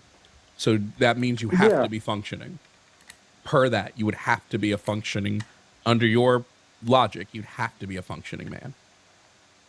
You'd have to be able to impregnate somebody. So if you It's can't, finished, the animation. How do you What are like you? it? You could say you're a dysfunctional man. okay, no, you can't, because per your logic, in order to be a man, you must fulfill. You didn't say in order to be a man, you cannot fulfill. You said you must fulfill. So if you put anybody in as a man who does not fulfill the biological function that you believe men fulfill, which is impregnation, then why couldn't trans men be men? They would just be men who cannot fulfill the biological role of impregnation. Just like these other men that you're saying are men. Seems like a weird barrier that you're putting on some people, but not all people. Oh. Okay, I did. Okay, in that case, maybe it makes sense what you're saying. Cool. So do you agree I with me didn't that? think about. Do you agree with me that trans men and women are men and women then?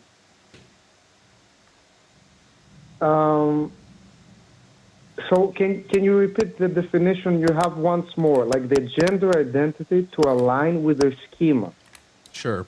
A man would be an adult human whose gender identity, which is their perception, their subjective perception of their sex, aligns with their personal schema, which is their subconscious brain categorization of the male sex. But their body doesn't have to look like a male or a female. No, just like the people you think are male, their bodies don't have to match. No. Whoa. So, how do you like the animation? Does it deserve a donation? It's only like 1 second. I mean, you could say all this time. You could say that's the case, as you're saying. But shouldn't they be able to also do what the gender is supposed to do biologically, like to impregnate and to be impregnated? If sterile men cannot do it, but they can still be men, then it's not something you have to be able to do.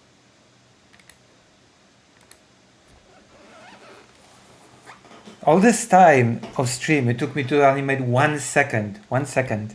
Okay?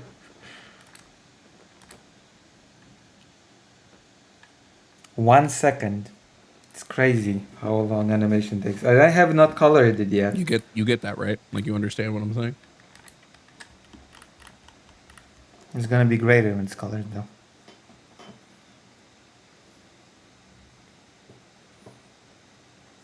Now you see why doing animation for YouTube is Ted, you still there? so difficult. You having a hard time with this one? Yes. By the way. You understand what I'm saying, Ted? I understand. What if I say that sterile men and sterile women are not actual men and women? Then what are they? Manlets and womblets. They're manlets and womblets. I don't know. Okay, let's say they're objects. Let's say they're things. They're its? They're womblets and mamlets. Well, now you're just being absurdly absurd to try to win instead of saying, "Oh shit, I was proven wrong. Maybe my position is wrong." Instead, you're just going, "I'm going to be as absurd as I can with my position in order to try to win a debate," and that's just kind of silly. But if I said, okay, I'm not trying to win, but I just think that an actual man or woman should be able to fulfill all those things and their gender identity to align with the schema, but to also be able to. No, you don't actually think that. Because you don't think that a man that's born sterile is all of a sudden not a man. So no, you don't actually believe this. That's what I mean by you're just trying to win instead of taking in new information and using that new information to dictate your belief system. You have a belief and you're trying to fit that belief into an illogical stance.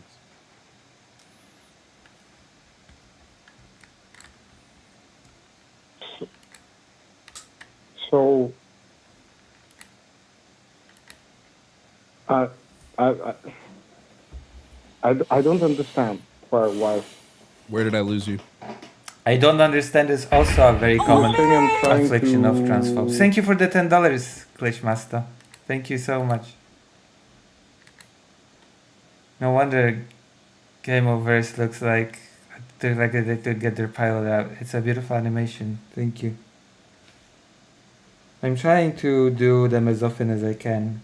I use them for channel announcements, you know? But it feels like my animations on the channel announcements on YouTube don't get much love. Actually, I've been bleeding subscribers for some reason. I've lost like 10 subscribers.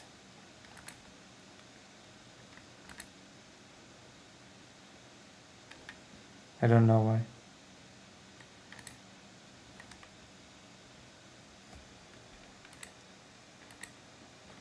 I've bled subscribers like a wound. I'm trying to win the debate by insisting that actual men should be able to impregnate and actual women should be able to be impregnated. So your audio cut a little weirdly there, but you don't actually believe that men have to be able to impregnate women, because you still would agree that sterile men also, I guess are men. Women post-menopause are just not women anymore. You hold, or it's a belief you held without much thought.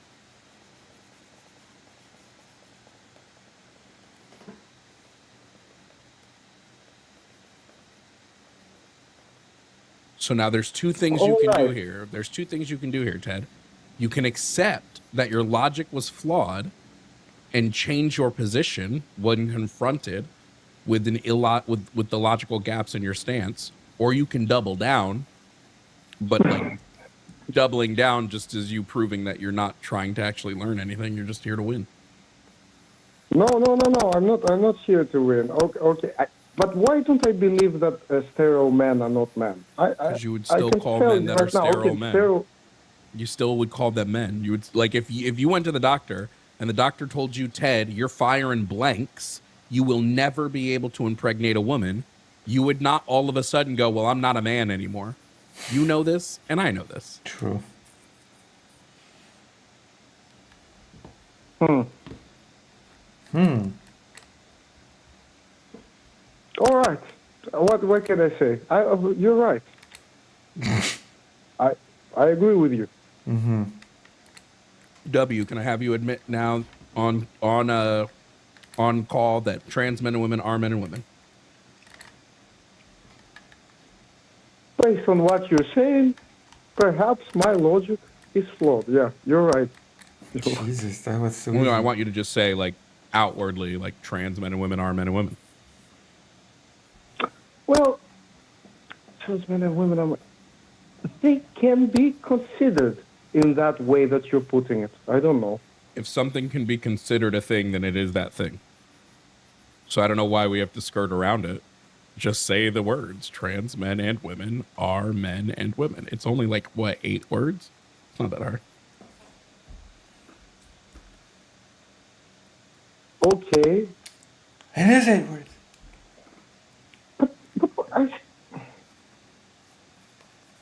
I feel you can say that the sterile man See, is Ted, a male. see, Ted, you're doing it. You're doing it again. You are, What? instead of If I getting say new sterile information. man is a male, No. not a man. Ted. What? Ted, you are doing it That again. makes no You have sense. received information. You are quite literally engaging in cognitive dissonance right now. This makes no You sense. received information. A male, that not a man. disproved the Makes- stance you That's had. a new one. And instead of conforming to the That's a new new one. information, you're trying to hold on to that stance, even though it's been proven wrong. If I have this cup of water in front of me, and someone goes, "Hey, Jovan, don't drink that cup. It's filled with piss," and I take a sip, and it's piss, and the guy goes, "See, now you know it's not water," and I double down and go, I get your point. "No, Okay. no, I still think it's water. I'm not going to keep chugging the piss." So Ted, Okay, I are get trans men and women men and women?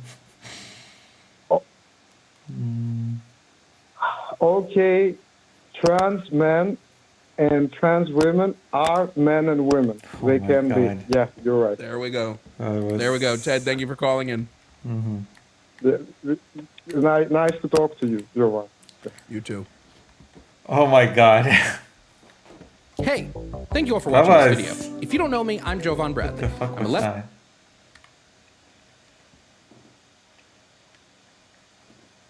This trans will definitely flunked out of kindergarten. Oh, President Sunday is live now.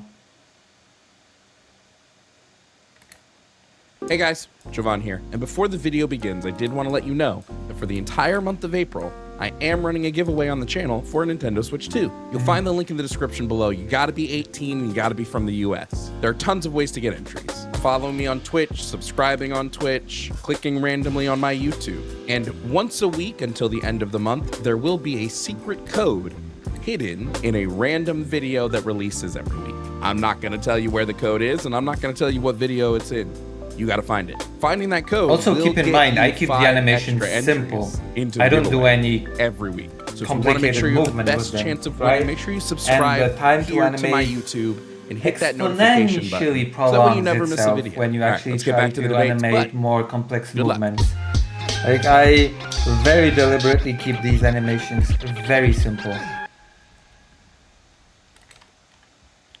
Does that make All right, sense? coming up to stream is Vic. Vic, who's calling to talk about topic number 4, gender affirming care for minors. Vic, I'm going to be honest with you. I don't have a lot of faith in this call because you started the call out with a lie, but it's fine. I haven't even said 2 words to you yet. Yeah, why'd you call in as John before? What I do is my business, but this Exactly. topic So you're starting is out a as legitimate debate. You're Okay, I'm just saying, you're starting off with a lie, so it doesn't give me much confidence. What's your age and pronouns, Vic? okay. I'm 39 and he, him. Great. Why are you against gender affirming care, Vic? And your producer shouldn't ask for if you want to use a fake name. Just saying. So the lie is because of your producers. So, but anyway, minors aren't capable of making these decisions. If you look at any middle school, shoot, even high school, one week to the next, They don't know whether they want to do it after high school. They don't know one week to another. Oh, I got That's a crush not the on same John. as identity. Wait, no, now I got a crush on Emil. Vic, They what's the can't make detransition up their rate? mind. So why should they make life-altering decisions when they can't make up their mind from week to week? Vic, what is the detransition rate? I've seen more and more detransition rates coming out now than 5 years ago. Why don't you tell me what? People they grow up and Why they don't- realize, Vic. I made a mistake. I need to go Vic. back to my original gender. Vic, of minor populations, what's the detransition rate? Like for permanent detransition, what is the rate? What is? It's good that he said permanent. By the way, I'm gonna go to the toilet now. Wish me luck.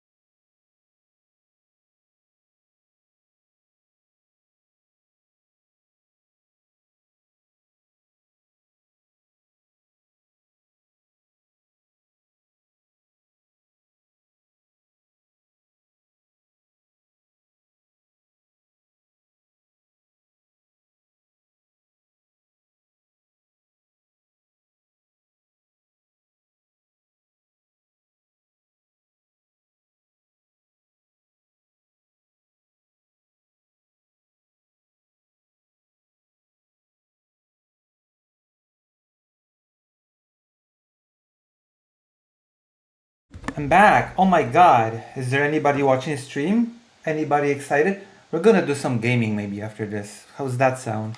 We've done the animation. I don't think you are fascinated by the coloring process. You tell me then. 3%. That's 3% too much. So I'm sorry. So your reason why they shouldn't be able to get it is because your claim is that they change their mind every Wait, week. who needs luck? Oh, me.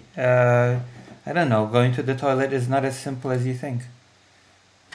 It's not as easy as you think. If I'm lucky, maybe more people will join stream. Yet 97% of them don't ever change their mind. Food shops get 600 live viewers. I'm just... God damn. So disappointed in humanity when I hear that. When I see that. 3% is still 3%. So that what means that should someone's should going through the 97% process of going from female to male or male to 97% of those female, people who and have then having to go Vic. through and reverse the damage. Vic, so 97% of people that are you gonna experience let positive me outcomes. talk, or are you just going to keep talking over me? Vic, I haven't talked over you. That would be ridiculous. So I'm 97% letting you make of your people, valid point, your Vic, points. You could Vic. let me make mine. Vic, so what you're telling me is 97% of people And you're that wondering have, why people Vic, don't want to debate you. You don't let Vic, them talk. Vic, right now you're interrupting. Yes, kitty ears. Right now you're interrupting. No, I'm trying to answer, and You already every time answered. I open my mouth, you're sitting there saying, see, you're doing it again. You've already answered, Vic. You already answered. I know what your answer was. Not you think 97% of people who receive positive outcomes should be denied care because 3% of people receive negative outcomes. No. Now you are twisting it. No, I'm not. Now you just twisted it. I am not saying that people shouldn't get the gender-affirming care that they think they need. I did not say that. Wait, They think they need? I did not. Yes, you No, are. I did not. So What should I'm minors be able to saying is- access gender-affirming care, Vic? Yes. No, they should not. What? Great. So you But are then saying again, that you are 97% saying of people as should a not be able to whole- access care. Thank you. I'm not saying 97% of people. Sure, 97% of, I am not minors, saying that. No, 97% I am- of minors who are trans should not be able to Can access I the care can I that they explain need. now? Wait, no, I'll Can make I it even explain simpler. now? I'll make it even simpler. 97% of minors who need this care should not be able to access this care because There you go. you think 3% is more important than the 97%. He does think that. Once they turn 18, if they still have that urge, by all means, if that's what you want to do, do it. Yes, because you don't But care under about the the age negative of outcomes that the 18 97% of these people experience. So you're saying wait until you're 18. Yeah, just wait till your puberty is gone to block your puberty. Brilliant. Thank you, guy. Thank you. That's No, amazing. that's so horrible. Yeah. Just wait till your puberty is already done to block your puberty. Why haven't I thought of that? It is. You have to wait till 18 to vote, Yes. right? Voting is you have to wait not till at least medical care. 16 to get a license, correct? Licenses are not medical care. It is still an issue. I think that when you get cancer as a child, you should wait till you're 18 to get chemotherapy. How does that sound? You're waiting Doesn't for matter. these ages for reasons. It does Doesn't matter. It's not medical care. Should I So are tell you saying cancer a six- patients that are they you- should wait are you on saying chemo? that a six- I did not pre-watch this, okay? I have not pre-watched this. I swear to God, I have not pre-watched this video. Jeez. 6-year-old, are you saying a 6-year-old says, well, I'm mature enough, let me behind the wheel of a 2,500-pound vehicle and going 70 miles an hour? Driving a car is not medical care. These are false equivalencies. It is a safety issue, No, it's not. isn't it?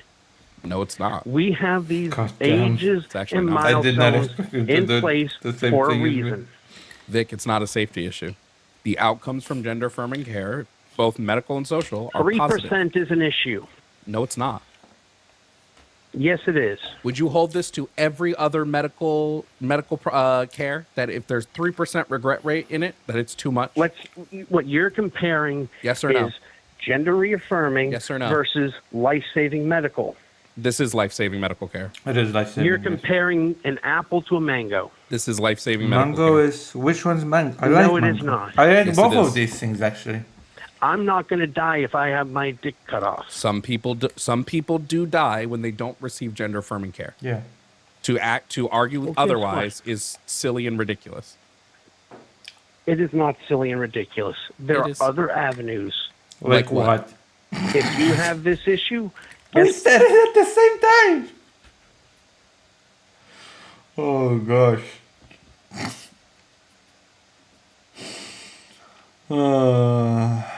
guess what? They have therapists, psychiatrists. You can talk about it. This is how I know you don't know anything you're talking about, because therapy is the first step in gender affirming And this is how I know you're a liberal douche. See, Vic, you literally interrupted. You had this whole fucking knot in your panties about interrupting, and then you just interrupted just now. Stick to your own standard, Vic. The reason I know you don't know what you're talking about Well, is the stop first calling everyone step. else a bigot the when you reason are. why I I mean, never you're a said you were a bigot. bigot. The words never exited my mouth. I think he's a bigot. I will say you're Actions dumb. speak louder, and I the will way say you you're talk to stupid. people, and the way you talk about I will people. say you're dumb. And But you're the word dumbass bigot who never, wears kitty never. ears. I don't care. I think You can you're a insult me bigot. all you want. It doesn't matter to me. I I'm know you focused on don't the care. argument. You don't The care argument- about the anyone, argument and that this is you're your own making- argument. The You argument don't that give a you're shit about making, anyone Vic, except who see, kisses Vic, your you ass don't and wanna believes have, what you Vic, believe. See, Vic, you don't want to have the actual conversation. This The is minute your we start doing, own you words crash out. that you just said not even 5 minutes ago. The minute we start having the actual conversation, Vic, you fucking flounder. You think, again, that 97% of people who benefit from medical care There you go should again. not It's not be able to according access You're it flip flopping. Is it because you're a 97% of it's people 90 or 97% of minors? Because you're flip flopping back and forth. Sorry, 97% of whatever population group we're talking about. Is that better for you, Vic? Is that better for you? It's still 97%. The positive outcomes from gender affirming care happen for 97% of people. 3% of people on the high end detransition permanently. And what is your source for that 97%? Oh my God, I have so many. How many do you want? Let's pull up a bunch of them.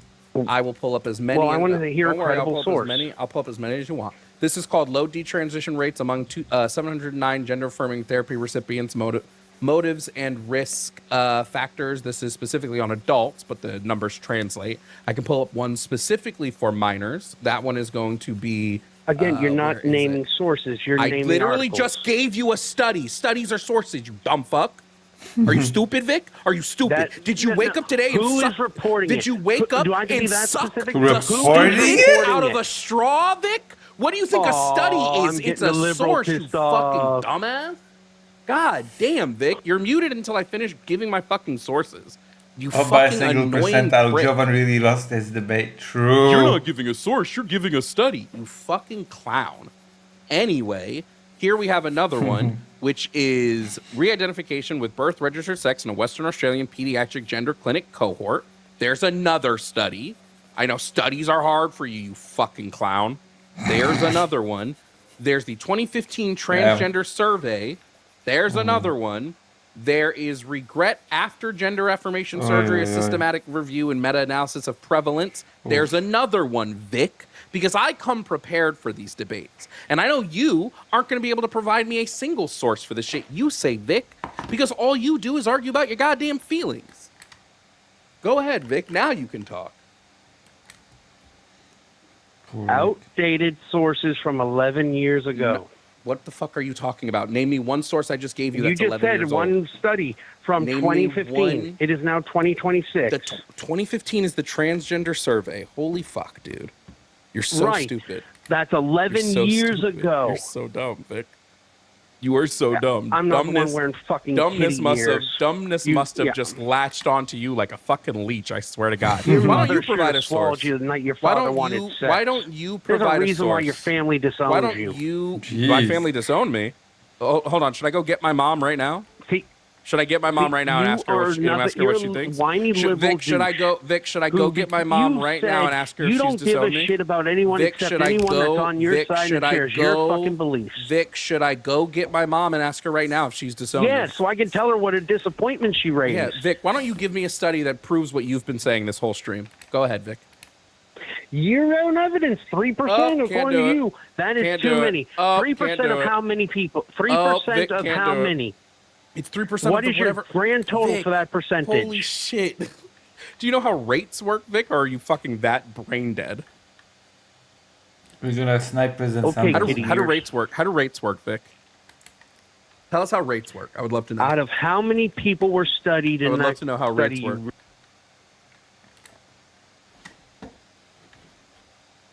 mentioned? I'd love to know how Out rates of work.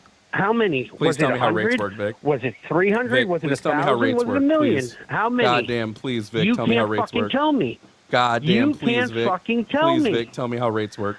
Oh, here we go, Please. liberal rage, liberal rage. I'm gonna Who's cry raging, now. Vic? Who's raging? I'm asking you to answer a You question that you are. refuse. You have been. I'm asking you to What answer a question that you the refuse to answer. How Vic. many It's people so were in that embarrassing. study where you got 97%? It's so embarrassing.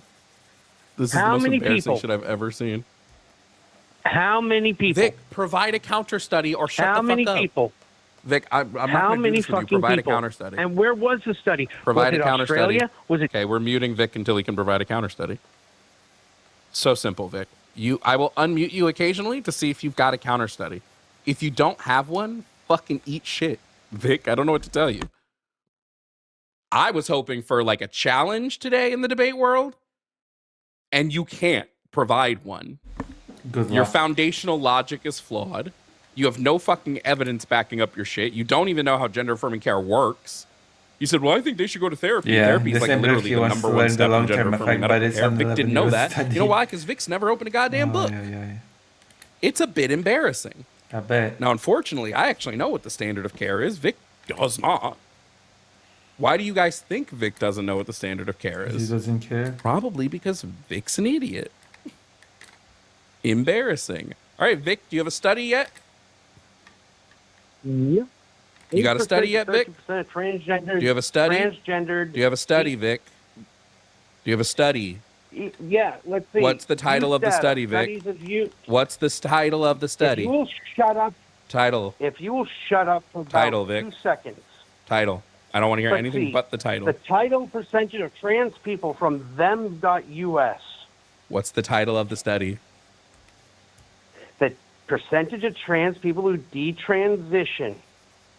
Out of 96,000 trans Americans ages 16 and older, 9% Vic, have detransitioned. This isn't a study. This is a website. What's Neither the was it. study?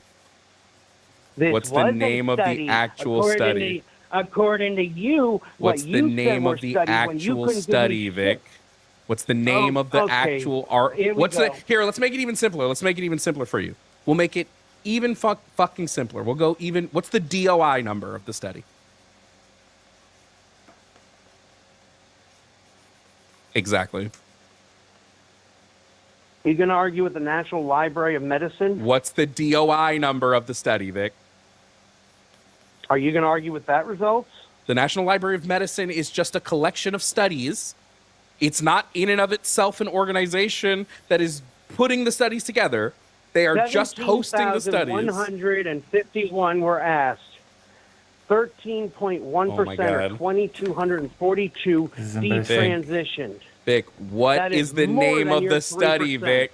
What's That the name is of the study, Vic? information, dumb fuck. Vic, what's the name of the Thank you, study, Vladimir. Vic? You fucking clown. I'm the fucking clown. You are not listening to facts. You're not giving the name of the study, Vic. 13%. What's the name of the study, Vic? That's more than your 3%. Found you it. Dumb Hey guys, shit. you want to know how fucking brain dead Vic is? Do you know what he's quoting? The transgender survey from 2015, Vic. You fucking moron. And what you would know, Vic, if you read the actual report instead of just reading the little bit you did, is that the number that you're quoting is quoting anyone who has transitioned at any time, not permanent detransitioners. You fucking idiot. Because if you continue to read, which I know, see, this is just it. Vic, you're not here for serious conversation. You're not here for serious conversation. You're not. So what's the point of what is the point of doing this, Vic? You're quite literally not here for serious conversation.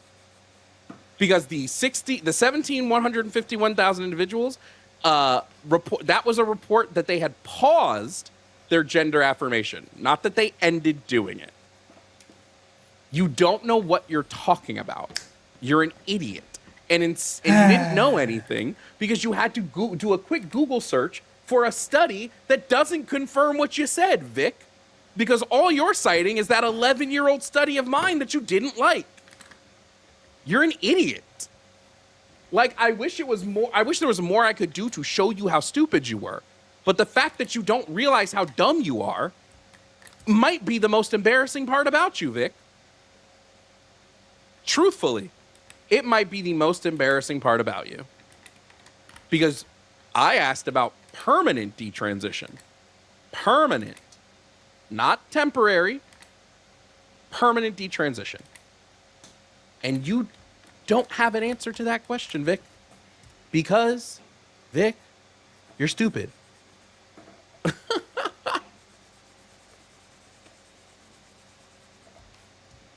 Like, I don't even know what to do anymore, guys. This is so dumb. Yes, that's over.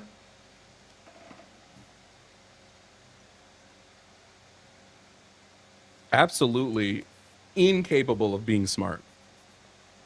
Vic, are you ready to stop being stupid now? Or is that just impossible for you?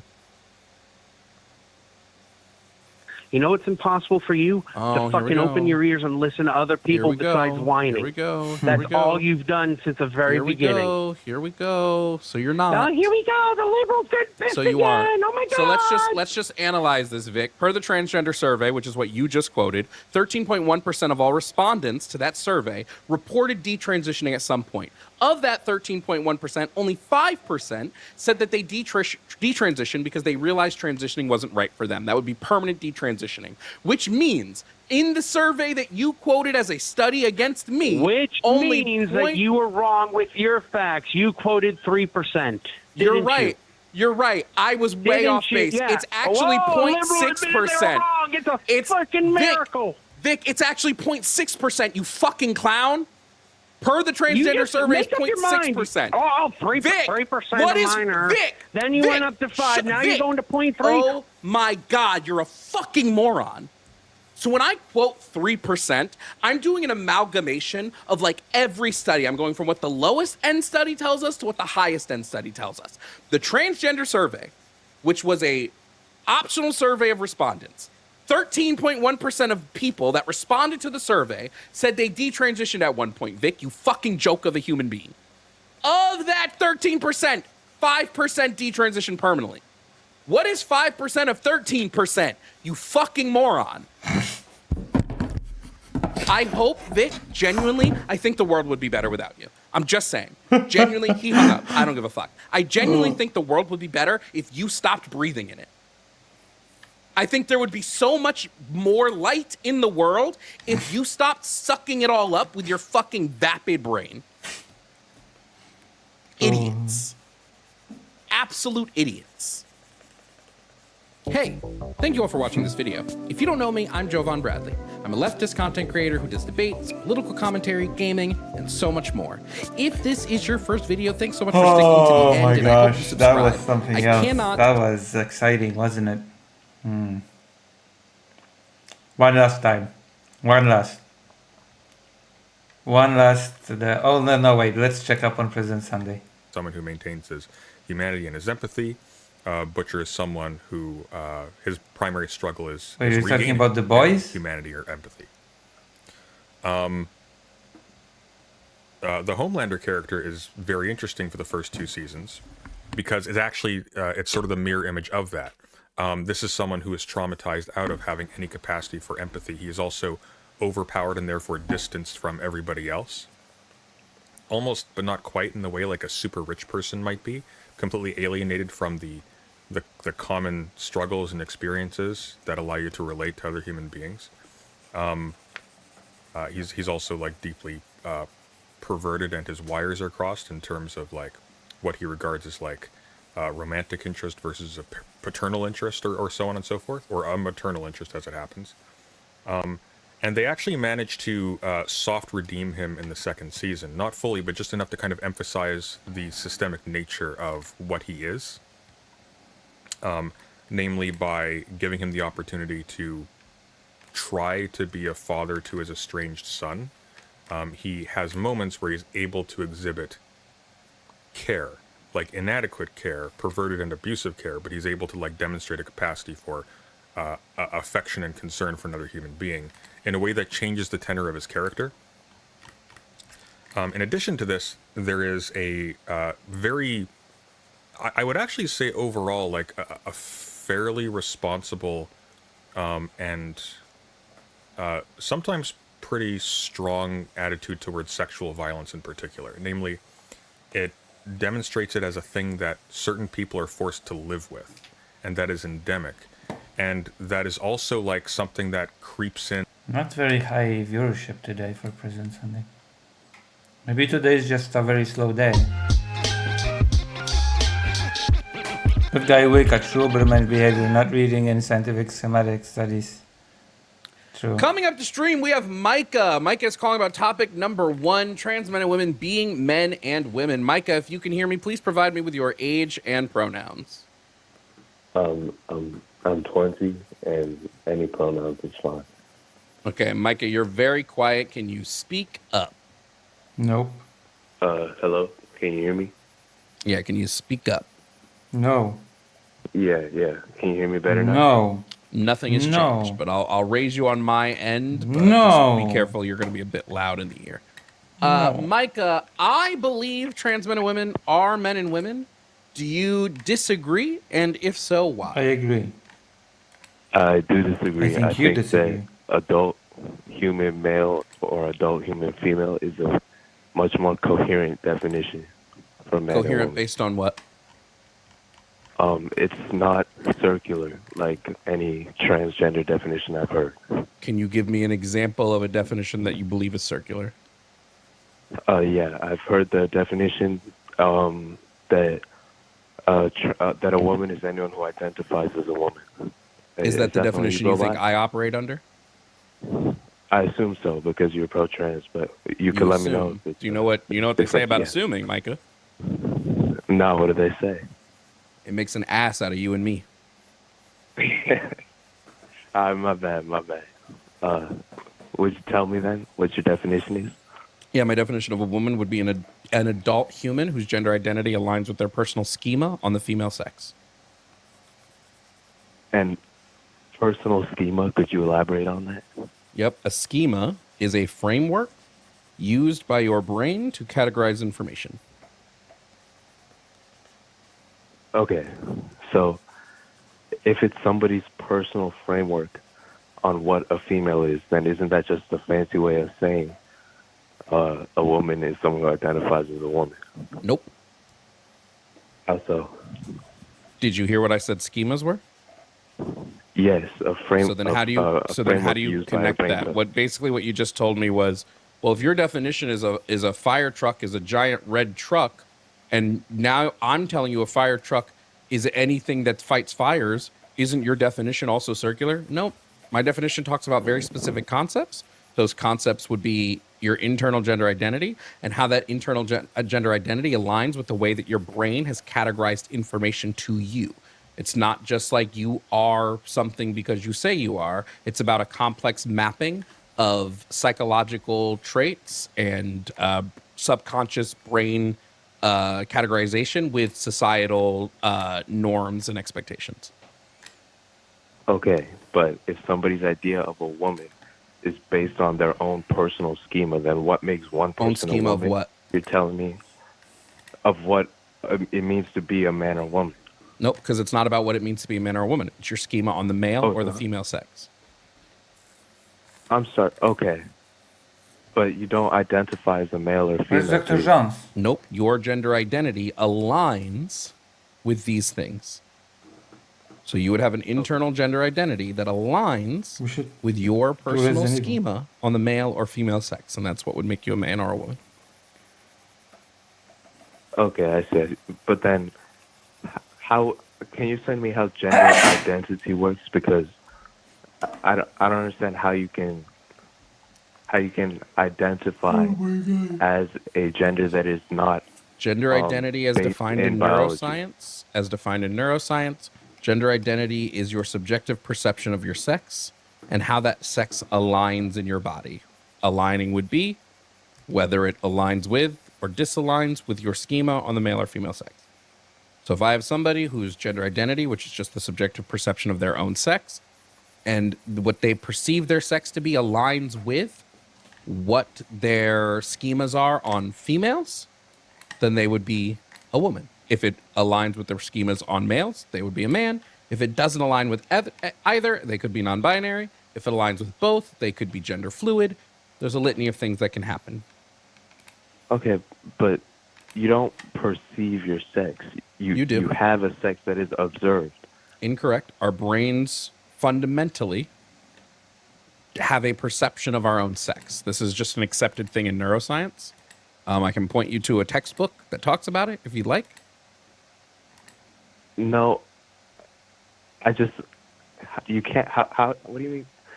Whatever you perceive about your own sex has no bearing on what your actual sex is in reality. Sex is Great. based in That's biology. why. Great. I'm not giving you a definition that talks about whether your sex is has changed, whether this person thinks they're a different sex. The definition does not speak about that. It doesn't even touch those topics. Okay, so you agree then with the standard definition for sex being sex would just be either of the two. I would define sex as probably just the characteristics around reproduction in any given species. How I would define sex in humans would be either of the two sex subclasses, male and female, and the differences and similarities between the two. Okay, being like facilitating the reproduction through the small or large gamete, correct? Well, sex in biology, we don't look at sex as just like gamete production. That would just be like the Oxford Dictionary's definition. But in biology, sex is determined by 5 different traits. Gametes are one of those 5 traits, but it's determined via 5 traits, not just one specific trait. What are those other 5? What are those other 4 traits? Internal and external genitalia, gonad production, which is gametes. It's going to be like your small, large gametes. It's going to be about your gonads, hormone production, and chromosome differences. Okay, but then if somebody has, let's say a sexual. Streamer's tired. I'm gonna peace out. Disorder, I'm not like if they tired. have, I'm just coloring let's say, Do you a not see hormone me imbalance coloring that the leads them animation? being, presenting more masculine, they wouldn't actually I'm be focused. more male, right? It's called being focused. They wouldn't be more male, no, because it's not really a Goddamn thing where you're like more one than the other. I knew I should never do art so you're streams. saying that It's a regardless mistake. of Okay. Art streams are a of mistake. different levels of hormones or whether or not, like, you could be born without a penis, for example. No, I'm just Right, saying with it's the- not a with the sliding plummet. scale. So, for instance, there are trans women who Literally. have undergone enough, gender affirming care medically, to where they are now labeled both medically and scientifically as female, because their hormone What? production has changed, their their What? external genitalia has changed. Sometimes their internal genitalia has changed as well.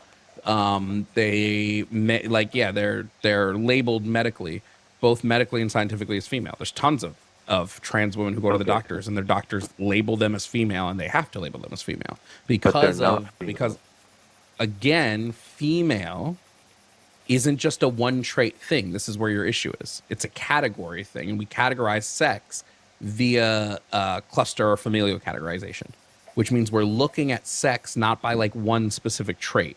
We're looking at as a mix, we're looking at it from a mix of traits and seeing what those traits sort of lead you to be. And there are, like I said, trans women who have undergone medical transitioning to the point where both scientifically and medically they are labeled and viewed as female, and they're treated as female. Okay, so does that mean that if somebody, let's say, got reassignment surgery, right, and but still identified as a man, but under your definition, we're not talking about whether enough of they're the men. We're criteria not to talking be about whether they're women. Now we're talking about sex. male and female. You can yes. undergo reassignment surgery and be like, yeah, I'm still a man. I'm just a man who preferred to have a vagina, or I'm a man who didn't want a penis anymore. Because we're not talking about But man. you and still woman right have now. a penis. You've just rearranged. I don't really your care penis, that make you have it a look penis like because a we're vagina. talking about. Or do you want to talk about sex or do you want to talk about gender? You can be any gender and have a you said we're penis. You can talking be about any sex sex, right now, really. though. Yes, but you keep bringing it back to, well, are they real? I don't like. You keep bringing it back to men and women. You just said you can be any sex and have a penis. Yes. Okay, so then if you can be any sex and have a penis, if you can have any whatever hormone levels and still be male or female, what about your 5 categories actually make somebody male or female? If you can I've explained if you can this. fit I've explained all the this. categories Have for you not male been and listening? Or are you identify just for waiting? Are you on a script right now? Are you on a script No. and you're off on the script, and so you're struggling a little bit? I've explained this. No, It's I'm about not on the script. we have a list of traits, and it's about the distribution on that list is what you're going to Yes. lean more towards. So penis But you is just said- one of those traits. That would be external genitalia. That is one of 5 traits. There are 4 other traits regarding sex Okay, then. that would define the type of sex you are. It is not just does this mean- external genitalia. That would be silly. So does this mean does this mean that trans people who have not undergone the proper surgery and to fit those criteria are not actually trans? Nope. You're struggling. But they don't fit those Doesn't criteria. it doesn't matter because I'm not talking about whether somebody is male or female when we're talking about trans people. We're talking about their gender. We're not. And we're talking about what You their just gender said identity people could is. change their sex as well, though. Yes, yeah, but they're you two said- different things, homie. I don't know why that's struggling. Yeah, why I that's a agree. struggle We're for you. talking about sex. We're talking about sex right now, yes? Great, so don't bring up gender now. I didn't. I said did. that. I said that. When you go to move to No. talk about trans people, that's now gender, right? Whether a person Oh. is trans and identifies as man or woman is a gender trait, and then whether somebody's sex is male or female is a sex trait. So pick which one you want to talk about. We can't keep So you're jumping saying- between the two.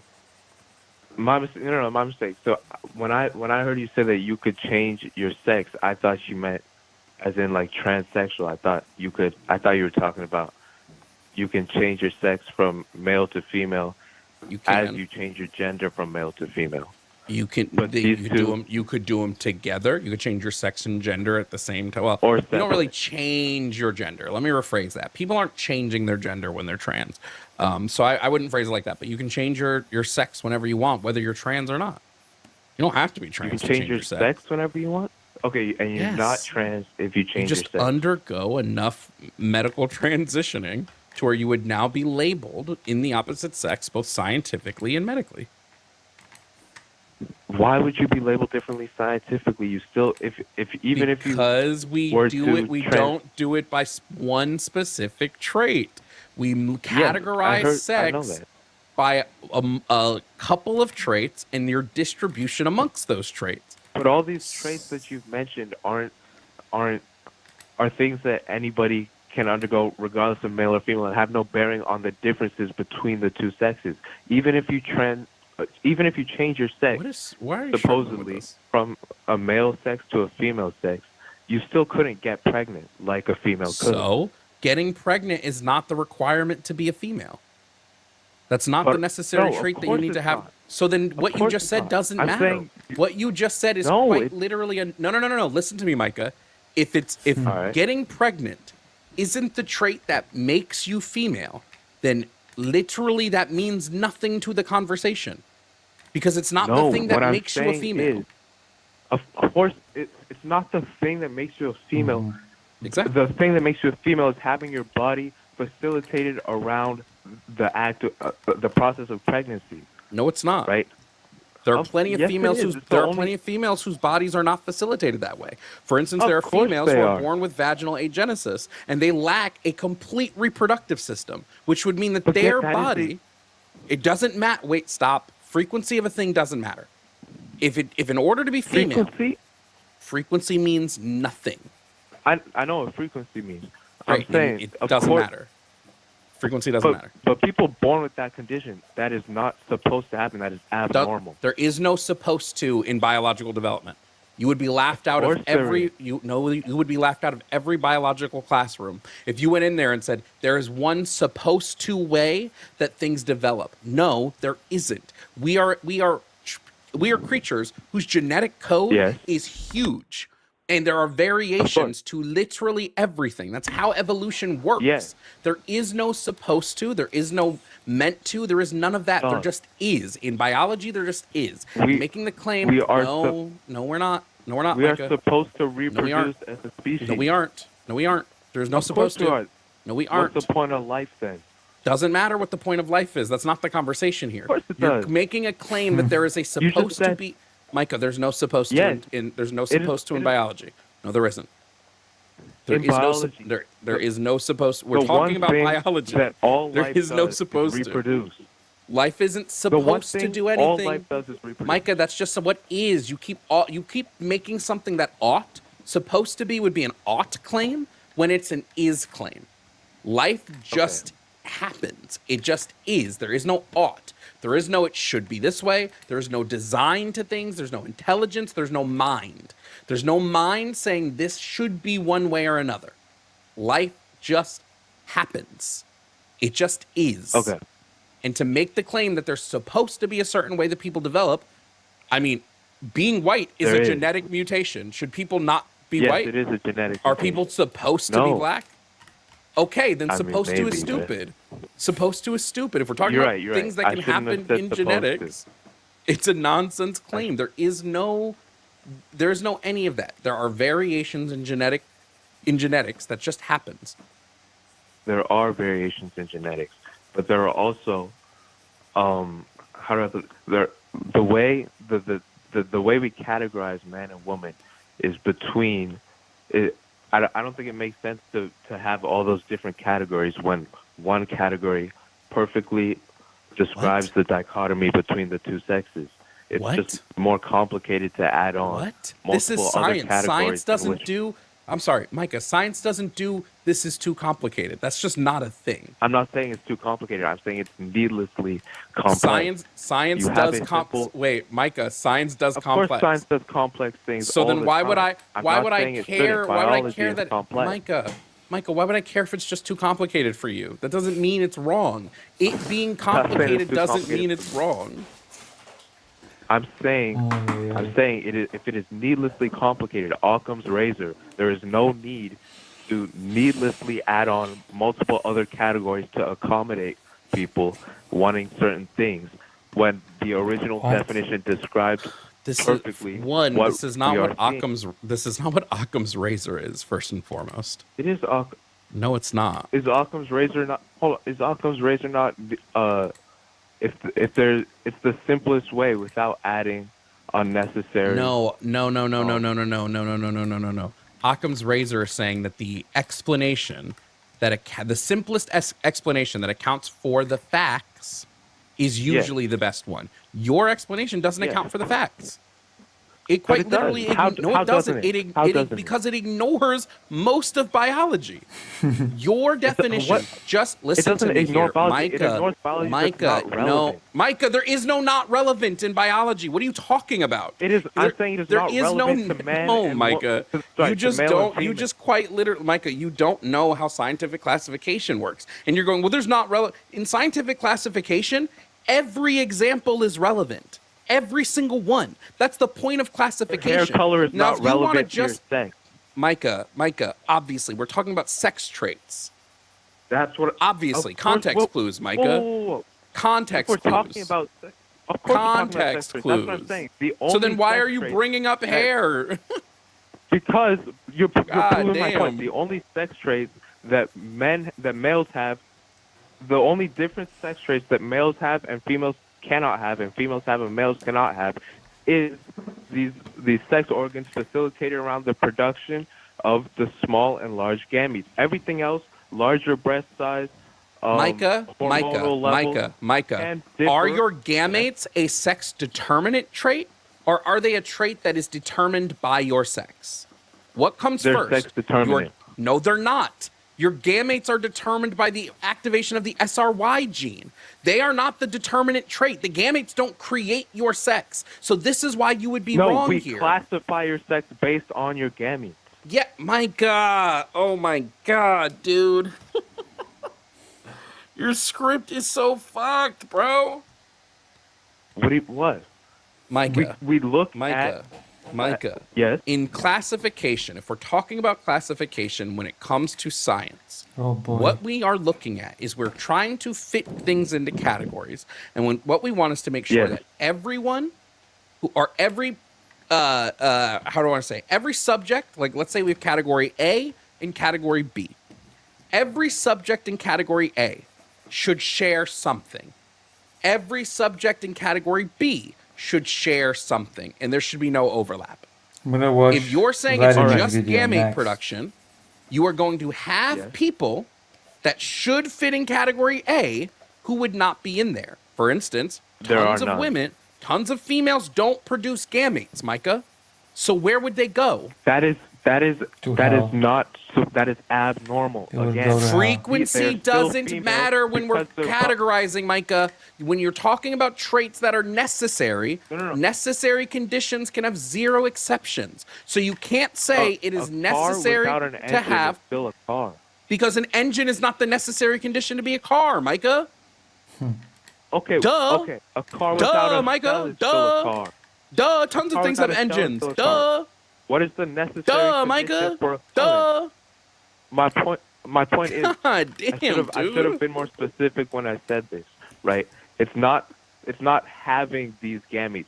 It's your body being facilitated around the production of these gametes, right? Micah, so there are people whose bodies are not facilitated around the production. If you completely lack a reproductive system, your body isn't facilitated around shit.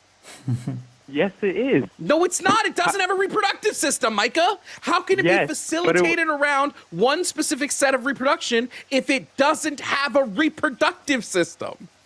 Was it taken out or something? Micah, it never developed. It never developed, Micah. Okay, again, that is not supposed to happen, though. Oh, sweet. Somebody paid to move on. Goodbye. God damn, thank the Lord. Fuck.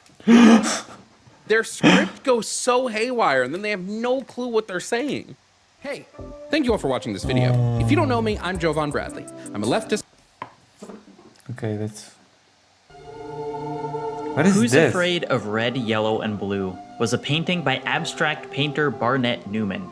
It's 8 feet tall and 18 feet wide. I feel like I've seen this video It before. doesn't really exist anymore. I feel like I've seen this There are before. actually 4 paintings named Who's Afraid of Red, Yellow, and Blue. God, I think this is I've number 3. seen Each one is distinctive, but they video. share some key similarities, namely... The title is a reference to Edward Albee's play Who's Afraid of Virginia Woolf. In Albee's play, 4 characters turn their lives inside out over the course of 3 hours and 68,000 words. Newman's paintings are, well, they're 3 colors.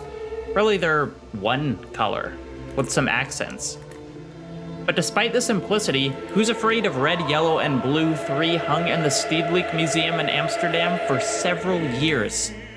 And then one day, it was murdered. The painting was murdered?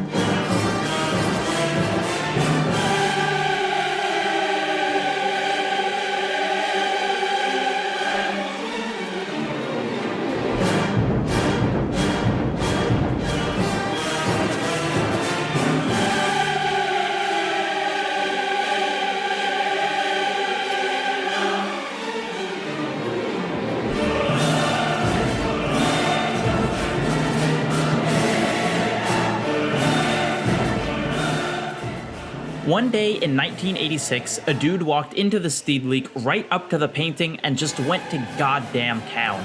He gashed out about 50 feet of the fabric with a box cutter. 50 feet! That's like if he had carved out the entire perimeter of the painting. And for such an attack, he was put in jail for a while, but also he was roundly congratulated by more than a few people, because Red, Yellow, and Blue had been the subject of a huge amount of criticism since it first arrived. Before it was slashed, it was the reason for dozens of angry letters and phone calls to the museum. People said it made them physically sick. So someone finally having the balls to do something about it, to some it made him a local hero. This so-called vandal should be made the director of modern museums. He did what hundreds of thousands of us would have liked to do. Red, Yellow, and Blue 3, the painting, is dead. But I mean, who cares? It's just red, blue, and yellow. I can make those colors in Microsoft Paint. This is clearly just another example of the pretentious art world deluding itself into thinking that childish blobs of paint on a canvas are art. Right? Right. Of course. This is a game called 2:22 AM. It's free on itch.io, made by Alice, or @Alonculus on Twitter, and in a lot of ways, it's incredibly simple. Almost bare bones. But there's something there. The game is very loosely a take on late-night television. You flip through different scenes, intercut with grainy footage of showers, or empty intersections, or dandelions, or... It makes me feel like...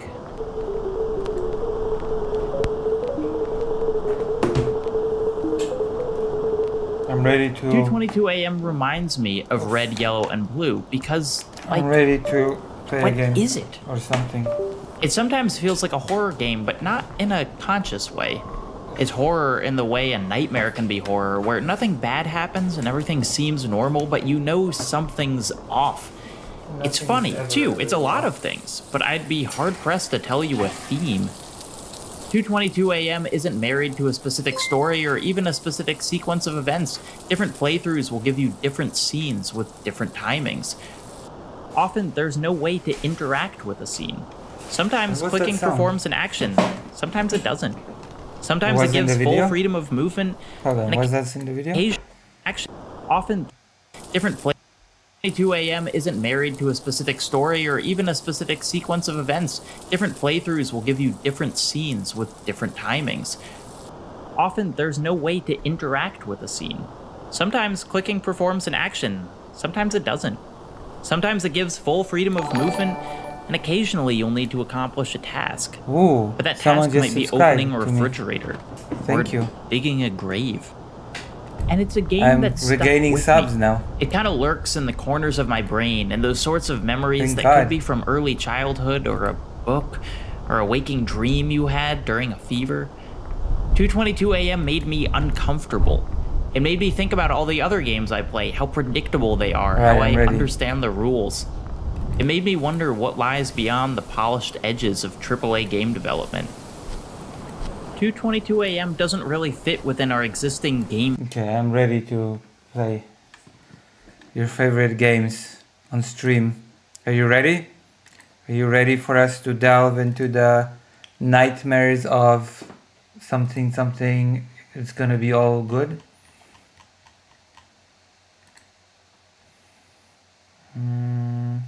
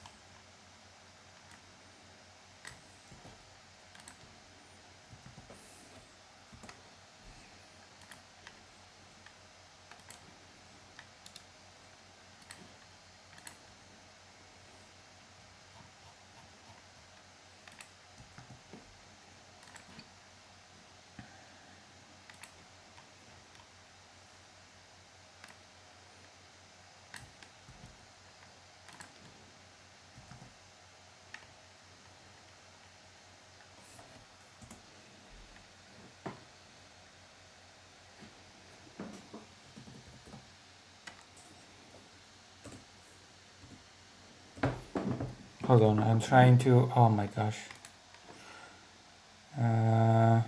What game will you play? What game would you like me to play, Maya Mayor? Since you have expressed curiosity in my gaming, I will tell you I will play whatever you want me to play, I will play. You know? Because you're cool. You're the coolest, you know? You're the coolest cool. So what would you like me to play?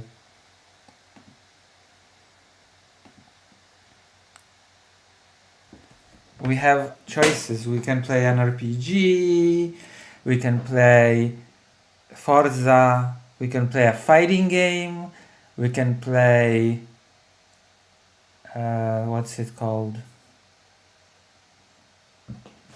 FPS game. We can play Subnautica 2, which is apparently a really good game. I've never played Subnautica 2 before. It will be my first. Be my first experience with this fascinating journey of discovery.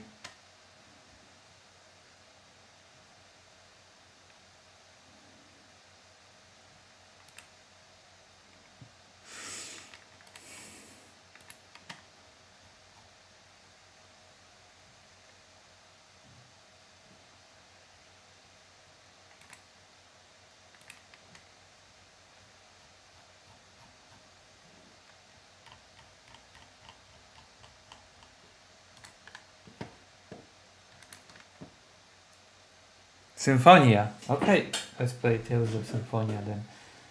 But first I have to connect. Consider donating, because if I'm playing Symphonia, then I'm definitely going to play its intro. Because I'm a sucker for it. Okay? Is that okay for me to do? Where's the... I'm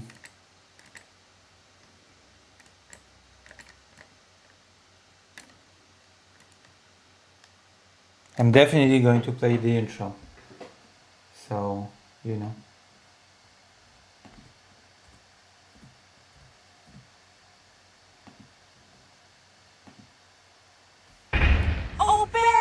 Thank you for the $10. Oh my gosh.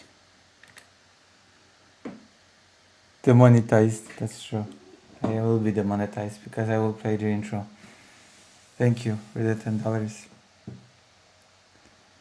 I will e-beg into surviving this mess. Okay, where's the audio?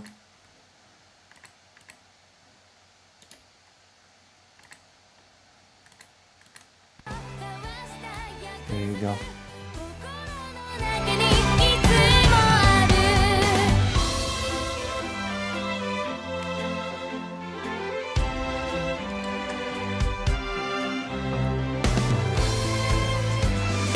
Beautiful intro. You should play Tales of Fantasia on stream. 眠れない夜に聞きたいのは君の声朝日が来るまで語り明かした隣で夢中に話す横顔は輝いていたよね夢を追う君と見守る僕に同じ星の光が降り注ぐ振り返らずに歩いてほしいと涙こらえて身を組むた夜空をかける流れ星を今見つけられたら何を祈るだろう旅立つ君と交わした約束心の中にいつもある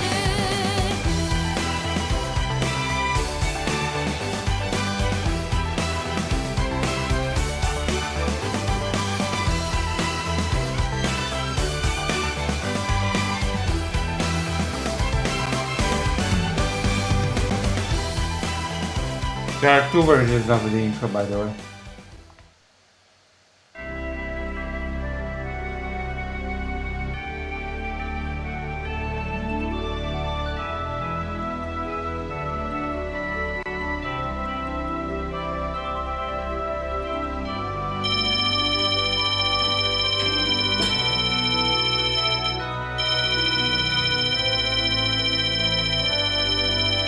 What the hell's happening with the controller?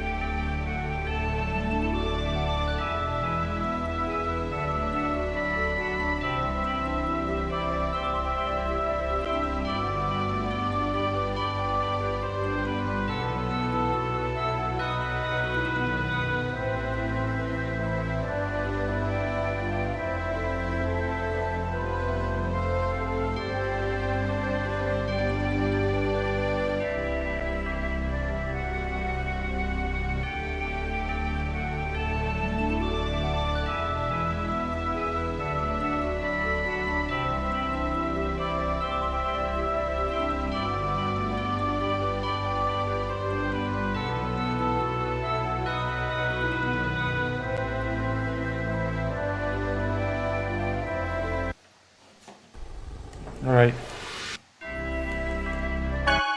We have a save.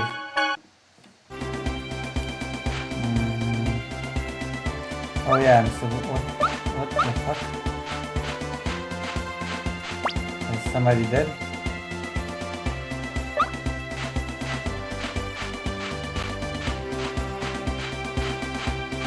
You're playing as Colette.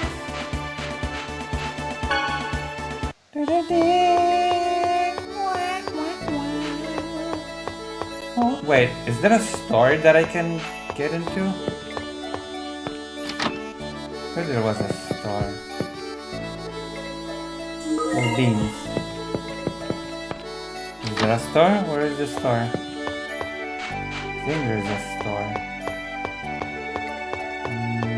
Is this the store?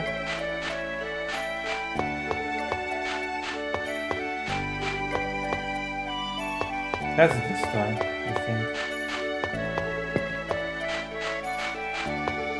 That's the center of the village. There we go. Sell me all your weapons. Pervert.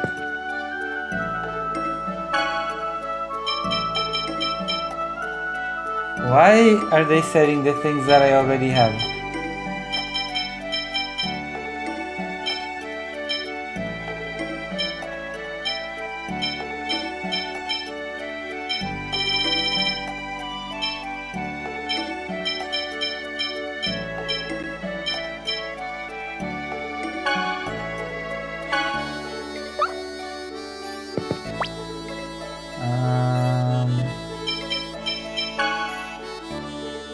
Oh, I should buy beef, beans and lemon.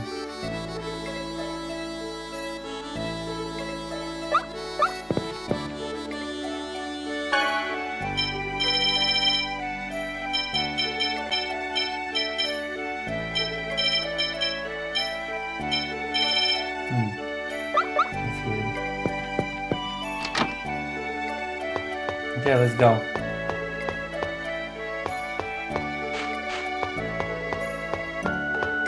Wait, what difficulty are we playing this at?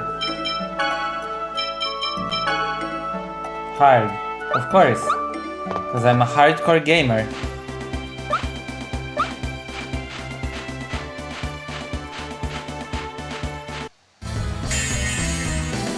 Let's get started.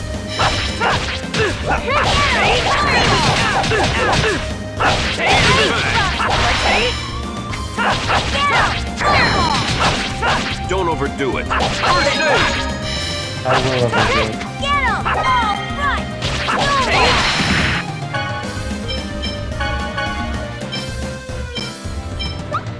Don't overdo it. First aid. Sonic Thrust.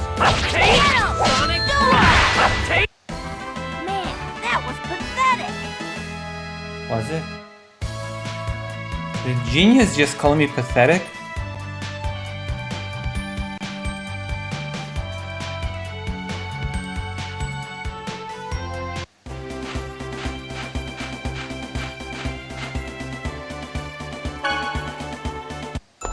There are puzzles in here. I hate puzzles.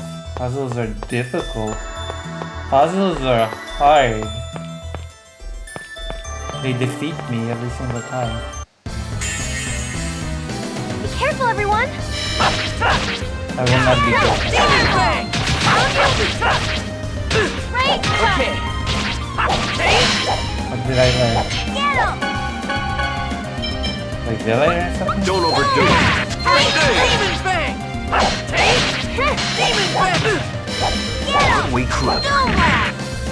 I keep jumping because the controller is bugging out again. Don't overdo it. We club. Don't overdo it. Don't overdo it. First aid.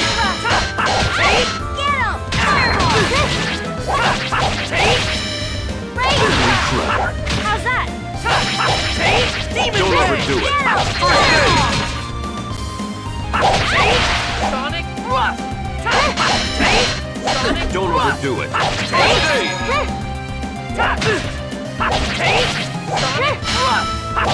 Don't overdo it. First aid.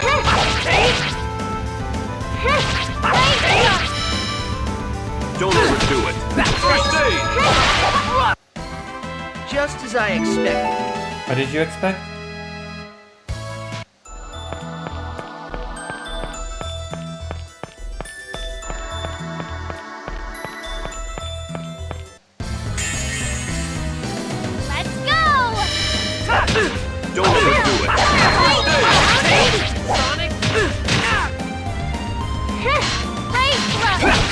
I'm not even pressing anything.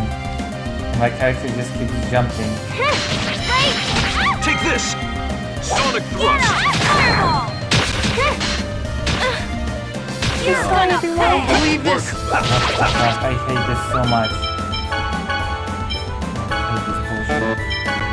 Your side! Demon Fang! I need a new controller. Desperately. Great thrust!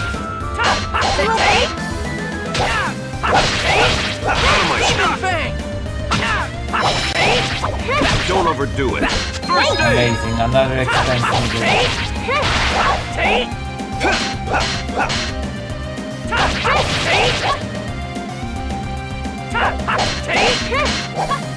What is this?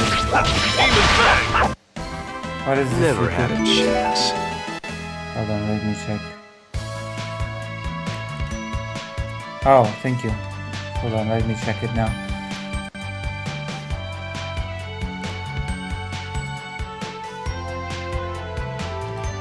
I do need help with the controller. Hey everyone, this is Tim from Your Six Tech. Today in this video, I'm going to show you how to test your dead zones and your stick drift on your PlayStation controller or Xbox or whatever controller you use. It's not really a drift problem, per se. Not connected to Steam. So we want to go up to the top and go to Steam, go to Settings. Right here, and select this, and scroll on down to Controller. So I currently have a PlayStation 4 controller connected. And I can test the inputs by going to here, and you can see if I'm moving around, press any button, and it works. And I can press O to go ahead and exit here. Wait, hold on. And I want to go to the thing? I can test the inputs by going to here, and you can see if I'm moving around, press any button, and PlayStation 4 controller connected. Controller. So I currently have a PlayStation 4 controller connected, and I can test the inputs by going to here, and you can see if I'm. I don't even see it. I don't even see the options that are in the video. And I can test the inputs by. I don't even see the device inputs.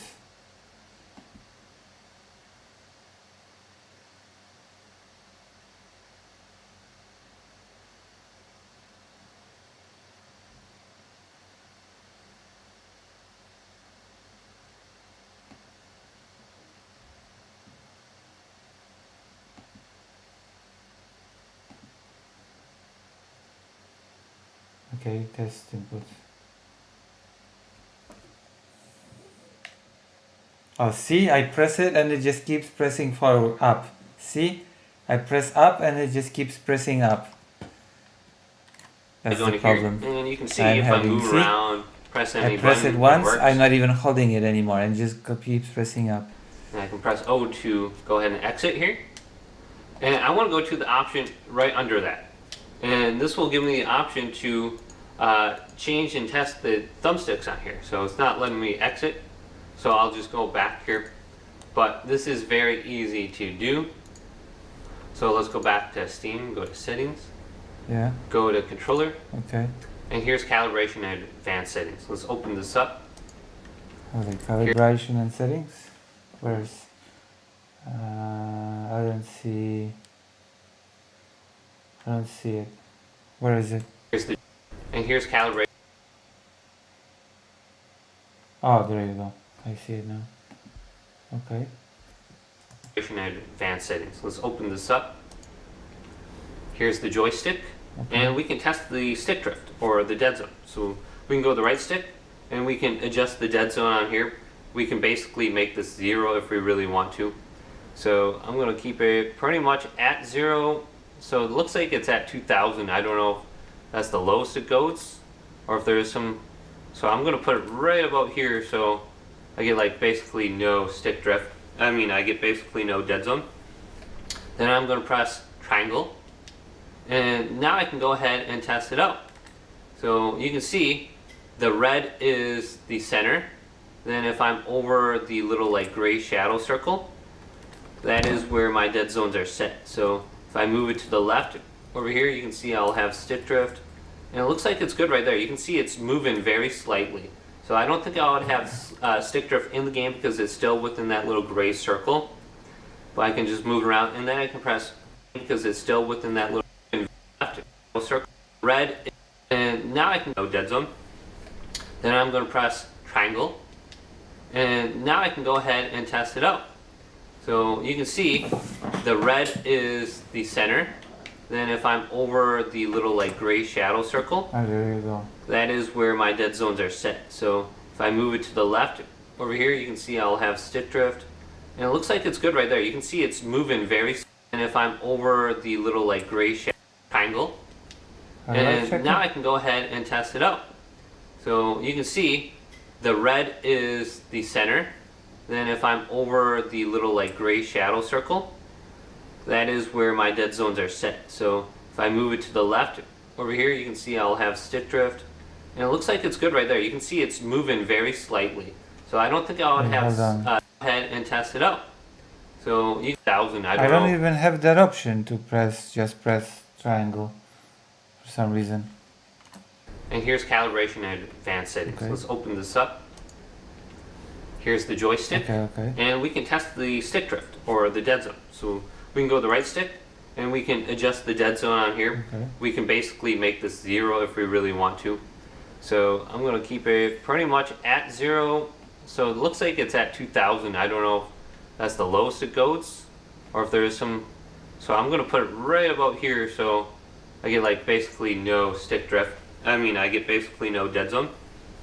Then I'm going to press triangle.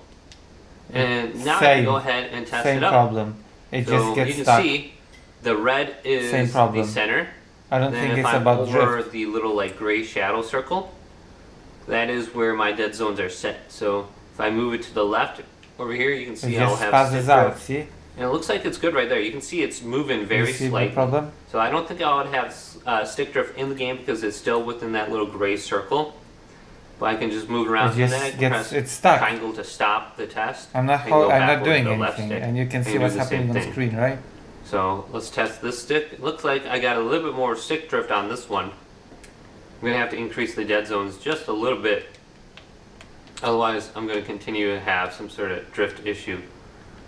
But you can just come in this section, you can test the gyro in here. And you can change the LED light to or turn on or off the rumble. So let's go ahead and adjust this.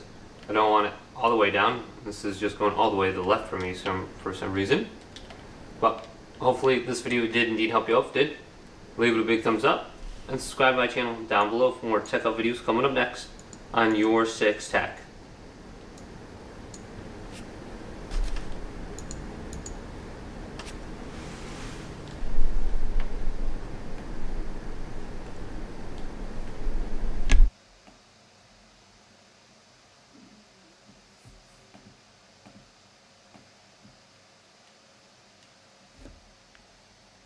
How do I test it now?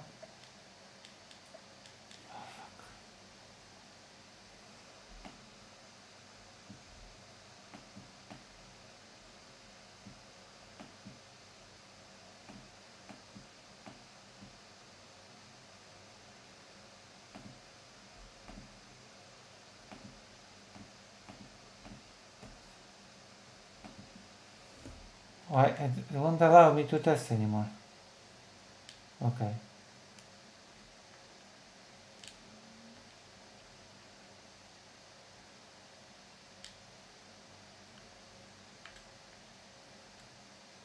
Same problem, same issue.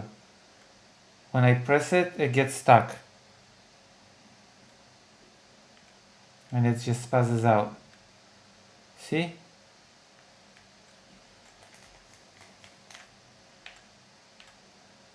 It just doesn't return. It gets stuck.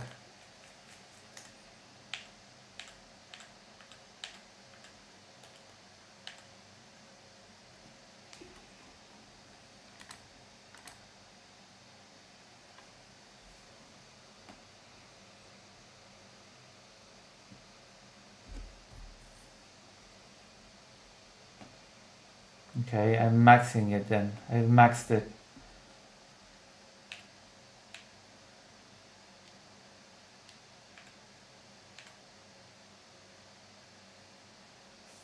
It didn't help. Did it? No, it didn't help. Sorry.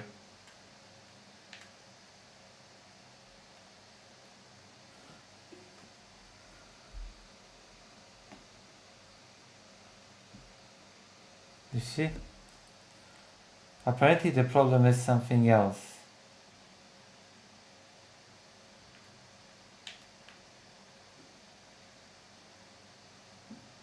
I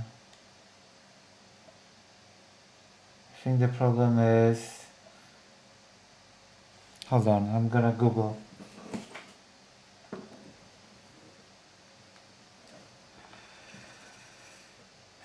PS4 controller.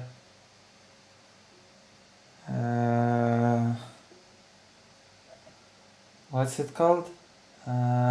Stick.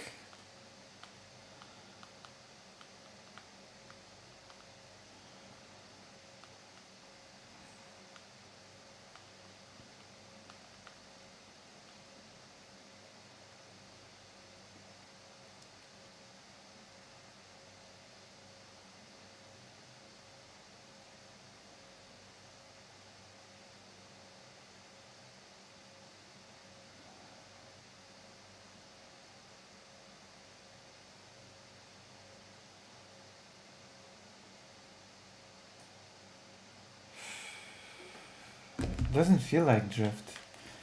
Feels like something else. Like, I don't know. I feel like I should get a PS5 controller.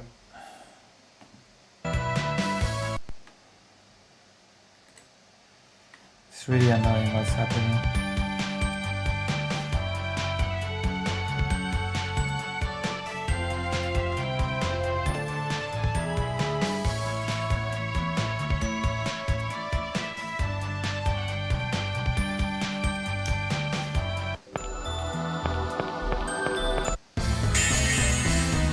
Let's get started.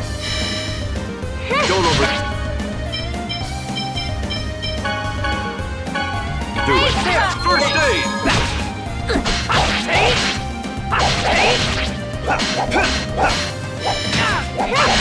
Get him! Fireball! Down your weak.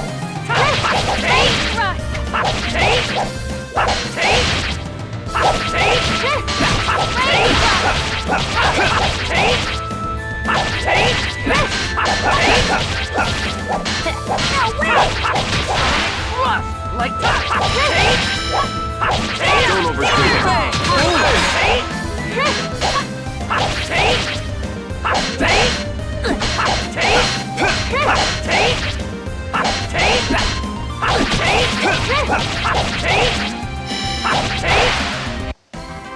You picked the wrong guy to mess Oh, with. we got 2 apple gels.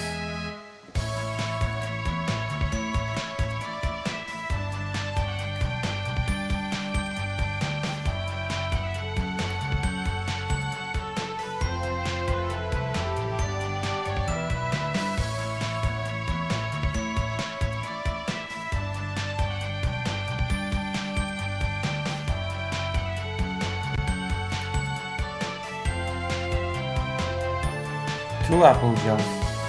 Also, have you watched the mini essay on what do you call it? Patreon?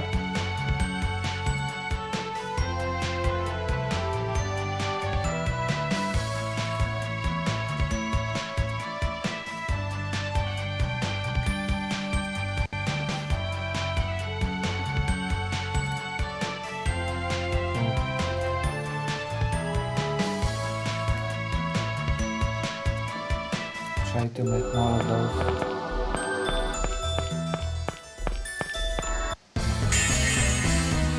Let's get this over with. Don't overdo it. Sonic Thrust! Demon Fang! Demon Fang!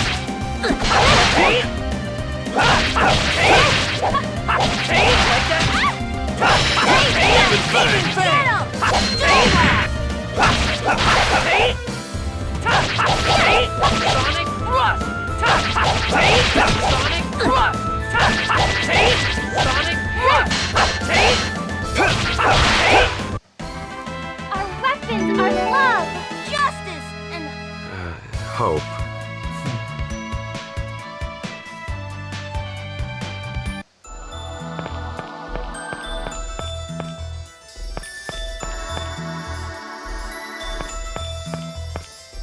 puzzles.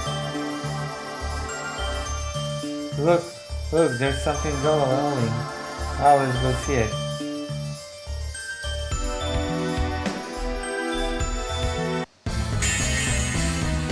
Let's get this over with.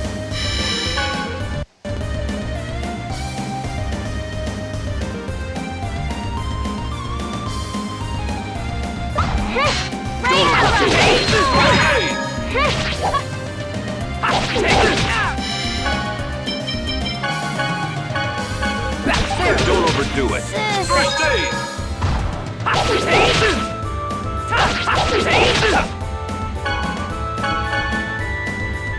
Demon Fang!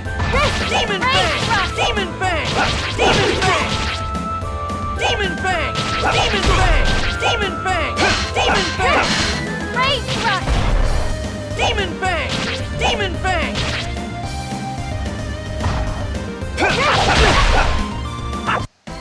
That's that.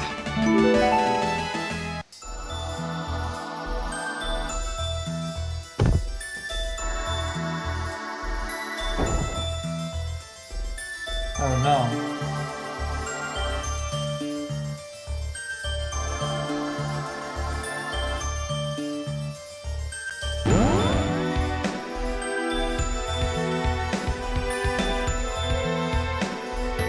Very strong, actually. Oh. I thought... Oh no. I have to go back. I'm dead.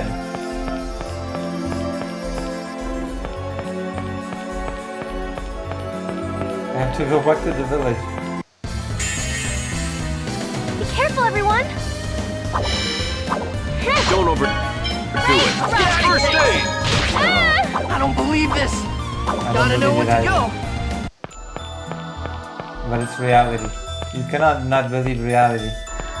Reality is real, whether you're not genius died. Genius is not as big of a genius as he thought. Genius is dumb.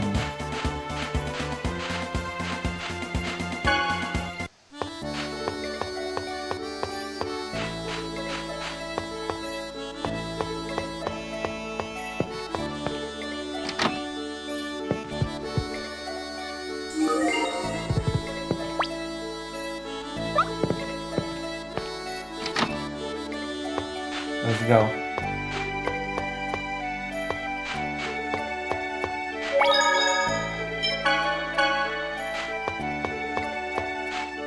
These settings are fake and gay.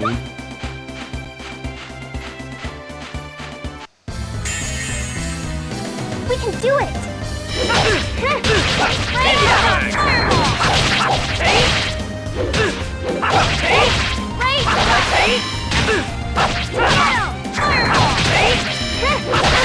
Don't overdo it. First aid!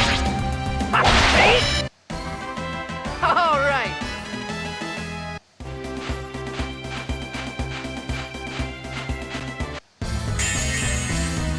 Be careful, everyone!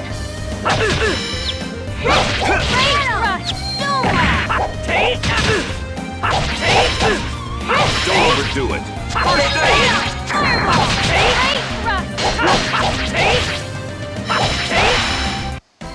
Just as I expected. Oh, there's nothing over here.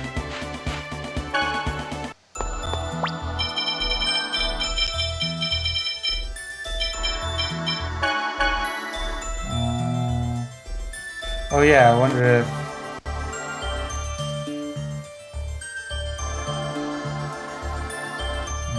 I know.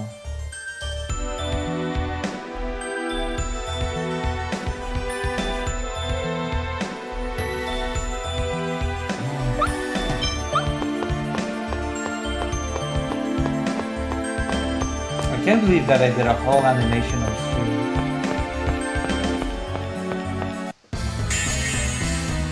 Don't let up! Don't overdo it. See, I eat damage because I keep jumping.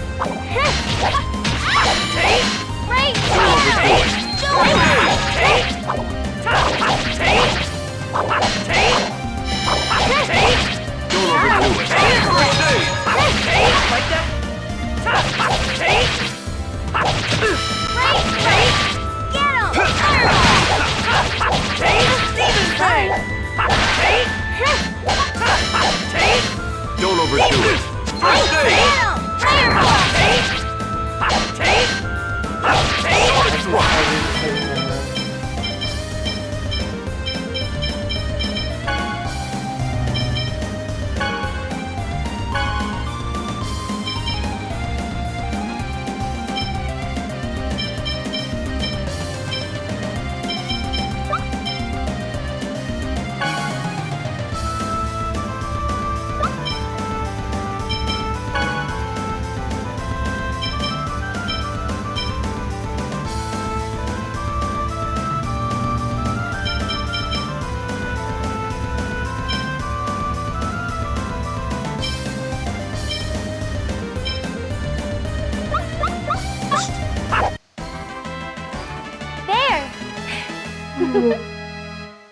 I'm actually getting tired. How long have I been streaming? Now I'm actually tired. Wait, I've not been streaming just for 2 hours, have I? Okay, 5 hours. Yeah, that's more. That sounds about right. I was like, wait. I did not draw a whole animation in 2 hours. Even I am not that good.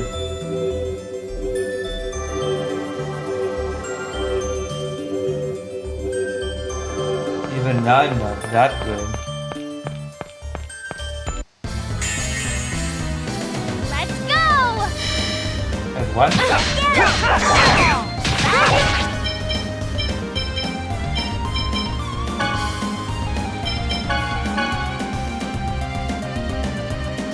Where is it one?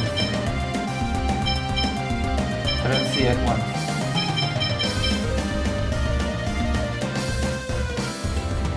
I don't see the setting at once. There is no such setting.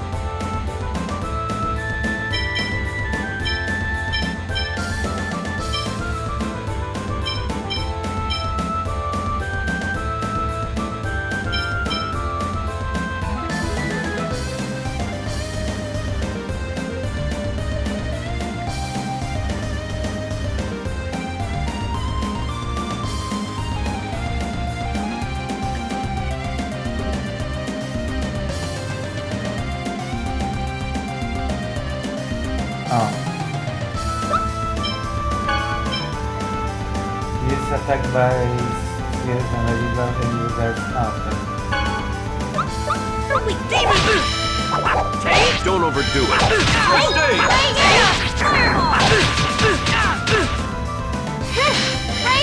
Don't overdo it. First aid! Sorry. Don't overdo it. First aid!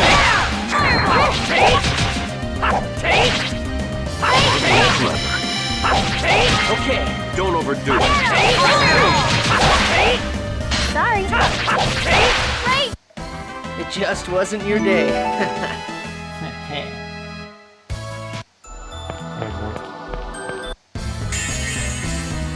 Let's get started. Don't overdo it. First aid! On your weakness.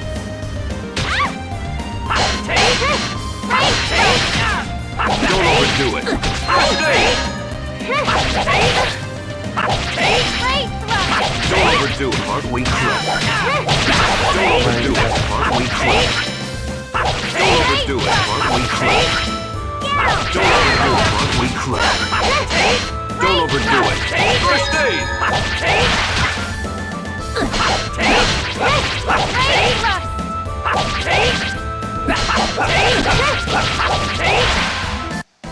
You picked the wrong guy to mess with.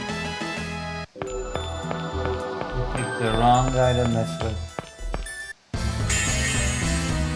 Don't let up. Bang!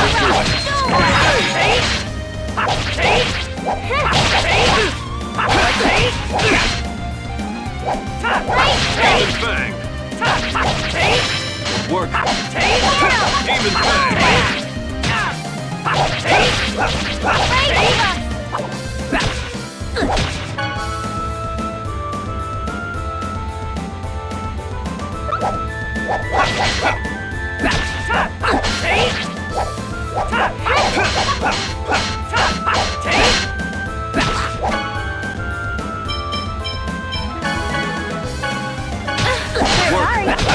Sonic Thrust.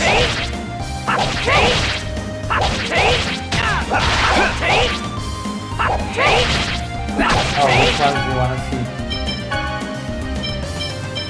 Attack.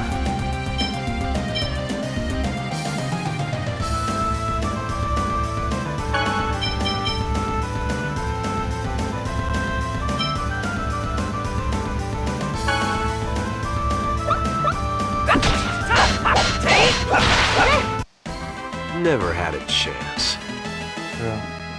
At least our greatest plus.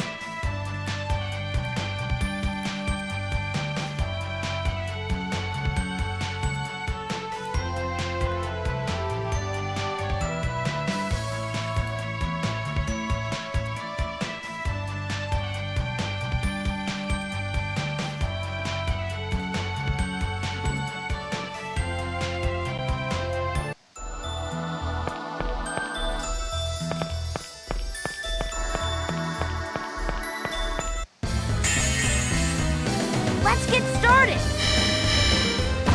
Don't overdo it.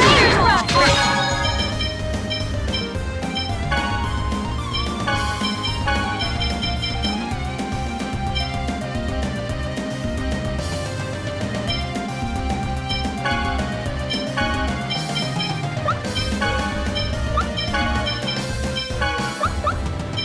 way! Demon Fang. No way!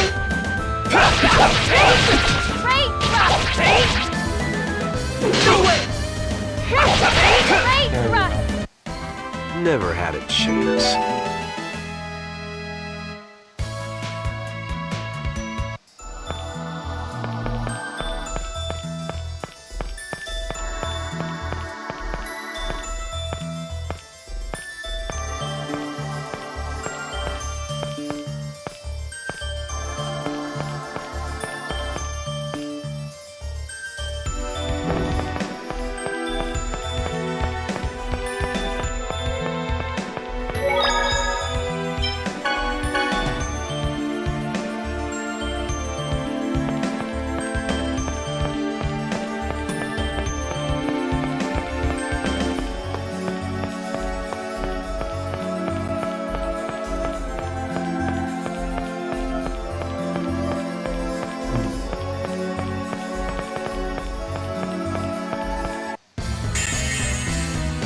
Here comes more of them. Don't overdo it. No way! Work. Demon Fang! Demon Fang. No way! There! Demon Fang! Sonic Thrust. No way! He was only supposed to attack from a distance, but I guess those commands don't really mean much. Why do those commands even matter if like they're gonna do their own thing anyway?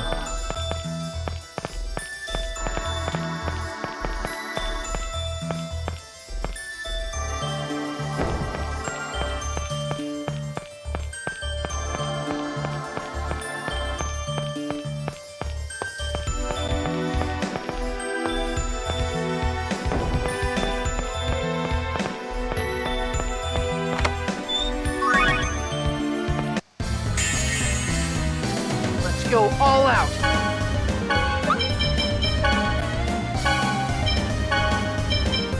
You okay? Don't overdo it. No way! Get him! What the fuck? Work. Demon Fang.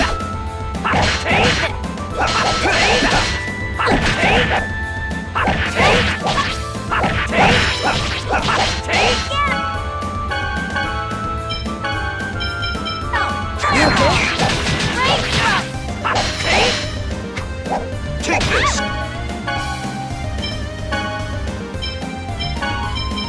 First aid!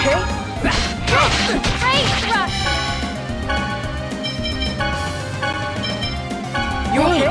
Don't overdo it. First aid! Work. Don't overdo it. First aid!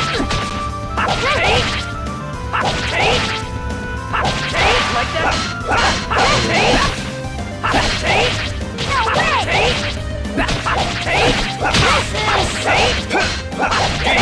Wasn't he supposed to keep his distance? Just as I expected. We're going to the village again.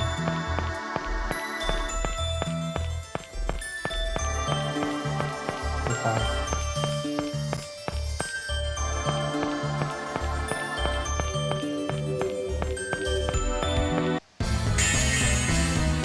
Be careful, everyone!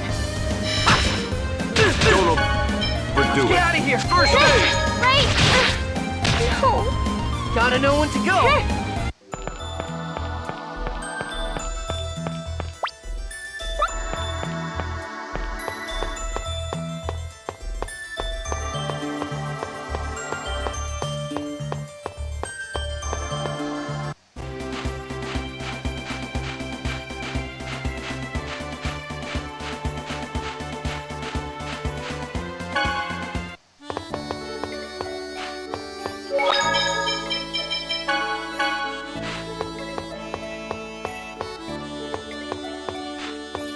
Okay, I have to lie down for a bit. I'll be back in a few hours because I gotten tired. 5 hours of streaming is a long time, you know. We done a show animation. So I think I will rest a bit and come back. We need to grind out whole thing. God.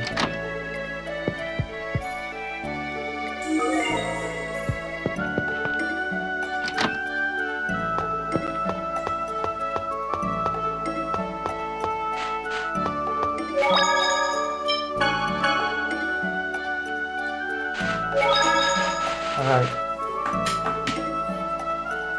I'm gonna see you soon. I hope.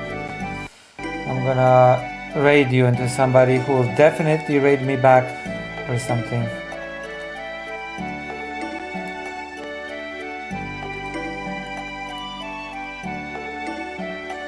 I don't know. 2 Starks. There you go. Okay, bye bye.